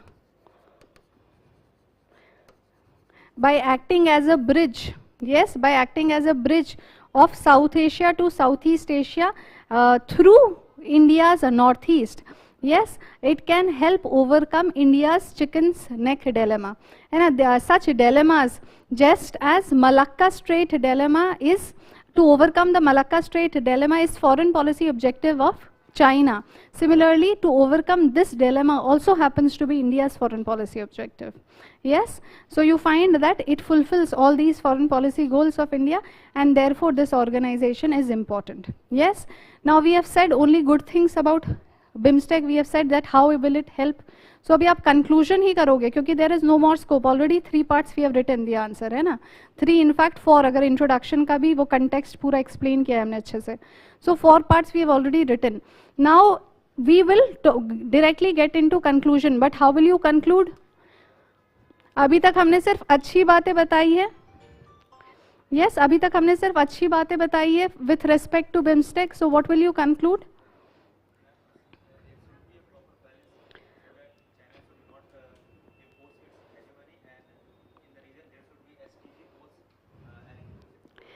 We have to first talk about in context of SAARC and BIMSTEC. If you bring in China and SDG, we are somewhere losing out on our focus on SAARC and BIMSTEC. You have to conclude in line with the question. ठीक है, अभी what I was, where we were exactly, we were talking about the, है ना, the positives of BIMSTEC, how BIMSTEC is going to help us. So you always try and balance it out. Yes, so in the conclusion itself we will mention that BIMSTEC also suffers from certain challenges. Comma करके 1-2 challenge लिखना है. Resource crunch, yes, leadership challenge, है ना. अभी तक India has shown interest, but it has not completely taken up the leadership mantle. Yes, it was ignored for a very, very long time, है ना. Irregular summits इसका पहले एक challenge था. So maybe inability to sign out and free trade agreement till date. Yes, so you can, resource crunch, leadership challenge. The secretariat is there, but the secretariat also faces human resource crunch. Fine, so you can just say that it is not free of challenges. It also faces challenges such as resource crunch and leadership challenge. But then it is an important organization, and in fact both organizations, SAARC and BIMSTEC, will we accept that BIMSTEC is an alternative of SAARC? हम क्या कह लेंगे कि हाँ चलो replace करते हैं? नहीं, we will never say that, है ना, जब तक officially government नहीं कह दे कि that is the case for us, we will not say that BIMSTEC can be an alternative. We will say that both are important. Yes, so yes, SAARC has suffered from challenges, but SAARC is important to carry forward regional cooperation. जो आप, है ना, one of you were telling me that it represents a regional identity, a homogeneous region, and therefore there is a greater scope of cooperation under it, while BIMSTEC also suffers from challenges. So the way forward would be to carry these two organizations, trying to revive SAARC while carrying forward with BIMSTEC. Yes, so that will be our conclusion. Yes. Are we concluding in a pessimistic way?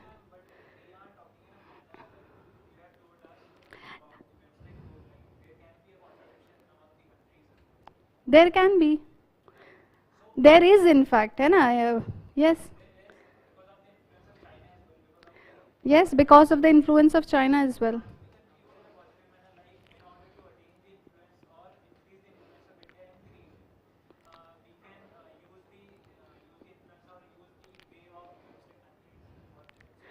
See, we can, but then there is no problem. You can conclude in umpteen number of ways, and conclusion has to be positive. First of all, conclusion we never conclude on a pessimistic line. ठीक है, तो your conclusion is also valid, saying that BIMSTEC will help India in realizing its goals. Yes, so that conclusion is valid. But then, if you just give that conclusion, what about SAARC? The question was about comparison between these two organizations. Do not forget SAARC in your conclusion. Bring in the element of SAARC as well. Now, by bringing in both these organizations, if you are able to conclude in any positive manner, that is acceptable. Yes, you have to create a win-win situation. We will have to justify. We will not be blind to the challenges that is presently facing SAARC. SAARC is under existential threat, है ना? It is said that SAARC presently is undergoing existential dilemma because no summit since 2014. Yes, and anyways, it did not have sufficient achievements to bank upon. So it is in that context, that is a fact, but then we need to revive that organization. On that line only we'll conclude, and BIMSTEC is very, very important to us. Yes.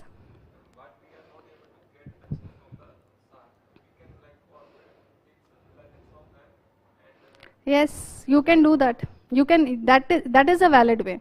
And what he has said is also a valid way to conclude.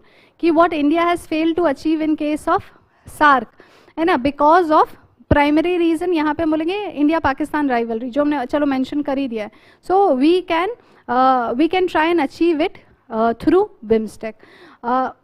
Having said that, you will also talk about, you will not, if you just conclude on that line, it seems that you are accepting that SAARC is dead and we are not interested in SAARC. We don't want to give that impression. We want to say that no, SAARC is also important and we want to revive SAARC.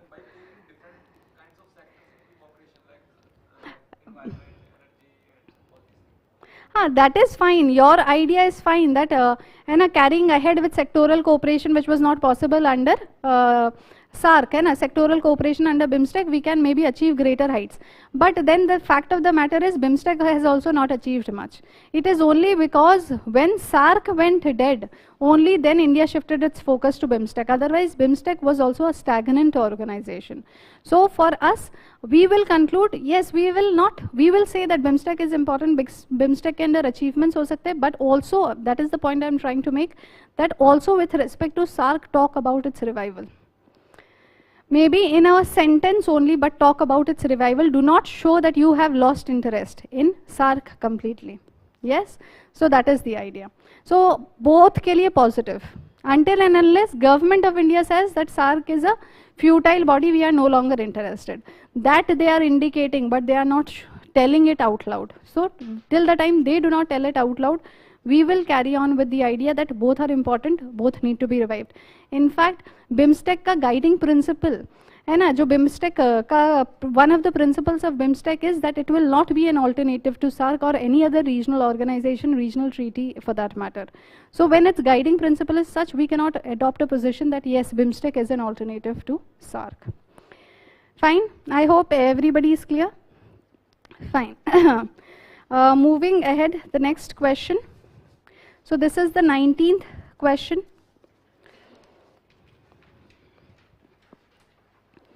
Yes, so the 19th question reads, how will I2U2 grouping transform India's position in global politics? How will I2U2 grouping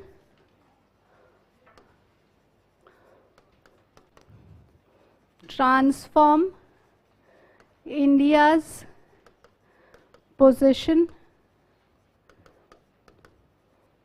in global politics?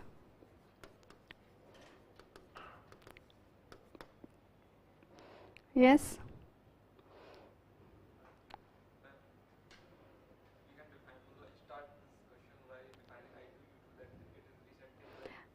ठीक है, एक second, we will start with the introduction, that way I2U2 के बारे में ही बात करके शुरू करेंगे.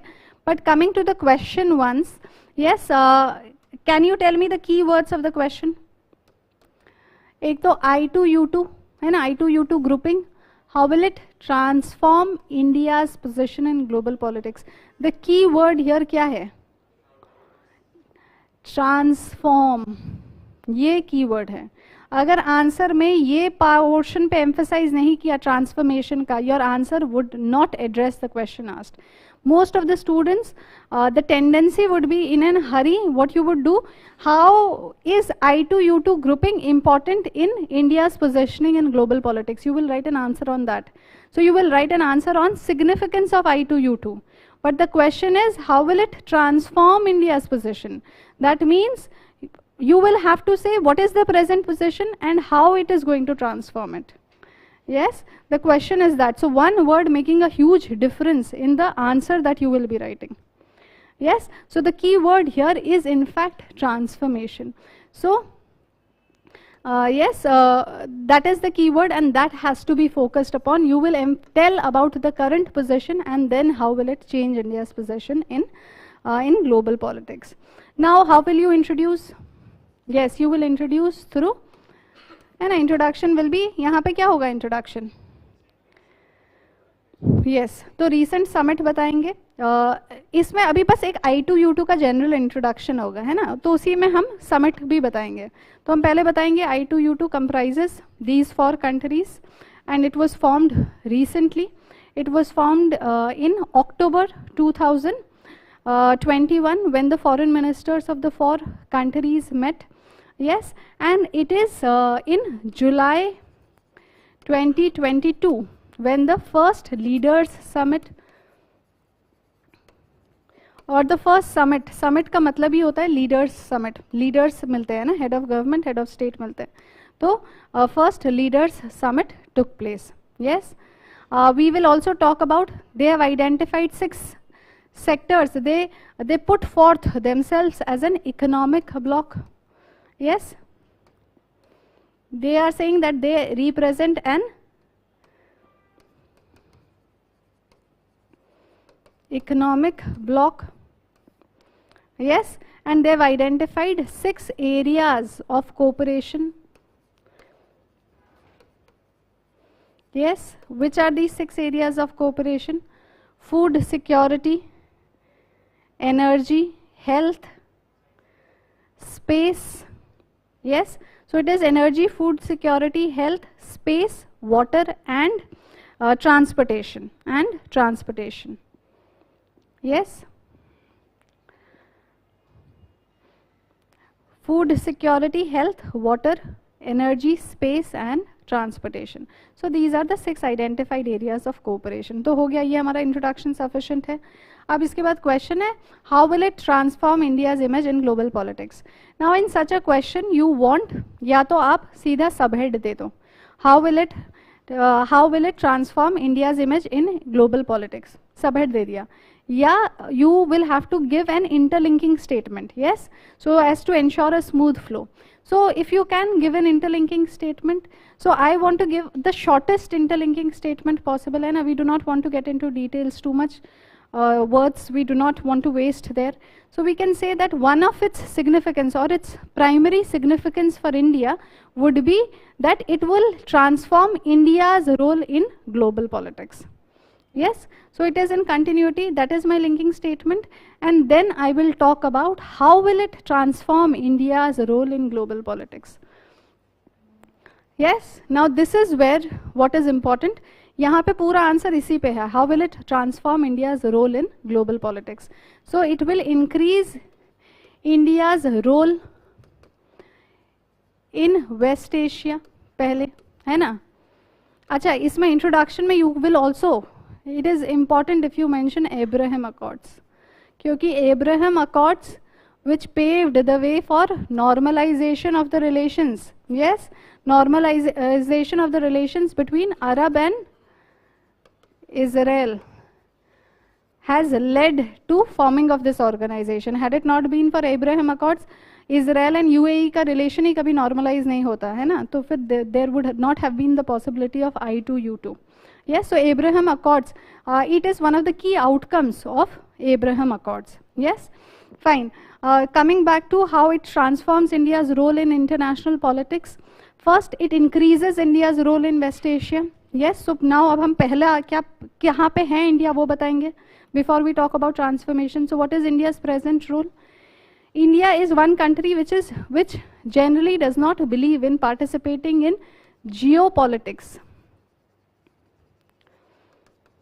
Geopolitics of West Asia.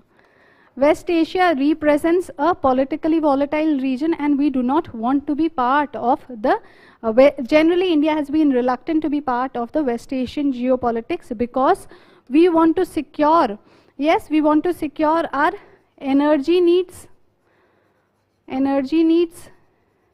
and security of diaspora. है ना, हमारा large diaspora in West Asia.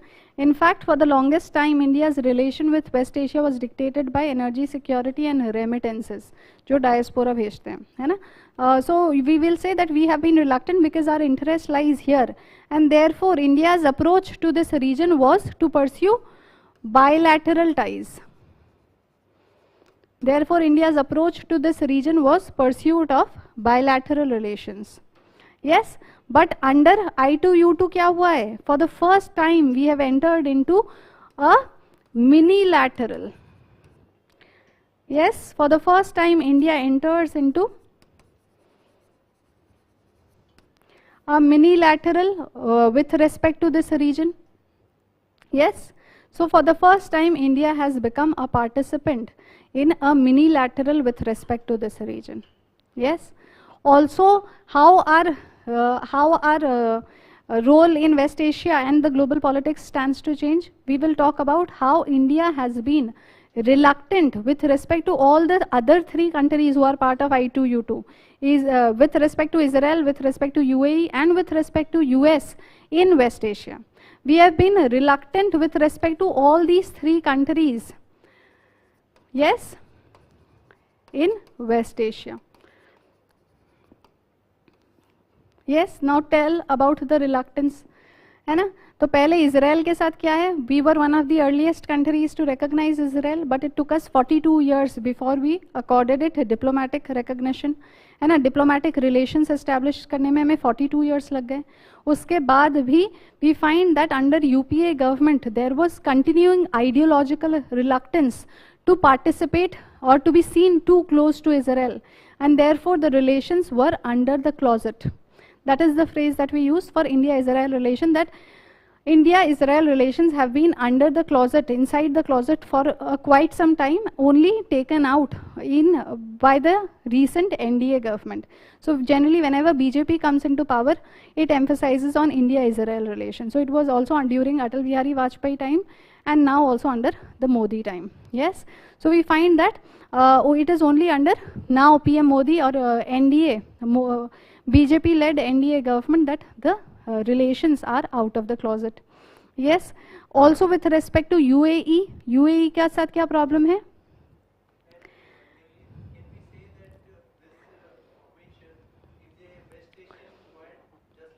तो ये कह सकते हैं कि इसको at times it is also referred to as West Asian Quad. Introduction में कह सकते थे, या तो कंक्लूजन में भी कह सकते हो या इंट्रोडक्शन में भी कह सकते हो, नो प्रॉब्लम. सेकंड क्या है? यूएई. यूएई के साथ हमारा क्या इशू था, है ना? यूएई के साथ हमारा इशू ये था कि हम हमेशा से अरब monarchies, we have been very reluctant to pursue relation with Arab monarchies because they have a pro-Pakistan stand vis-a-vis Kashmir. Yes, and therefore our relations were limited. Only recently we have concluded SEPA, yes, with UAE in a record number of 83 odd days. Yes, and also with respect to US in West Asia, we could never see eye to eye. With respect to US agenda in West Asia, India has always been suspicious with respect to USA's role in West Asia. Yes, but now under I2U2 you find that India is cooperating with all these three countries itself to increase its role in West Asia. Yes, so there is this transformation. Earlier we were reluctant with respect to these three, but now we are under I2U2 trying to build our relation with West Asian countries through these three countries. Yes, then what else? It also increases the scope of India-US relation. Now we are going to cooperate beyond the Indo-Pacific into West Asia as well. So that is also increase in India's role in global politics. Yes, also India's role as a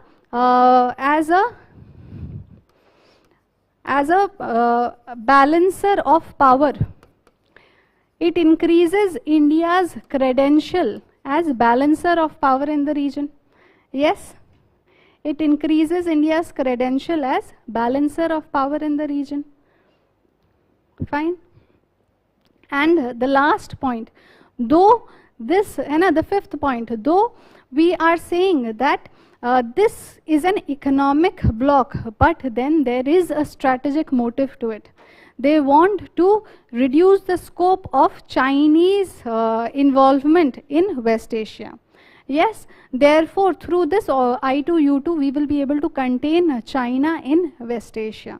Yes, and thereby transform India's role in global politics. ठीक है, तो once again now this is the main question that was asked. So we have described it in detail कि how it will transform. पहला का position और नया position साथ साथ बताते गए हम. Yes, but now we have spoken only good things about I2U2.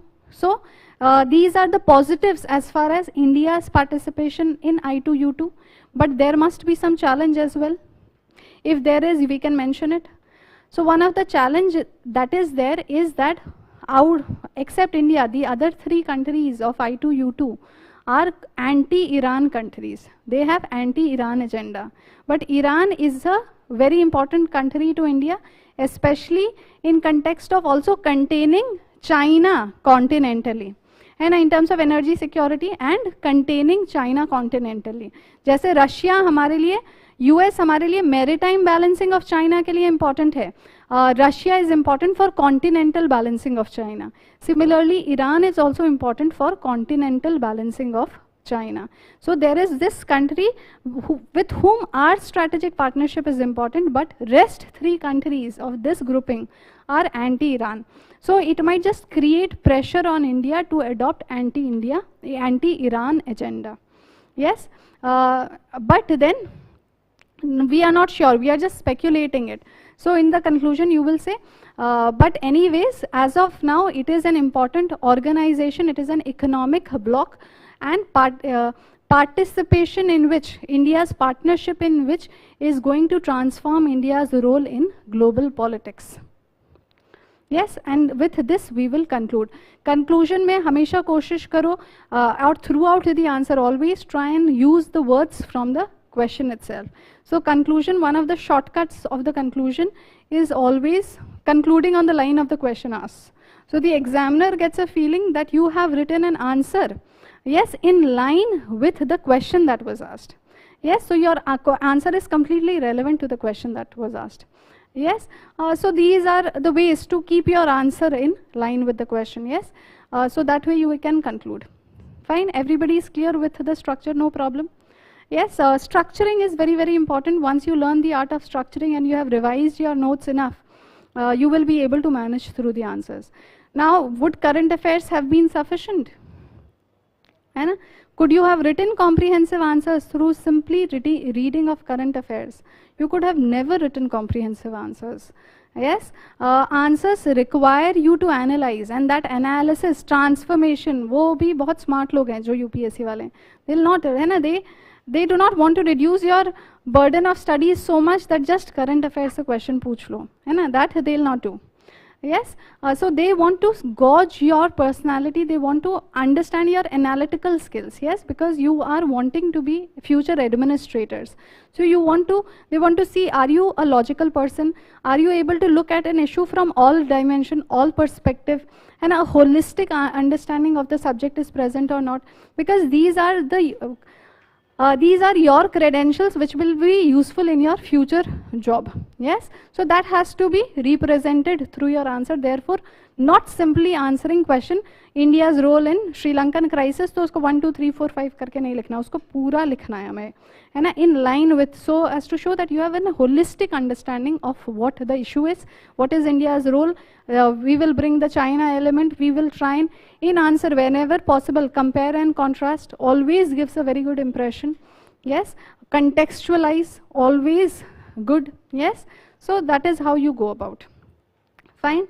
The last question, I think so, the most troublesome question. Yes, this question was the question which troubled a lot of students. Let us get to it now. See if we can write a good answer on it. The last question was, clean energy is the order of the day. Clean energy is the order of the day.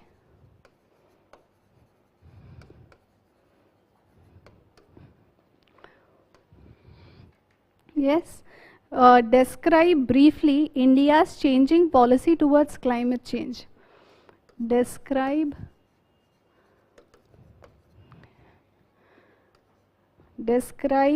briefly yes, India's changing policy, India's changing policy towards climate change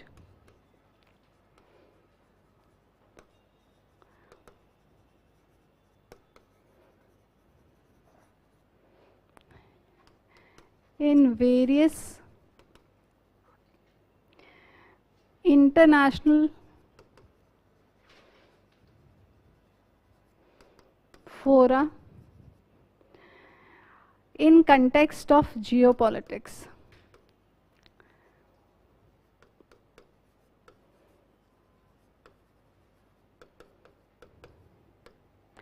Fine, so this is the question that has been given. Yes. Clean energy is the order of the day. Describe briefly India's changing policy towards climate change in various international fora in context of geopolitics. Yes, let's first understand the keywords. First, this question also begins with a statement. So we know how to introduce. The introduction will be substantiation of the given statement. Yes, so first is clean energy is the order of the day. Okay, my introduction is done there. Then it says describe briefly India's changing. Yes, so we have to talk about how India's policy with regards to climate change has changed. Yes, so describe briefly India's changing policy towards climate change. question does not get over here. It continues in various international fora and in context of geopolitics. Yes. Now we need to write an answer to it. Yes. First, what is? Let me go directly to the first statement. Let's substantiate the statement, and then we'll come down to the question that is asked. So the question, the statement reads: clean energy is the order of the day. Yes. Now what do we mean by this? Clean, देखो ये अब difference है देखो. Clean energy is not necessarily renewable energy. Renewable energy generally is clean energy. लेकिन hydroelectric power है ना, वो अब contested है. उसको हमने क्या कहा है, कितना hydroelectric power clean है, जब तक 25 megawatts तक उससे produce हो डैम से, तब तक वो clean है. उसके beyond, because dam construction है, ecology destruction है ना, deforestation, submergence of land, so है ना, therefore all renewable sources are not in fact clean energy. Clean energy का मतलब क्या है? Green energy. Clean energy मतलब green.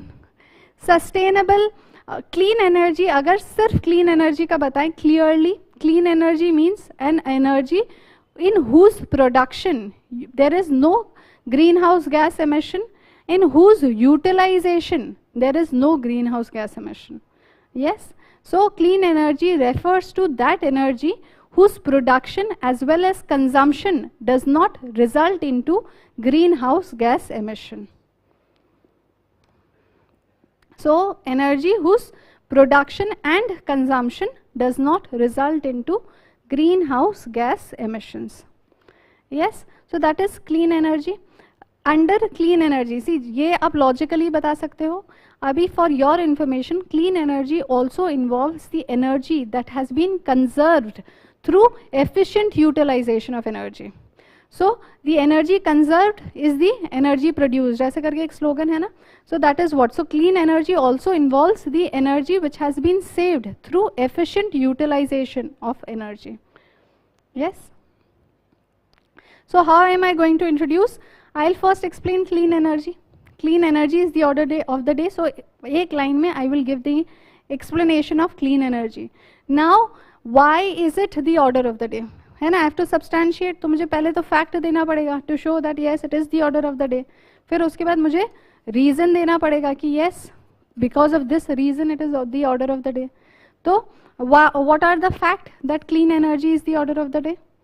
So much emphasis on solar energy, wind energy, electric vehicles. Yes, all these are representative of clean energy. So a lot of emphasis is being given presently on solar, wind energy. Yes, electric vehicles.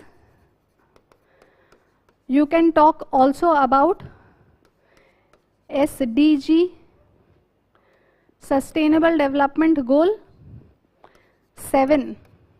Sustainable Development Goal 7 talks about the aim is access to affordable clean energy. Aim is access to affordable clean energy. Yes. So I have given the fact saying that yes it is the order of the day. सब कुछ आजकल solar, wind and electric vehicles के ऊपर चल रहा है ना? And reason why it has become the order of the day? Because climate change is causing existential threat to mankind and life as we know on planet Earth. Yes, so it is causing existential threat. And abhi there was the calls of warning given even by UN Secretary General Antonio Guterres, and he had said that we are running out of time. There is no time to but now to act, because otherwise we are threatening human survival. Yes, so basically why? Because climate change is causing existential threat to mankind and life as we know it. Fine, because of this clean energy has become the order of the day. वो तो हमेशा से हो रहा है, वो तो we will talk about that, but है ना, वो that has been going on since 1992, so for quite some time it has been going on. Of course we will discuss, because there only our change is reflected. Yes. Next comes the question, describe briefly India's changing policy towards climate change. Simple है ये तो, चलो. उसके बाद क्या, in various international fora, ठीक है, various international fora, in context of geopolitics. Now what is this context of geopolitics? Yes, what is this context of geopolitics? Carbon credits geopolitics नहीं है, mechanism है ना, mechanism, various CDM वगैरह अलग अलग mechanisms है. The geopolitics in, देखो world, जब इंटरनेशनल पॉलिटिक्स पढ़ते हैं तो there are two debates that we refer to. One is the north south debate. North south debate is referred to when we talk about development. जब हम world trade, WTO, development वगैरह की बात करते हैं, so we then we talk about the so called north south debate. Yes. The other debate is the east west debate. Yes, and when do we talk about the east-west debate? When it is about climate change. Whenever we are talking about environment, we talk in terms of the east-west debate. So this is the geopolitics that we are referring to. Yes, in context of the existing geopolitics, this is. अगर ठीक है, general geopolitics जब भी climate change के ऊपर आएगा वो होगा east west debate. Fine, that is done. Second point under geopolitics जो आज के दिन we can talk about is this idea of critical minerals. You are aware?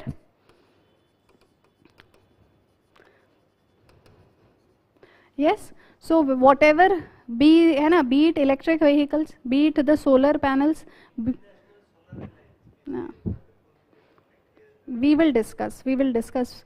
Yes, right now what we are talking about, critical minerals. Critical minerals is essential for production of कुछ भी हो, electric vehicles हो, solar panels हो या wind turbines हो, you need critical minerals. One of them is lithium. Yes, so critical minerals are very, very essential today for modern everyday life and as well as for the clean energy, green energy. Yes. And India has identified 49 such critical minerals. है ना, more or less world भी agree करता है 49 such critical minerals, of which 16 such critical minerals का leading producer कौन है? China है. China with global power ambition. ठीक है, और हमारा ambition क्या है? हमारा foreign policy goal क्या है? We do not want China to become the global power. So we say our foreign policy ambition is that multipolar world with multipolar Asia. हम उसको बहुत smartly put करते हैं, multipolar world with multipolar Asia at its core. Yes, most of the countries in the world का यही है. अब दूसरा, एक तो वो hegemon बनना चाहता है, and then critical minerals which are becoming the next oil and even more critical than oil, is 16 of those critical minerals का leading producer is China. Second, China is known for being a disruptor to freedom of trade, है ना, rules को follow नहीं करता, freedom of navigation उसने कई बार disrupt किया है. Yes, so you find that the world is now working towards supply chain resilience, that supply chains should be established so that critical minerals का supply is not hampered. Now if India enters into a border conflict with China, if there is an ongoing border conflict, China might stop the export of critical minerals to India. So it will, है ना, it will choke Indian economy. In fact, China had done this with Japan. है ना, उनका Senkaku island पे conflict है, and Senkaku इस पर question भी आया था, तो सेंकाकू पे जो conflict है, so at one point in 2012, I guess, China had banned the export of rare earth minerals, जो critical minerals का हिस्सा है, rare earth minerals to Japan, and Japan was extremely dependent on rare earth minerals, choking Japan's economy. So we do not want such situation to arise, and therefore we are working towards resilient supply chains of critical minerals. India has entered into agreements with US, Australia with regards to it, to ensure, है ना, काबिल वगैरह हमने establish किया है ना. to ensure critical minerals ka resilient supplies. So it is in these two contexts we can talk about the changing policy of India in terms of climate change. Primary discussion will always be in this context, lekin recent में critical minerals very critical to clean energy, therefore, and China factor is there, so we will include that point. Yes. Now let us get into the question that is asked. The question says, briefly discuss India's changing policy. So we give an introduction of why clean energy is the order of the day, reason, fact, we have given everything. Now next we get into India's changing policy towards climate change. So here you will start by talking about the 1972 Stockholm Conference. Yes, it was in this conference for the first time India had indicated the link between development and environment.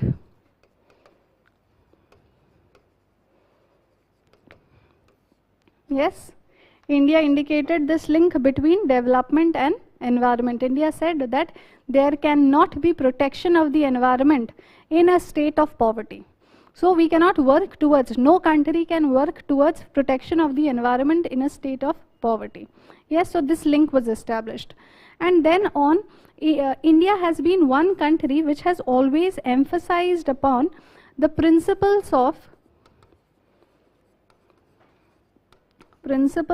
equity, historic responsibility,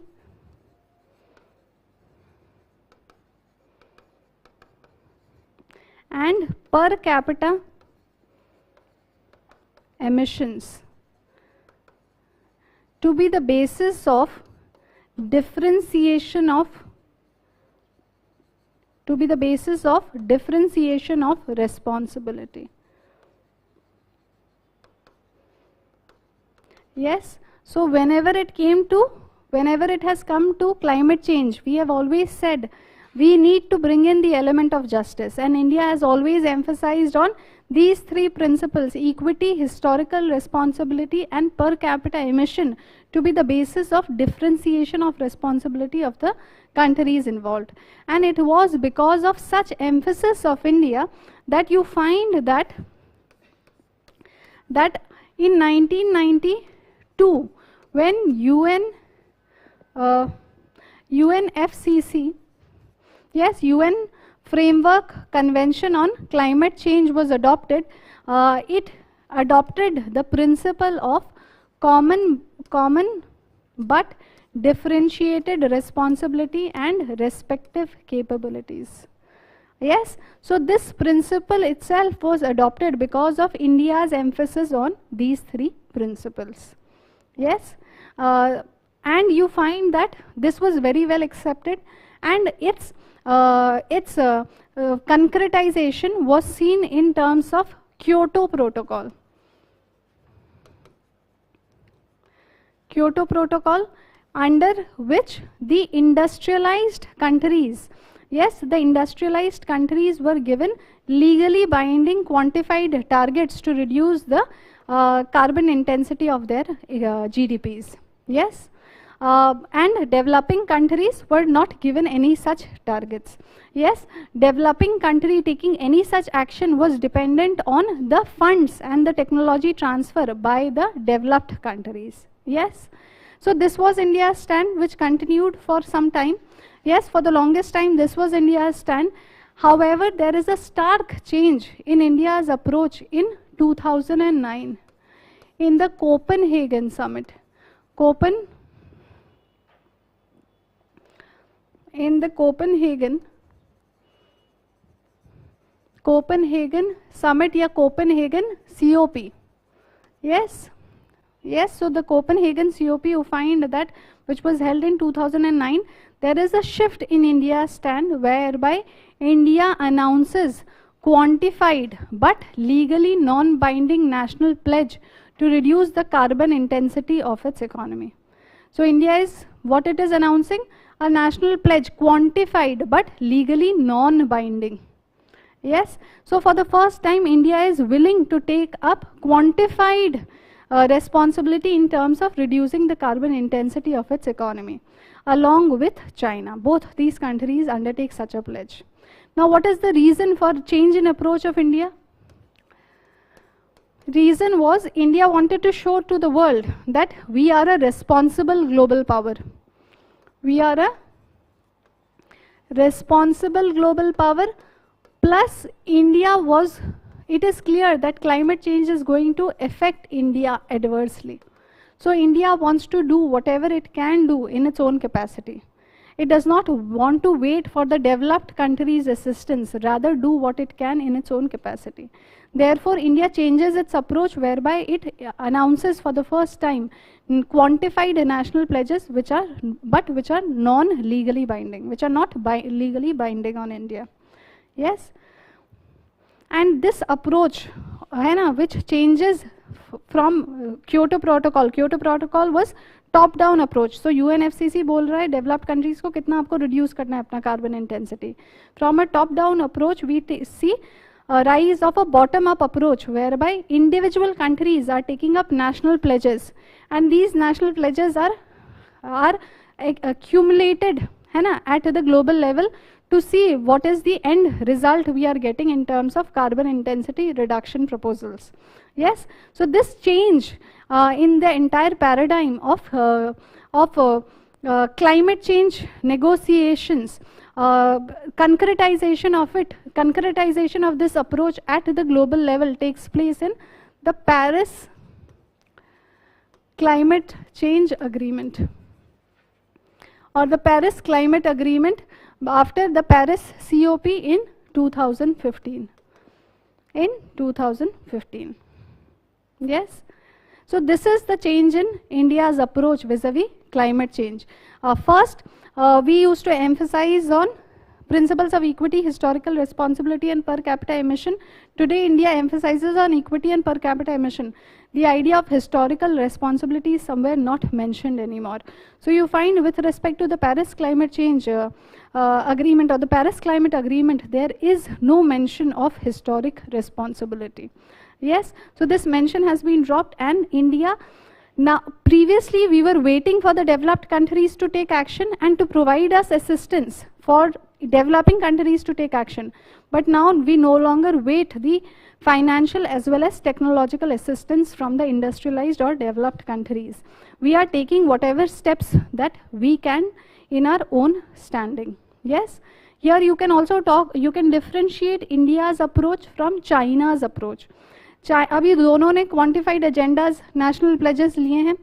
Yes, अभी recently जो 2021 में the COP was held. In that we said our pledges that we want to achieve carbon neutrality by 2070 and 45% reduction in carbon intensity by 2045. Yes, on the other hand, China का क्या है? Carbon neutrality by 2060, but carbon peaking by 2030. So India says that we do not believe in this peaking approach. ये फिर consumerist approach है. This is a careless approach. So India believes in sustained reduction of carbon intensity and does not differentiate itself from the carbon peaking approach adopted by China. In fact, India has also, India का long standing position है कि our per capita emissions will never exceed that of industrialized countries, even when we take historical responsibility in context. Yes, so that is there. अगर सिर्फ हमारा question होता, if the question would have been limited to, what has happened? India's changing policy towards climate change, our answer is done. We have told about changing India's foreign policy vis-a-vis climate change. We are done here, है ना? From earlier shift to emphasis on historical responsibility, those three developing countries not willing to take quantified pledges to taking quantified pledges, and now change in the entire approach. है ना? Our answer would have been complete, but the question continues. Question does not end there. The question is in various international fora, है ना? तो अब क्या हम करेंगे? हम दूसरे फोरास की भी बात करेंगे. एक तो UNFCCC का ही चला है पूरा डिस्कशन, है ना? तो now we will talk about ISA, International Solar Alliance, one sun, one sun, one world, one grid. Yes, we will talk about such initiatives of India that India has taken. We will also talk about, yes, IPEF में भी कुछ कंक्रेटाइजेशन हुआ नहीं है, ठीक है, बस हम रिस्पॉन्सिबिलिटी ले रहे हैं क्लाइमेट चेंज की तरफ. There is a pillar which talks about it, but उसमें अभी कुछ हुआ नहीं है. ये सब चीज़ें अचीव हुई है. क्या क्या हुआ है? We will talk about India and France co-founded International Solar Alliance, yes, where we want to make affordable solar energy accessible to all. We will talk about this one sun, one world, one grid, yes, which was at the 26th COP, abhi recent wale COP mein. It is a joint initiative of India, UK and ISA, International Solar Alliance, yes, which believes in increasing solar and wind power and through the electricity grid around the world. Yes, so it has to be a major component. Then we will talk about, then we can talk about how in case of G20 also, India has argued that all the G20 countries should reduce their carbon emissions. Yes, carbon emissions to the global average. We should all bring it down to the global average by 2030 because fast depleting carbon space. Yes, this time is running out and there is no more carbon space in the atmosphere, है ना. Replenishing capacity के beyond हम carrying capacity के beyond हम carbon release कर रहे हैं in the atmosphere. So we will talk about these organizations. Yes, so these Indian initiatives we can talk about, and with that we can conclude the answer. Yes, you understand. So we are talking about UNFCCC, वहाँ पे हमने changing policy बता दिया. उसके beyond we can say that India no longer awaits the financial support and technological assistance from the developed world. It is taking actions on its own, as evident in International Solar Alliance co-founded by India and France, and the establishment of one sun, one world and one grid. Also, India has been insisting on emission reduction to combat climate change by amongst the all G20 countries reducing their carbon per capita emissions, bringing it down to the global average by 2030. Yes, fine. There is another organization which is quite important. We will also talk about. India has set up what is referred to as Coalition for Disaster Resilient Infrastructure. Coalition for Disaster Resilient Infrastructure. Yes. In 2019, India has set up, and it is a global partnership to promote resilient infrastructure systems to climate and disaster risks. Yes, so all these are Indian initiatives that we will talk. So these are Indian initiatives on various other international fora. And in context of geopolitics, अगर China वाला angle लाना चाहते हो, if you can bring, if you have time and scope, you can also say that critical minerals are essential as far as clean energy is concerned. And today China, a revisionist power and a disruptor of rule of law, is the leading producer of 16 such minerals. Therefore, India is taking initiative with other countries such as US and Australia to ensure resilient supply chains vis-a-vis or resilient supply of the critical minerals. Fine, so these are Indian steps to ensure access to clean energy or to combat climate change. Yes, and how will you conclude? You will conclude by saying that India has adopted, there is this phrase that we use, co-benefit approach to tackling climate change crisis. India has adopted a co-benefit approach to tackling the climate change crisis. That means we seek to enhance India's energy security while at the same time dealing with the threat of climate change. तो clean energy पे emphasise करके हम अपना energy security करेंगे और साथ ही साथ ग्रीन हाउस गैस एमिशंस कम करेंगे. So it is a co benefit approach which seeks to enhance India's energy security by emphasizing on clean energy and consequently dealing with reduction in the greenhouse gas emissions. Yes, that is how you will go about dealing with this question. Fine, any doubts? So this question also tells you current affairs is insufficient. I cannot emphasize it more. If you are a serious student who wants good result, do not limit yourself to current affairs studies. You never know. And ये BIMSTEC और SARC का discussion was as such not the ongoing discussion presently. अभी बस BIMSTEC का summit हुआ था. That was the only thing. But general question that you can expect from BIMSTEC is this comparison of BIMSTEC and SARC. So that was asked. Yes. So this is a misconception. Generally, current affairs, what it will aid you? It will aid you in the direction in which you should study. These are the topics which are more important. But that does not mean that you do not study anything else. Yes, you forget. That does not mean that you completely neglect the basics of international relations. Very, very important. Its importance is rising day by day in the present globalized world, and your newspapers are an evidence of it.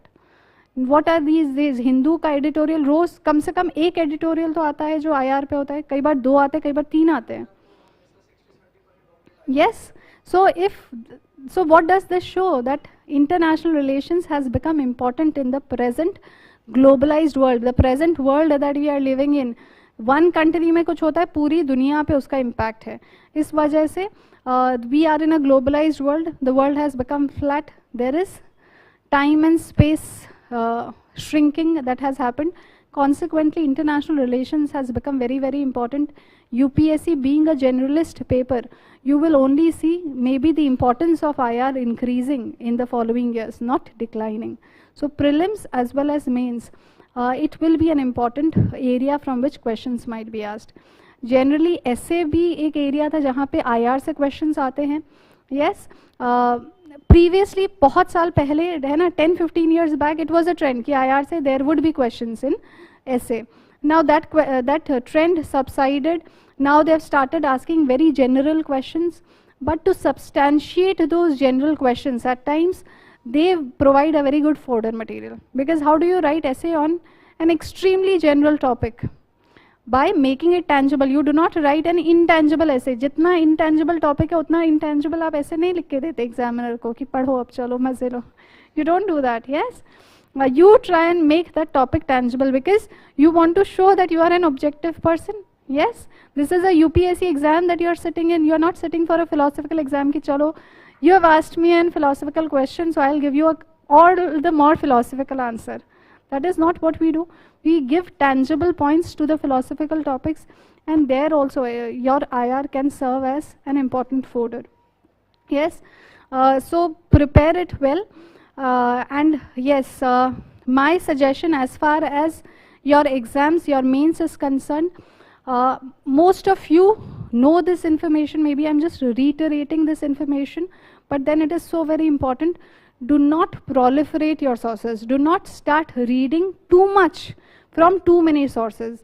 Limit your sources. Yes, 1 or 2 standard books for each subject. Your teachers will guide you. If you're self-studying, your seniors, you would do the research, so you would know.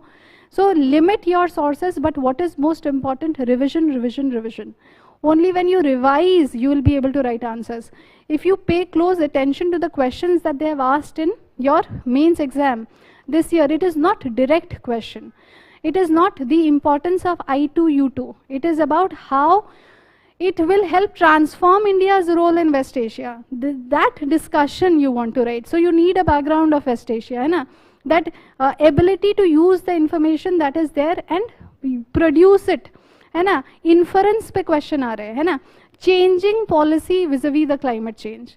Yes, you find such question. Is BIMSTEC and, चलो वो तो ongoing discussion था, BIMSTEC and SARC being parallel. Similarities is also asked. Now what do you write similarities? Dissimilarities के तो फिर भी point होंगे, है ना? Your ability to know कि energy security is also a foreign policy goal, है ना? So nowhere within BIMSTEC का जब हम BIMSTEC पढ़ेंगे, nowhere do we write the importance of BIMSTEC in achieving foreign policy goals as so many goals. सिर्फ एक ही गोल लिखते हैं कि it will help India achieve foreign policy goal vis-a-vis neighborhood first and the Act East policy. Beyond that we write nothing, but here you have to write 5 points on it.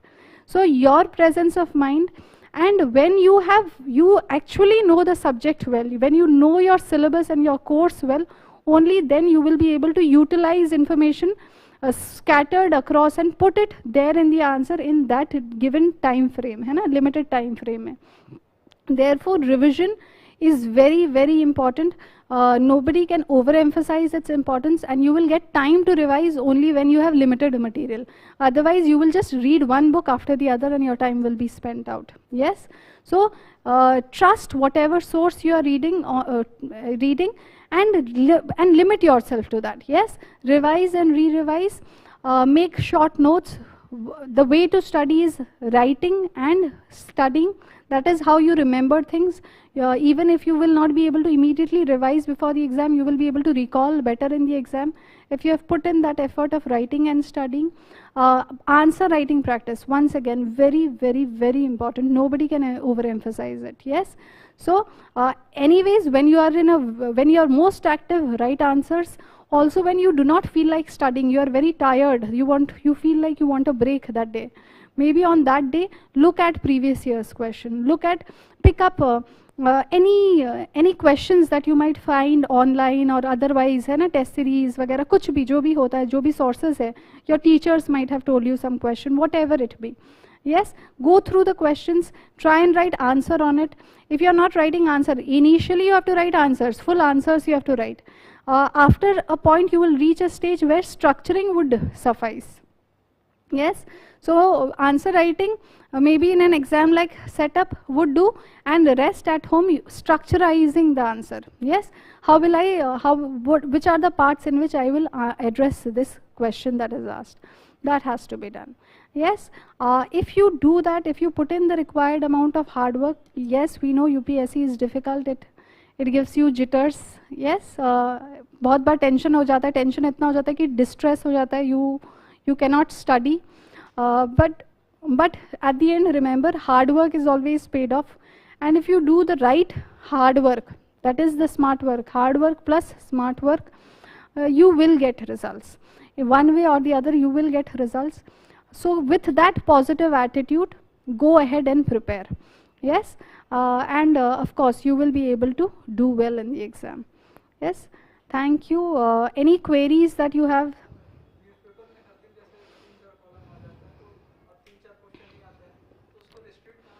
देखो तारीख अब वो editorials ज़्यादातर IR पे आते हैं. अब now the way to go about is read an issue holistically. तो अगर आपने एक इशू पे, है ना, आपको पता है कि अब ये इशू मोर और लेस कवर्ड हो गया, है ना, this war has ended and more और less this is the situation, and you have read 3 or 4 articles on it.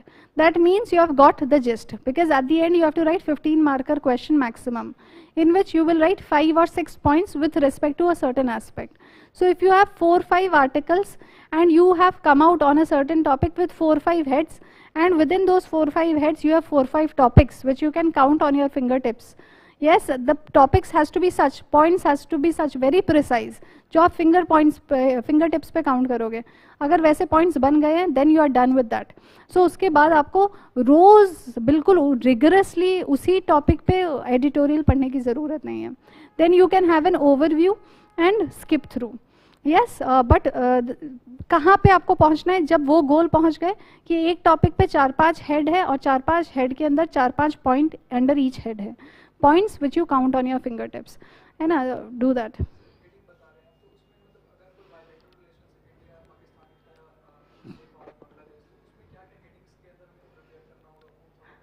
That will be too much. अभी मैं वो तो पूरा सिर्फ इंडिया जापान क्या इंडिया नेपाल ही नहीं है ना, there are so many. अभी इंडिया नेपाल के कंटेक्स्ट में if I tell you in India Nepal context, India Nepal का सबसे इम्पॉर्टेंट है you understand the nature of the relation. India Nepal का रिलेशन का नेचर क्या है ना? It is state to state relations is weak. It is people to people ties which are strong. So we have unprecedented closeness, but the relation continue to be fraught with challenges. तो वही है कि people to people ties बहुत अच्छे हैं, state to state weak है, तो वो समझना क्यों हैं, उसके facts, evidences समझना. उसके बाद जो challenges है, challenges क्या है हमारे relation में? Territorial dispute है, hydro power sector cooperation है, चाइना इन नेपाल है, यस एथनिक क्राइसिस, जो उनका constitutional crisis and India's role, वो एक कंट्रोवर्शियल था हमारा. Yes, so these are the heads under which, the treaty, the peace and friendship treaty that was signed between these two countries in 1950, वो भी controversial है. So those 5 topics are the controversial topics. Otherwise, you have to understand the nature. हमारा foreign policy क्या है with respect to Nepal, and this nature that we have strong people-to-people ties but weak state-to-state ties. Yes, so that has to be done. So you should know that, and वो तो फिर जो current affairs आ रहा है वो substitute होगा, otherwise है ना. नोट्स मत बनाओ न्यूज़पेपर से ज़्यादा, बहुत ज़्यादा पॉसिबल नहीं होता. उतने नोट्स बनाओ जितना आप रिवाइज कर सकोगे, है ना. That has to be the goal, and you that is an art. फटाफट नोट्स बनाने का एक आर्ट होता है, विच इफ़ यू कैन, है ना, do it. Otherwise there are current affairs magazines. Do a good job while reading the newspaper, understanding the topic, getting a gist of it, है ना. वन पॉइंटर नोट्स अगर आप कुछ बना सकते हो एक एक सेंटेंस में, तो आपने बना लिया एक टॉपिक का फ्लो चार्ट के कंटेक्स्ट में, है ना. You should have a flow chart in mind. और उसके बाद beyond that you have current affairs magazines that are there available.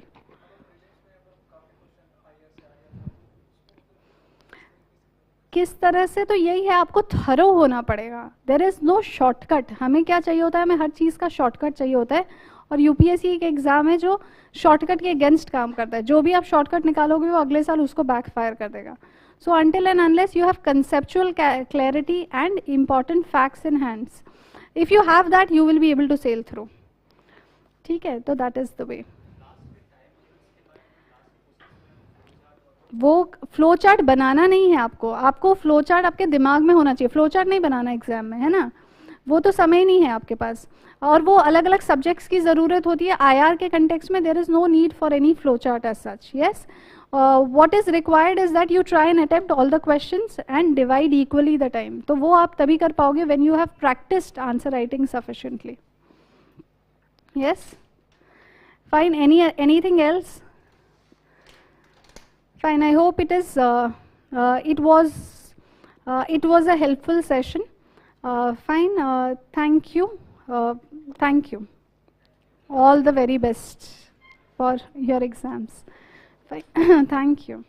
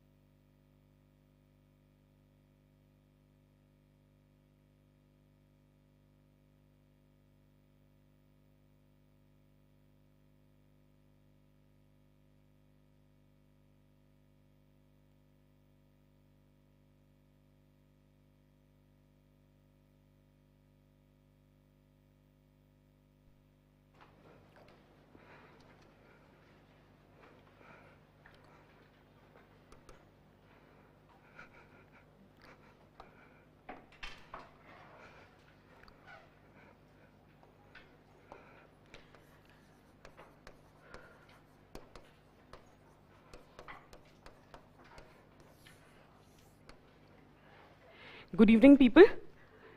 So we would be taking up discussion on 3 questions, that is from the area of social justice. Now, before we begin with this discussion, there is one thing which we need to realize, that every year, without fail, you will get the questions up to 40 to 50 marks from social justice. So it is worth investing your time, because the syllabus is very limited when it comes down to social justice. Okay. All you need to do is to understand that how and in what capacity that syllabus needs to be covered. For example, social justice may broadly, there are areas such as poverty and hunger. There is topic education, health. Within education, it can also deal with skill development, and finally, it is welfare schemes plus laws or acts plus bodies with respect to vulnerable sections. So the syllabus is pretty defined, as in we know the broad headings within which social justice needs to be prepared. That's one thing we should know. Now the second question arises, that what kind of topics or questions can be expected as far as these areas are concerned. So as per our observation of past few years, as in 2013 onwards, what we see is largely it is based on current. Within current, they might ask you something which is not so current. For example, there was a time when there was National Plan of Action for Children was launched in 2016. But instead of asking National Plan of Action for Children, they asked National Policy for Children, of which that Plan of Action was a part. So National Plan of Action was the current affairs, but they asked the parent policy of that current news. So that much we can expect that UPSC can play around. Otherwise, more or less, it is related to what is there in the current. For example, this year, there have been 3 questions. One has been the analysis of Person with Disability Act. Now, the thing is, the Act was introduced in 2016. What was the need to talk or to ask about the Act in 2022? That becomes a question. So there was a strategy which was launched known as Engine Strategy, which was with respect to person with disability, and the motto was to make their right real, as in to ensure that the right of person with disability, both in Asia and Pacific, is being achieved. And for that strategy, Engine Strategy was launched. And the decade was 2013 to 2020. So it was the 10th year of Engine Strategy. So that could be one of the possible reason that why this question was being asked. Or there can be another reason, that although the Act was issued in December 2016, but the rules were notified in 2017. That was the time which actually it was being implemented. So if we calculate, 2022 becomes the 5th year. So 5 years, 10 years, 25 years, 50, 75 years, again it becomes an important aspect. Is that very clear? That can be one of the things. Or the third part can be, it is the 75th year of India's independence. And there is a topic with respect to vulnerable sections. You have certain vulnerable sections which has to be prepared. For example, we have women, we have child, we have old age, person with disability, tribals, and transgender. And with respect to all the vulnerable sections, and it can be easily prepared. इतना कोई बहुत इसमें rocket science नहीं है. So these are some of the vulnerable sections which is mandatory to be prepared as far as social justice is concerned. And with respect to each of these vulnerable sections, there is one parent law or act which actually works for their progress, inclusive development, welfare, etc. So that can be expected that with respect to Person with Disability Act, you should prepare person with, as in if you have to prepare the vulnerable section, Person with Disability Act is the minimum which needs to be prepared. Is that very clear for everyone? Now, if I'm talking about Person with Disability Act needs to be prepared, or for that matter, any act which is supposed to be prepared, a general way of preparing is you prepare the premise based on which the act was introduced. You prepare the provisions of the act. Then you talk about the analysis of the act within which we are talking about the pros and we are talking about the cons. And based on cons, you are suggesting the way forward. अगर आप act तैयार करोगे तो ऐसे ही करोगे.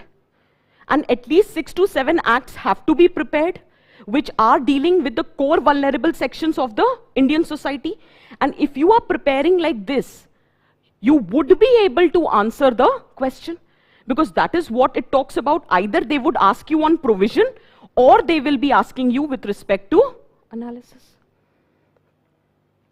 Is that clear? And this time the analysis has been very specific with respect to sensitization of the functionaries as well as the citizens. Is that very clear? We'll just see the question and you will get an idea. But are you understanding that how the content has to be prepared? So whenever there is a scheme, there is an act, there is a body, there has to be preparation with respect to vulnerable sections. That is basic minimum. And there is no one source for social justice. It is worth investment of your time, because 40 to 50 marks questions are asked without fail every year.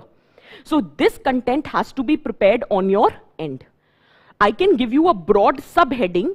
Within that subheading, you have to prepare your respective content. It would take initial effort, but after that, it would be an easy task. And this can help you in your prelims as well. Is that very clear? This is basic minimum that we need to study. So let's see the first question, and then I'll get back to this content again. Read the first question. The right of person with disability remains only a legal document without intense sensitization of government functionaries and citizens regarding disability. And you need to comment on that. Comment is your opinion. Your opinion has been asked that this Right of Person with Disability Act will just remain a mere legal document if you are not creating sensitization among the functionaries and citizens with respect to what exactly is disability. Is that making sense? Now, whenever we discuss the answers, if you've seen the previous sessions as well, we have a tendency that there is introduction, there is a linking statement, there is body, and there has to be a conclusion. Hands down, in every social justice question, whether asked or not asked, way forward becomes the conclusion. So whether it is specifically asked or not, since it's a question on social justice, you have to suggest the way forward based on whatever analysis that you have provided in the answer. That's one takeaway. Second, it says that if you look at the question, the easiest way of introducing in such question is the premise.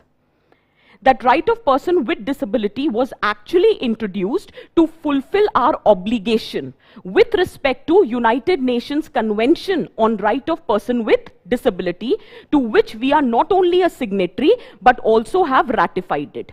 So when you ratify an international convention, it becomes an obligation that you need to have a domestic provision to fulfill those objectives. That's one point.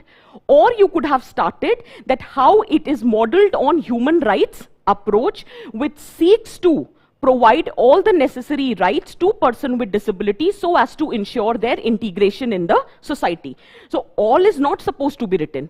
Any one which you feel, but there has to be an introduction. So premise is the easiest way of introducing the questions, especially where analysis is being asked. Or if कुछ नहीं सूझ रहा था तो person with disability आप define भी कर सकते थे. That who constitutes person with disability. So a person who's suffering from any kind of physical or mental impairment, which when comes in interaction with the hurdles in the society, poses a challenge for their complete integration and participation in the society. So if you want, you can define that also. That's totally your call. Is that clear? Now comes the linking statement. Now in this particular question, provisions of person with disability has not been asked. But you have to draw a link that this would remain only a legal document despite such good provisions if sensitization is not being ensured. So very briefly, in the linking statement we can write, although the Act has been a very progressive and a comprehensive document, since it has increased the ambit of number of disabilities under the Act, it is talking about the provision of national and state level fund, it is talking about creation of inclusive infrastructure, it is talking about establishment of state advisory boards, it is providing special provisions for women and children. You don't have to write everything, but at least 2-3 points which you think is important, you could have mentioned here. There are also provisions of special courts. So any 2-3 provisions could have been written that despite this Act being such progressive and comprehensive document, because of these provisions will just remain a legal document if sensitization is not being ensured. Is that clear? उससे क्या होता है, introduction से body में आने में एक smooth flow बन जाता है. लिंकिंग स्टेटमेंट का वही ऑब्जेक्टिव होता है. ठीक है, अब हम बात कर रहे हैं कि क्या इश्यूज हैं अगर फंक्शनरी सेंसिटाइज नहीं है या सिटीजन सेंसिटाइज नहीं है. So what are the issues और challenges in the process of implementation of the act. So it says, let us say our functionaries are not sensitised. So in that case, the challenge becomes with respect to implementation. So with respect to this Act, you can clearly see there is slow progress in the implementation of the provisions of the Act. There are many states which have not yet notified the rules for the implementation of the Act. Second challenge is issue of accessibility. You are talking about inclusion. You are talking about education, skill development, employment, but you do not have an inclusive infrastructure, because of which they are not able to avail the opportunities. Similarly, in skill deficit, we have a data. There was a Council of Social Development report which was published and which clearly specified that because of lack of infrastructure, there are a lot of children with disability who are not able to access education. They are not able to access the opportunities for skill development. In fact, only 36% of persons with disability are working.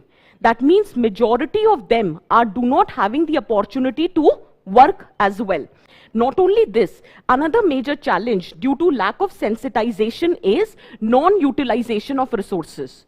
We are talking about national and state level fund to implement the provisions of Person with Disability Act. But when you are not sensitized about the concerns, the plight, or let us say limited opportunities offered to person with disability, in that case there is lack of proper utilization of the resources.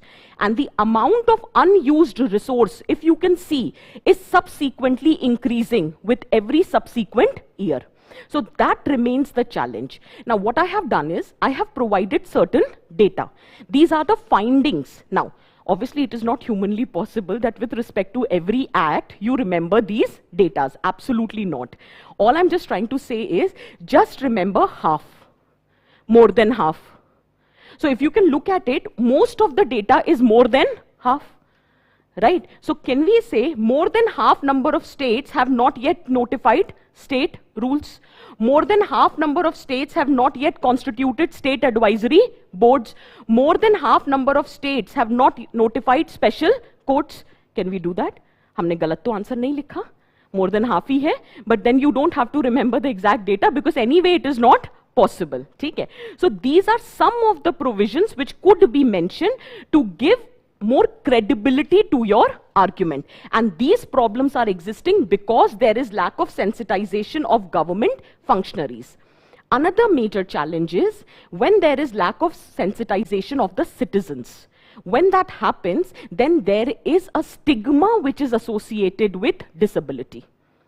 There is a public perception with respect to disability where people believe that it is an individual problem. It is not a social problem. And it is nothing but retribution of past karma for which there is no respite. So even if there is lack of infrastructure, people don't hold the authority accountable because it is believed the people who are facing the challenges, that might be because of their actions and for which there is no respite. So public perception about disability is a bigger challenge in order to ensure their inclusion and development. That's one aspect. Second aspect is there exists stereotype, where it is believed that person with disability would not be as productive as compared to others. They would not be leading a good quality life. They are not healthy. These kind of stereotypes, prejudice exist with respect to person with disability, which further poses challenge in the society. Is it making sense? Many a times it happens that how do you get data? You get data because there is reporting about it. Through census, you are conducting the data for which you have to report. But many a times it is believed there is a stigma associated with person with disability. In that context, there is under-reporting of the people. And in case there is under-reporting, you have lack of credible data. And if there is lack of credible data, if effective policy making would become a challenge. Is it making sense for everyone? Similarly, it says that many a times the people who are as in facing this or who are differently abled, the challenge is they themselves are not aware about the provisions of the acts. So when they are not aware, they are not able to claim their rights and entitlements. That also becomes a challenge. Similarly, there is institutional discrimination. I was reading one case study where there was a child who was differently abled and the parents wanted the child to be admitted in the school, but principal was finding all possible reasons of not admitting the child. So then that is institutional discrimination. That you are not creating infrastructure which would be conducive, you are not training your teachers to deal with children with disability. So in a way, you are leading to their exclusion in the society. So it leads to social ostracization, it is leading to social boycott, it is leading to social exclusion. So we can say that children with disability or in general, person with disability are more vulnerable and they are suffering from triple jeopardy. One, they are differently abled. Second, that because of lack of access to the resources, the chances of poverty and unemployment is very high. And third is social ostracization. That is social stigma in the society. So there is triple jeopardy with which they are being suffering. Is that clear? And finally, we can talk about the conclusion. I have given a detailed conclusion. Since it's a 10 marker, you don't have to write every point. You just have to write 2-3 points so that it gives a complete structure to your answer. So whether it is implementation of engine strategy, or it is robust educational system, or creating awareness about different types of disabilities which are existing, or people should learn to accept who are different from others. So for that matter, awareness generation through street plays can be done. Charismatic personalities can be done. And with respect to allocated funds, there should be proper scrutiny and tracking. Infrastructure that you are creating should be friendly with respect to person with disability. There should be more employment opportunities which should be generated for them. Private players should be provided incentive so that they ensure the participation and they create their infrastructure to be conducive to person with disability. इसके लिए FICCI का एक index भी आया था, accessibility index, which basically grades the different organization with respect to what extent their infrastructure is accessible for person with disability. So there are approaches, and it is your choice that which approach or which way forward you want to suggest. Is that making sense for everyone? There is this one last point which I believe that in case you write this also, it would suffice. That is community-based rehabilitation approach. Within that, there are three aspects to it. One, you create the ecosystem so that person with disability is able to realize their full potential and abilities. Second, they have complete access to resource and opportunity. And third, they are able to ensure their full integration in participation in society. So choice is yours, whichever way you want to conclude, but conclusion should be a way forward. That is my major concern. And whatever way you are answering, एक last line हमेशा होनी चाहिए, एक single statement, even if it is a 10 marker. I know many times it can become a challenge, but please try to write. तो वो एक ultimate conclusion होता है, जिससे एक पूरे answer को structure मिल जाता है. फॉर एग्जाम्पल यहाँ पे लिख सकते थे कि मल्टी डायमेंशनल और multidisciplinary and multi stakeholder approach is the need of the hour to ensure complete integration of person with disability. Now you need to tell me whatever we have discuss so far, did you understand reason why the question was being asked? See, we cannot exactly predict that why UPSC might have asked. I have not spoken to them. The point here is that we can predict कि maybe this could have been the reason. एक और reason हो सकता है, news में था that the Ministry of Social Justice and Empowerment has opened for public feedback the draft of National Policy for Person with Disability. तो policy current में था, question policy क्योंकि वो तो अभी भी draft है, they asked the question on the act. So something has to be there in the current. Largely social justice में question current based ही बनता है. Is it making sense for everyone? ठीक है? Can we proceed? ठीक? Next, read the question. Besides the welfare schemes, India needs deft management of inflation and unemployment to serve the poor and underprivileged section of society, and you need to discuss. ये question बहुत expected नहीं था, मतलब बहुत ज्यादा current oriented नहीं है. We have been reading about inflation, unemployment, how it is impacting poor and vulnerable in the society. First line, first 3 words क्या है? Beside welfare schemes. In this answer has anything to do with welfare schemes? उसको तो पहले ही बोल दिया beside कर दो, तो beside welfare scheme. So this question was not suppose to be talked about welfare schemes. It has to be more concerned with how inflation and unemployment further aggravates the challenges for poor and vulnerable. So managing inflation and unemployment is equally important beside welfare scheme. Is that clear? So in that context, you can again, there are different ways in which we can introduce. You can talk about the current news that in the post-pandemic period, we have seen a lot of people have been pushed in the trap of absolute poverty. It can be due to COVID-19, and along with COVID-19, the other spillover effect has been unemployment and inflation. Is that clear?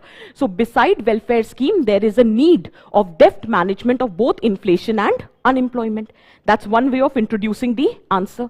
The other way could have been, in order to alleviate the problems which were faced by poor and marginalized, government has initiated various welfare schemes. You can just mention 2 or 3 of them.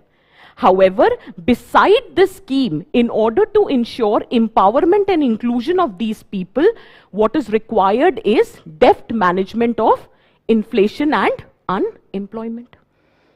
And why do you mention? See, economy तो सभी ने पढ़ी है. अब ऐसा तो है नहीं कि पेपर 2 में क्वेश्चन आ गया और अगले दिन इकोनॉमी का पेपर है तो हम ये कहेंगे नहीं नहीं अभी हमको डेटा नहीं आता, इकोनॉमी तो कल होनी थी, आज कैसे पूछ लिया. ऐसा तो नहीं होगा. अगले ही दिन इकोनॉमी का पेपर है तो इतना तो डेटा याद है. तो whichever data that you have, you can mention with respect to inflation and unemployment, because data is very important here to substantiate your argument. So in this case हम वो less than 10 और between 5 to 10 ये वाला data काम नहीं आएगा. यहाँ data पता होना चाहिए, और डेटा भी पता होना चाहिए एंड सोर्स भी मेंशन करो, because many a times it happens you have different source, different timeline, data changes. So whichever data you have prepared, the latest data before the final leg of your mains examination, please mention that data along with the source. So in that context, we have understood what we are trying to say, that yes, inflation and unemployment is a challenge because they are at a very high rate. That's one aspect of it. अब हम इस answer को दो parts में divide कर सकते हैं, since it's a 15 marker. Choice आपकी थी, अगर आपको इन्फ्लेशन अनएम्प्लॉयमेंट अलग अलग नहीं लिखना है, आप एक साथ भी लिख सकते हो कि what is the need for depth management of inflation and unemployment, or you can write it separately. Now, do you understand what is supposed to be written here? Here the question is not about inflation. Here the question is how inflation aggravates the vulnerability of poor and marginalized. How unemployment aggravates the vulnerability of poor and marginalized. As a result, despite of your welfare schemes, their upliftment is not taking place. As a result, inflation and unemployment needs to be addressed. Is it making sense? तो जो way forward होगा वो इसलिए होगा how to deal with inflation and unemployment. But before that, you have to establish a relation that how inflation is posing challenge for poor and vulnerable, how unemployment is posing challenge for poor and vulnerable. Is it clear for everyone? Very quickly, just have a look at it. So food inflation, it is being said that if the prices of food increases by even 1 percentage point, then it is expected that 10 million people would be pushed into extreme poverty. In fact, Dandekar and Rath committee said that a poor person is spending 2/3 of their income on food. So if the food prices increases, the major or the significant negative impact has been on poor and vulnerable. You can mention that. Then you can again talk about, for example, it is believed that in past 5 years, if you see the prices of essential goods, they have increased by 50%, whereas the real wage rate has only increased by 22%. Real wage rate is the good which you can purchase by 1 hour of work. So that has been increased only by 22%, but the prices have increased by 50%. That shows the extent of food inflation. And the challenge is it will further push the people in the poverty trap. That's one aspect. Second aspect says quality of life. जब prices बढ़ते हैं, obviously the purchasing capacity is declining. That means now your spending would be limited. You would not be able to spend even on the necessary resources. For example, the schooling of the children can get compromised. It can happen. It can happen. There can be delay in accessing the health infrastructure. So overall, the quality of life will decline. Then again, you can talk about the data. In fact, ये data मैंने यहाँ mention किया, आप शुरू में भी कर सकते थे. That global multi-dimensional poverty index is talking about that how 22.5% of the Indian population is in extreme poverty. That is, they do not even have $1.9 to spend every day. That is what is the definition of extreme poverty, right? So that could have been mentioned even in the beginning also. Anyway, now let's look at it. अगर inflation होता है, तो दो चीजें हैं. एक lack of food, because you don't have money to purchase the food. Even if you are purchasing the food, you are not able to purchase the nutritious food, because nutritious food is more expensive. Chances for malnutrition is very high. And the burden of malnutrition would be borne more by a child, women and poor. Is it making sense for everyone? Similarly, with respect to industrial sector, if price rise is happening, that means your factor of production will become expensive. If your factor of production is becoming expensive, cost of production is increasing. That means profit margin would decline. And the burden of increased expenses will also be shifted to the consumer. And within the consumer, it is the poor and vulnerable who would be more at risk. Is that very clear? Okay. So these are, I have made these flow charts. Choice is yours. It is just for your understanding. If you don't want to make like this, you can write in the pointer format also. This is basically the moment you look at it, it is easy to recall. Next we are talking about deft management of unemployment. अगर unemployment होता है तो क्या challenges आते हैं? So if there is unemployment, definitely either it is a situation of low income or it is a situation of no income. In both the situation, the capacity is declining. And if the capacity is declining, I have just linked it with malnutrition. You can link it with anything. Access to quality education, learning outcome, skill development, health infrastructure, decent livelihood, everything gets compromised. So overall standard of living as well as quality of life is declining. This much you study in your economy. तो इतना तो हम लिख ही सकते हैं, right? Similarly, unemployment से poverty आती है. Poverty होगी तो health status decline करेगा, quality education decline करेगा, opportunity for skill development decline करेगा. That means opportunity for work in the labor market will further be compromised. Chances of unemployment would be very high. So can we say it is forming a vicious cycle? Similarly, जब unemployment है, पैसे की कमी है, your purchasing capacity is declining, that means can I say the demand for the goods are declining? If the demand for goods are declining, the burden would be borne more by the labor intensive industry. So the chances of laying off, downsizing would be very high. Again, it would lead to unemployment. It becomes a vicious cycle. So choice is yours and not everything is to be written. But since it's a 15 marker, you still have a scope to write. Again, just look at it. When there is unemployment, that means there is underutilization of labor and human capital. Unemployment है, आपका labor और human capital दोनों ही underutilized है. That means the productivity in the economy will decline. And if the productivity is declining, poverty is getting aggravated. ठीक है? Next is lack of employment. There is lack of consistent or sustained income. Chances of indebtedness would also be very high. In fact, it is seen in rural areas, the indebtedness has increased to 84%, which is almost double of the urban areas. Is that very clear? Finally, what needs to be done? So when you are providing the solutions, you have to focus on the solutions with respect to how to tackle inflation and unemployment. So there has to be proactive intervention by the government to tackle food inflation and fuel inflation.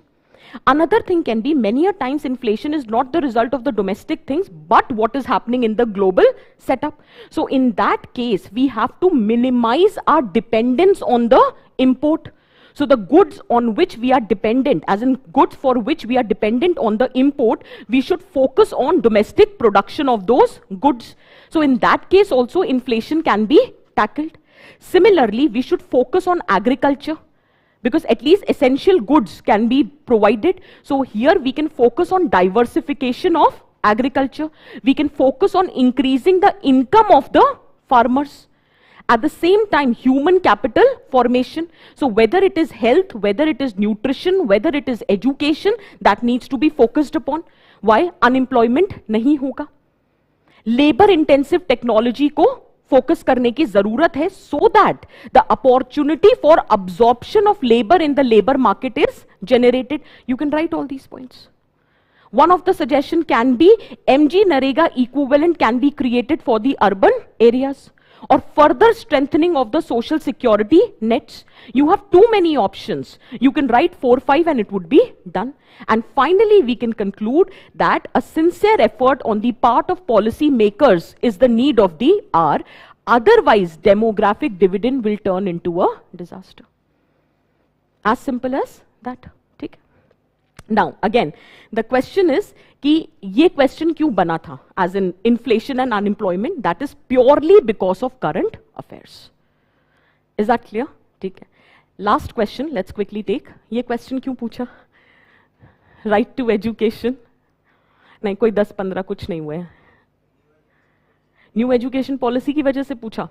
Actually, 2-3 articles आए थे newspaper में कि 75 years of India's independence, 75 events which has shaped India. So 2010 में जो event mention है, that is right to education. It is a sea changing moment. It was like a, the revolutionary act, to be very precise, because you are actually focusing on inclusive education by providing it or making it free and compulsory. So this was the most progressive and a comprehensive legislation which has come with respect to the education. So again the question has been asked. Now again, let's come back. भाई ये भी माना जा सकता है कि ma'am 75 events हैं, कितना पढ़ते? तो 75 इवेंट्स में मोस्टली जो न्यूज़पेपर में इवेंट्स आए थे, जो इकोनॉमिक टाइम्स हो गया, फाइनेंशियल एक्सप्रेस हो गया, इंडियन एक्सप्रेस हो गया, उसमें सारे events mostly post independence India से रिलेटेड थे. These were the few acts. One of the act was right to education. Secondly, education in itself is a very significant topic. Education health पे question अक्सर बनता है. New education policy में पिछली 2 बार से question बन चुका था. So chances of asking specifically on new education policy would have been a repetition of the topic. So in that context, another major intervention in education is Right to Education Act. So that could have been the only reason why they have asked it. और बहुत simple question है. फिर से अब question पढ़ो. इसमें थोड़ी सी दिक्कत हुई है स्टूडेंट्स को लिखने में. एक बार क्वेश्चन पढ़ना और मुझे ये बताना आपको क्या समझ आया इस क्वेश्चन से. सोशल जस्टिस का पेपर डिफिकल्ट नहीं था, लेकिन 2 क्वेश्चंस में समझने में गड़बड़ हो गई. एक उसमें वेलफेयर स्कीम्स लिखा है कुछ लोग, और पूछा था बिसाइड वेलफेयर स्कीम, सो एक वो इश्यू हो गया. और दूसरा इस क्वेश्चन को पढ़ो एक बार and just tell me what do you understand. Right of Children to Free and Compulsory Education Act 2009 remains inadequate in promoting incentive-based system for children's education without generating awareness about importance of schooling. Analyze. आप मुझे बस ये बता दो ये पूछना क्या चाह रहा है. Read it twice, read it 3 times. Just tell me what is the expectation.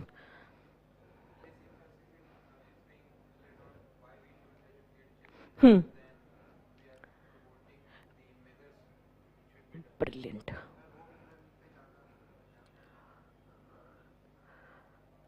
और कुछ? अगर हमें राइट टू एजुकेशन के प्रोविजंस याद भी नहीं आ रहे थे ना, तो भी ये आंसर लिखा जा सकता था. थोड़ी रिचनेस कम होती आंसर में, लेकिन लिखा जा सकता था. क्वेश्चन ये कह रहा है कि जो राइट टू एजुकेशन एक्ट है ये इनएडिक्वेट रहेगा in promoting incentive based system. यानी हम मान के चल रहे हैं that right to education is promoting incentive based system. That means within right to education there are the incentives which are provided to the people.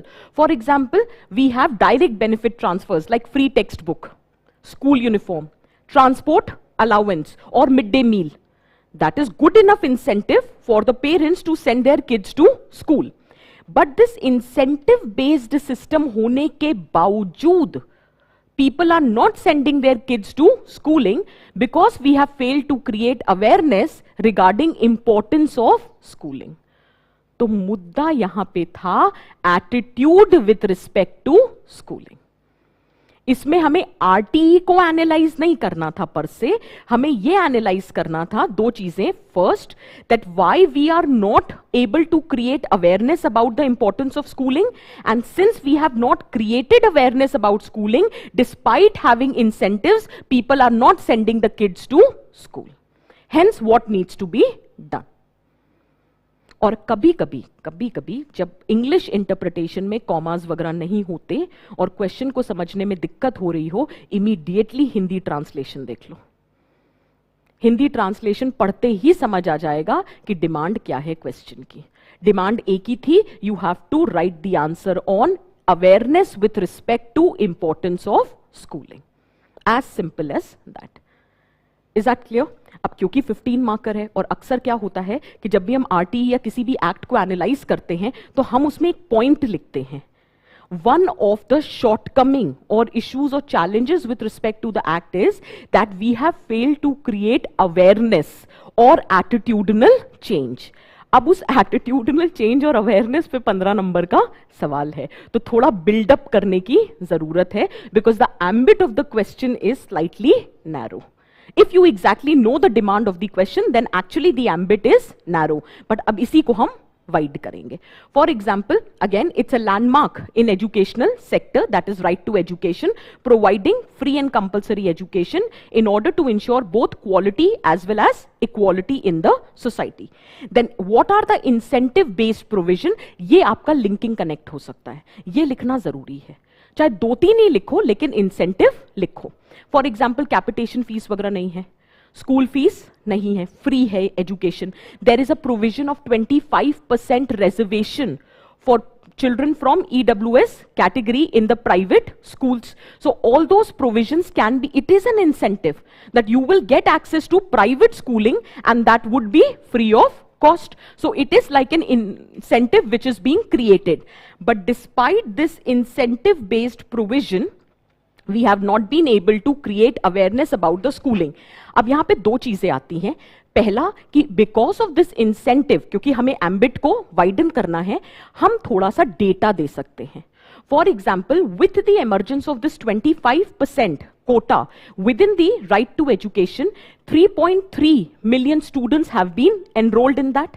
So that is an achievement. Overall, the enrollment of children in the elementary education has almost reached the universal level.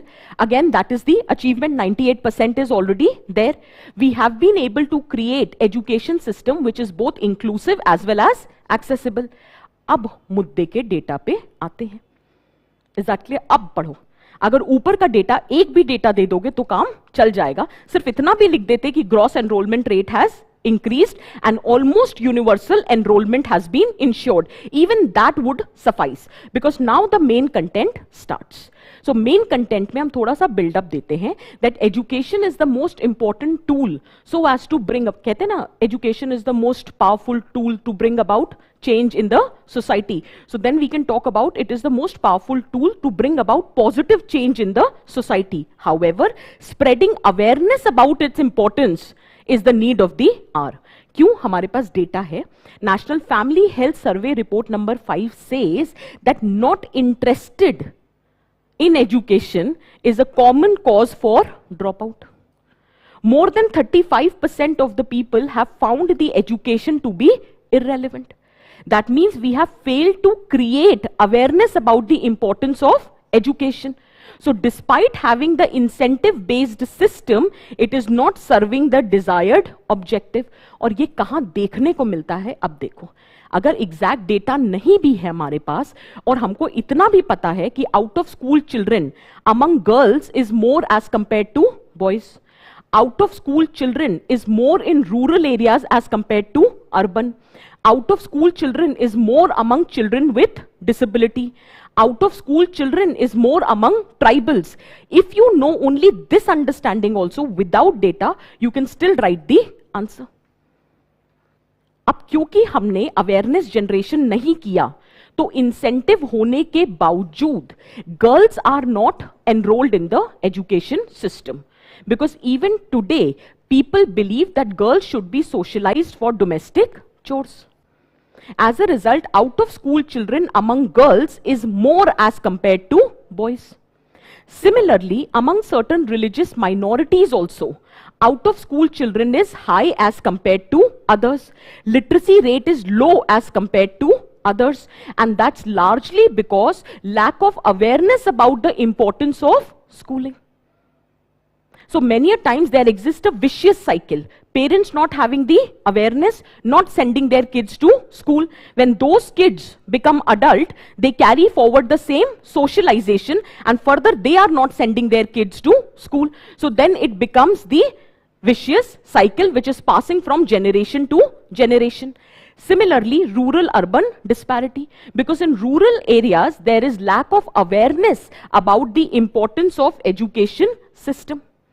Same goes for children with disability, where people, both teachers as well as parents, they do not have the awareness that how education can actually change your life experiences and life chances. So even if you are differently able today, with the right kind of education, you can avail all the opportunities in your life. So that awareness is missing, because of which the data says that approximately half of the children with disability are out of school.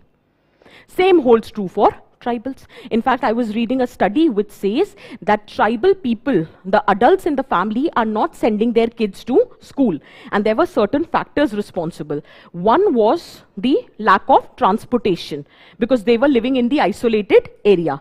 Other was the survival issue, as in there was always a fear of animal-human conflict, because animals were there, so in those areas, so there is a chance of human-animal conflict. So out of fear, they were not sending their kids to school. And third is the perception that there is lack of synergy or the sync between the text and the context. As in whatever you've been taught in the school does not have the applicability in the real life. And many a times it is believed that the content of the education system is not in synergy with the socio-cultural milieu of the tribal people. So tribal adults believe that if the children are being sent to the school, the kind of content that is being provided to is not in sync with their cultural beliefs. So then that becomes a challenge. So they have not been aware about the importance of the education system. अब मैंने आपको ये points दिए, आपको जो इसमें से सहूलियत हो, आप लिख सकते थे. अब मुद्दा आता है, why this awareness is missing? अभी तो आपने दिखा दिया through examples, awareness is missing. अब why awareness is missing? So it can be both social and administrative reasons. अगर मैं social reasons की बात करूं तो patriarchal mindset. Another can be traditional beliefs. And third and most important factor is poverty. When you don't have access to 2 meals in a day, you don't think about education. You are talking or thinking more about survival. So that becomes the challenge. Okay? Second can be the administrative factors. This has to be written in a limited manner, but yes, this is one of the major factor that even after so many years, proper implementation of right to education has not taken place. There is no proper record keeping with respect to how many seats under that EWS category has been filled. There is lack of quality teaching. जब quality teaching नहीं होती है ना, then you find education system to be irrelevant and you don't feel like sending your kids to the school, despite no matter कितना भी incentive हम provide कराएं. तो यहाँ पे हमारा incentive is input based, not the outcome based. तो हम we are focusing on infrastructure, we are focusing on quantity of teachers rather than quality. We are focusing on midday meal, but not the quality of midday meal. So we are focusing on inputs. What about learning outcome? What about quality of learning? That becomes the challenge. Hence, to overcome this, what should be the way forward? Is it clear for everyone? Very quickly, just have a look. हमें importance of schooling generate करनी है. तो again, the same article which I was reading with respect to tribals few months back. So in that it was right, कि in order to create awareness among the tribal parents, one-on-one counseling of the parents with respect to the importance of education. Second, they used to organize bhajan mandalis. And those bhajan mandalis used to sing praises about education so as to change the attitude and mindset of the tribals. You can talk about all these things. Because यहां पे focus infrastructure पे नहीं है, क्योंकि infrastructure तो already है. Focus should be how would you establish the importance of schooling. तो चाहे आप स्ट्रीट प्लेस करो, चाहे भजन मंडलीज ऑर्गेनाइज करो, वन-ऑन-वन पेरेंटल काउंसलिंग करो, टीचिंग को इंटरेस्टिंग बनाओ. तो interesting pedagogy can be used. For example, national education policy में मेंशन है experiential learning, activity based learning, art sports integrated learning. So make your education system more utilitarian and more interesting. Automatically the importance of schooling would be established. Technology driven study model establish karo, vocational training provide karo. So in short, jo national education policy mein kuch measures mention hai, that could have been written here. Is it making sense? And finally, एक line में हम conclude कर सकते हैं that incentives are enough or necessary condition. Why? Because at first they can attract the student, but to retain the student, you need to ensure quality education as well as change the attitude with respect to importance of education. And then we can conclude the answer. it is a way of connecting the people. When you are singing praises about education, so those bhajan mandalis are singing praises about education. They are trying to establish the importance of education. So that is how it happens. Is that very clear? Okay. So are we clear with all the three questions? Did you understand that what might have been the factor why these questions have been asked? And please make sure the broad topics have to be prepared. So whether it is education, whether it is health, poverty, hunger, it has to be prepared. Along with that, certain vulnerable sections. And when you are preparing the vulnerable sections, you have to prepare for everyone. Okay. So on this note, we will conclude the lecture. So I'll just ensure that that PPT is uploaded. So if it is not uploaded in the description box, it would be uploaded on my Telegram channel. So you can refer from there.